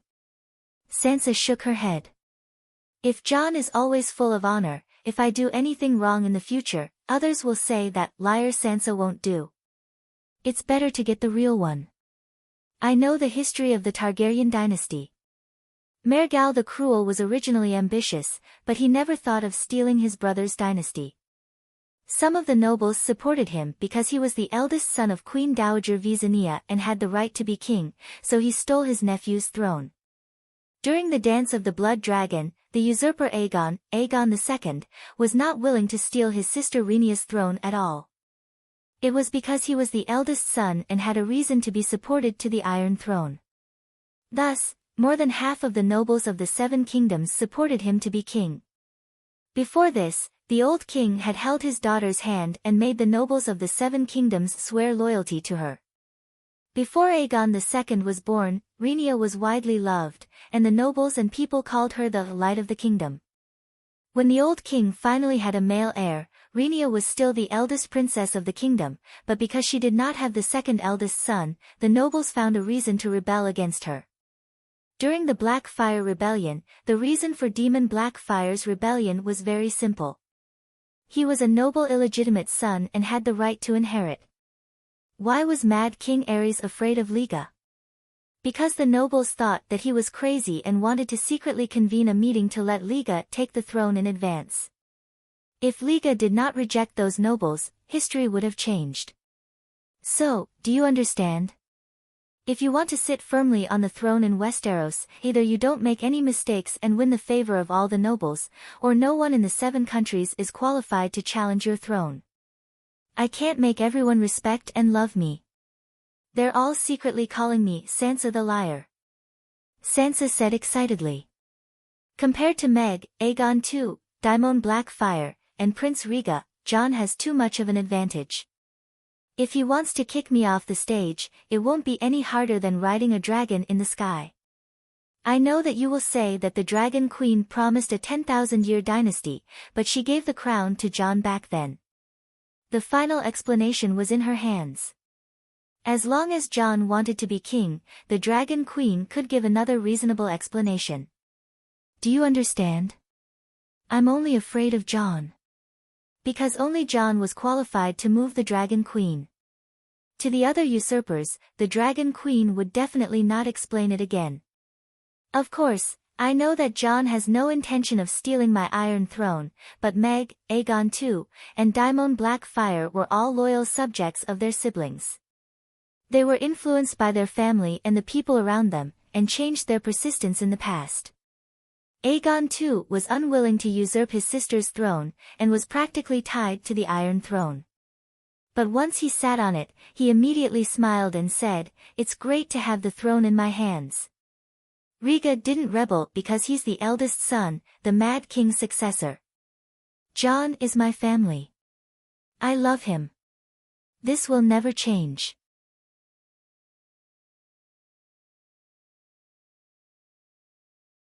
But can you make him lose the right to challenge me? Take away the sharp sword hanging over my head, and finally let me sleep soundly. She cried. You can still sleep peacefully after doing such a thing? Tyrion mocked.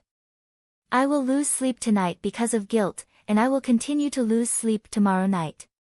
But as long as I see Jon return to his normal and happy life, I will feel more and more at ease, Sansa said. What if Jon is not happy? Tyrion asked. Sansa's eyes flashed and she said calmly, if he keeps holding a grudge, it means that I did the right thing today. Since I didn't do anything wrong, I can naturally feel at ease. Fuck. The dwarf gave her 2 thumbs up and praised, Sansa, I'm willing to call you the #1 player of the 7 countries. This kind of thinking, this kind of mental fortitude, you have almost no weaknesses. Don't mock me. You are also responsible for the fact that things have developed to this point, Sansa said coldly. My responsibility? Tyrion pointed at his nose and said in disbelief, did you awaken our family's mad blood? Sansa said calmly, even Marjorie knows that no matter what Jon thinks now, he will always be my biggest threat. You boast that you are more intelligent than others, but you can't see through it like her. If you can prepare a way out for Jon, I won't have to personally come and cause a gap between us siblings. The dwarf was stunned.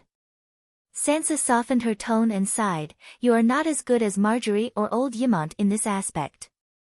Look at what he did back then. His younger brother Aegon V had just ascended the throne, and Ymont immediately took the initiative to put on the black cloak and completely cut off the possibility of returning to the center of power.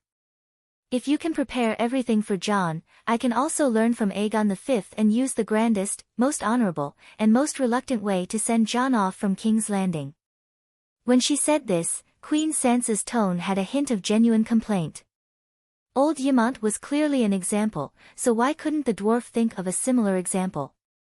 His younger brother took his throne, and he took the initiative to exile himself to a bitter cold place, and he still missed his younger brother for the rest of his life. She really wanted her relationship with Jon to be like Aegon and Ymont. Yes, all the kings in the world wanted a brother like Ymont. The dwarf said bitterly, you already told me that, family is far more important than the Iron Throne, so what else do you want me to see through? While saying this, I also want to remind you that I will use all means to seize the Iron Throne, Sansa said calmly. Alright, I admit my mistake. I made a mistake that all men make. I thought that just because the small part is deeply rooted in people's hearts, the big part can really see through a woman's thoughts. But even if I didn't think it through, can't you give me a hint? The dwarf said helplessly. What's the difference between giving you a hint and now? You will think that I am ruthless and heartless, and the atmosphere will not continue to be harmonious. The dwarf could only smile bitterly. You are right. If you had hinted that I wanted to get rid of Jon, my feelings would be exactly the same as right now. I only hate that little Rose is not smarter and more secretive so that I can't see through your tricks at all. It's rare to be confused in life. He held his head and sighed. Sansa suddenly grabbed his hand and put it in front of her chest. She said softly, you still have a chance. What chance? The dwarf was stunned.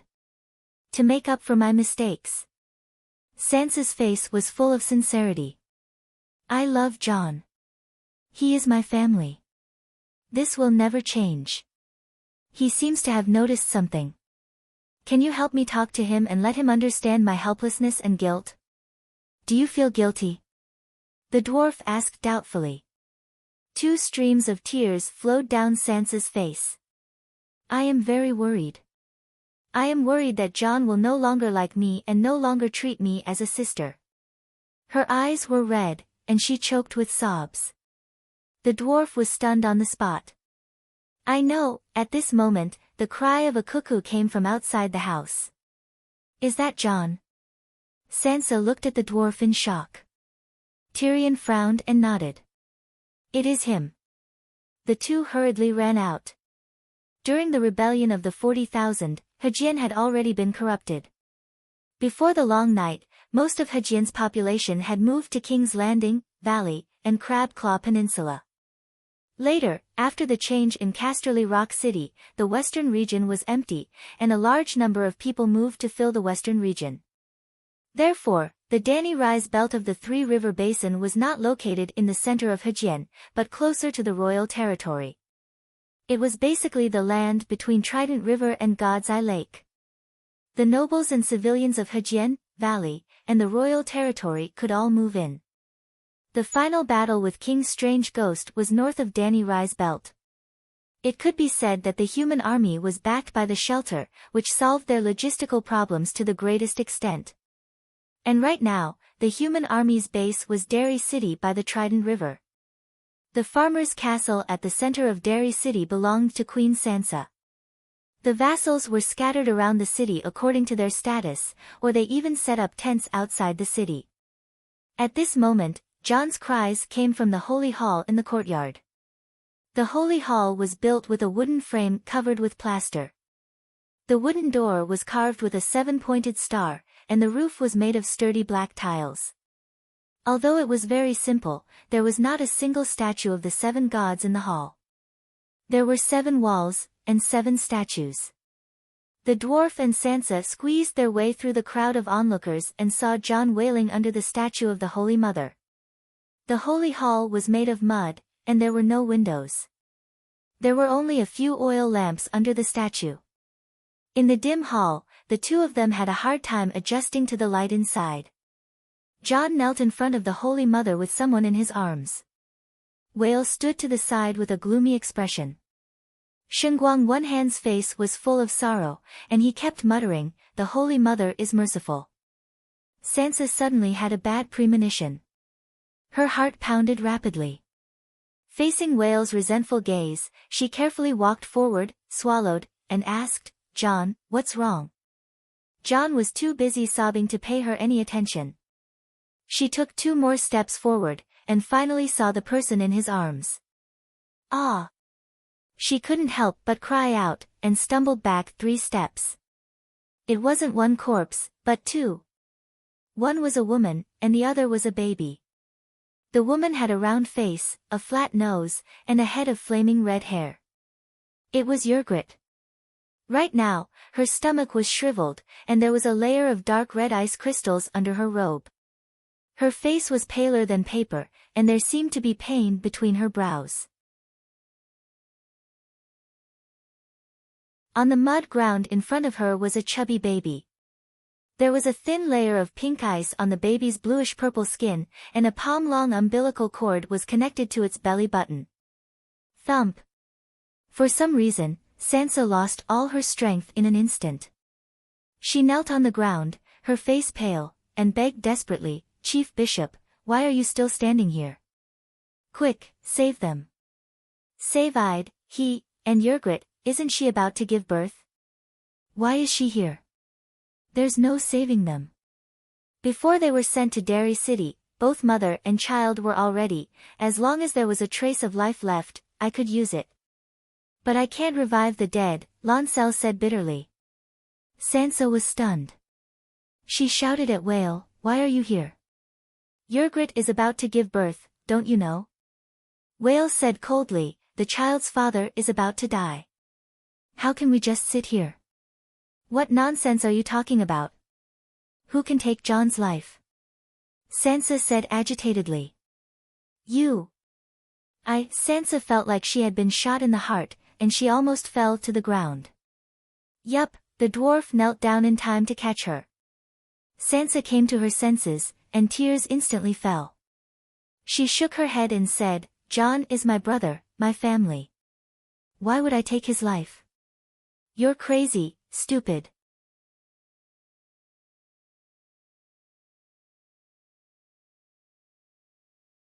Chapter 1087. Who sent you here? The dwarf asked. Me. Little Crab squeezed out of the crowd with a bitter face, holding a windshield helmet under his armpit. In the morning, Dragonstone Island received a message from your side, asking for a winged dragon knight to bring Lady Sealis to Derry City. But less than 2 hours after Steve left, the King's Landing sent an urgent message from the Northern Ice Lord's residence, asking for another knight to escort Whale and Lady Yrgrit to Hajin. I had nothing to do, so I took the initiative to go to the King's Landing. While flying in the air, Lady Yrgrit suddenly began to bleed profusely. I don't know if it was because of the cold, or because of the turbulence, or some other reason. I could only make an emergency landing near Sow's Horn. It was empty, and the residents had already moved to Danny and Liz to settle down. It was difficult to even find an old house to shelter from the wind. You're a holy knight, so you should know the most basic holy healing, right? The dwarf frowned. You know, all the holy knights participated in the final battle, and the 2,000 divine art slots I accumulated over the years have long been used up. I've also been participating in various celebrations these days, so I've only accumulated a dozen or so divine arts. Little Crab was a little embarrassed. The dwarf sighed, unable to blame him. It was not easy to stay up until the end of the long night. Who would not be happy? A dozen divine arts should be enough to save her life, right? Little Crab said helplessly, if it was a simple premature birth, even if the child was weak after birth, a dozen divine arts would be enough. But Yrgrit had a difficult birth. Before the child was born, how would I dare to stop the bleeding and heal her? I could only use divine arts to protect her heart and increase her strength, so that the child could be born smoothly. But the position of the fetus was not right, and the blood kept flowing. I used up all my divine art slots, but the child was not born yet. The weather was so cold that the blood would freeze if it flowed out, and the pregnant woman seemed to have a high fever. Her mental and physical state was not good at the time, and she was in a semi-conscious state. She kept shouting that she wanted to come to Derry City immediately to save Lord John. Sigh, what's the use of her coming? The dwarf sighed. Who told you that John would die? He turned to look at who was in a daze, and asked, John's trial came so suddenly and ended so quickly. The news shouldn't have spread yet. It's Sealis. A look of regret appeared on Valley's face. Sealis was laughing excitedly in the Red Castle. She said that the King of Light had blessed John and that he would pay with his life. She spoke with such conviction that many people heard her, and Sir Steve echoed her words. Then someone rushed to the Northern Ice Palace to inform us. Afterwards we inquired of Dragonstone, and Dr. Malwyn expressed his astonishment and surprise. But he was sure that the trial was real. It was also real for Sealis to come here to confirm John's punishment. I wanted to come alone, but after Yrgrit got pregnant, she became very stubborn, and my sister. She wanted to say that the freemen beyond the Great Wall were not so spoiled. Her sister Dana was much more delicate than Ygritte, but didn't she follow Mons all the way to the Great Wall? They walked dozens of miles in the snow every day, fed the pigs and goats, milked the goats themselves, and cooked for the whole family. Then suddenly remembered that Dana had a difficult birth. She was able to give birth to Jamie Reed, who was born on the battlefield, thanks to the red-nosed old doctor. If it wasn't for you, glared at Sansa with hatred. Do you know why Ygritte insisted on coming? She hoped that you would spare John's life for her and I'd's sake. She also said that if you dared to disagree, she would kill you on the spot. She would make you bear the crime of murdering a pregnant woman and her child, and let the Holy Mother punish you. So ruthless. The women of the House of Stark, regardless of whether they were ladies or daughters-in-law, were all ruthless people. The vassals outside the Holy Church shuddered. Even a lunatic wouldn't believe that I would kill John. Ygritte is pregnant and easily agitated, but aren't you usually very smart? Sansa said with tears in her eyes. Said coldly, I'm just too smart and can see too clearly. That's how I knew that you wouldn't let John go. When I heard that you wanted to put John on trial, I knew that you had already become a lunatic even before you sat on the Iron Throne. You won't even let your own brother go. Nonsense, you're talking nonsense. Sansa stood up and pointed at Idiot, look at Jon. Is he dead? Enough. Jon, who had been sobbing quietly, suddenly shouted. Get out.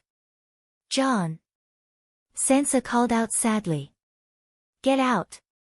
Jon said coldly. Jon. Called out sadly. You too. Jon's voice softened. Jon. The dwarf called out tentatively. Get out, all of you, Jon growled. 3 days later, at the southern pier of the King's Landing. You're leaving already? Why didn't you tell me?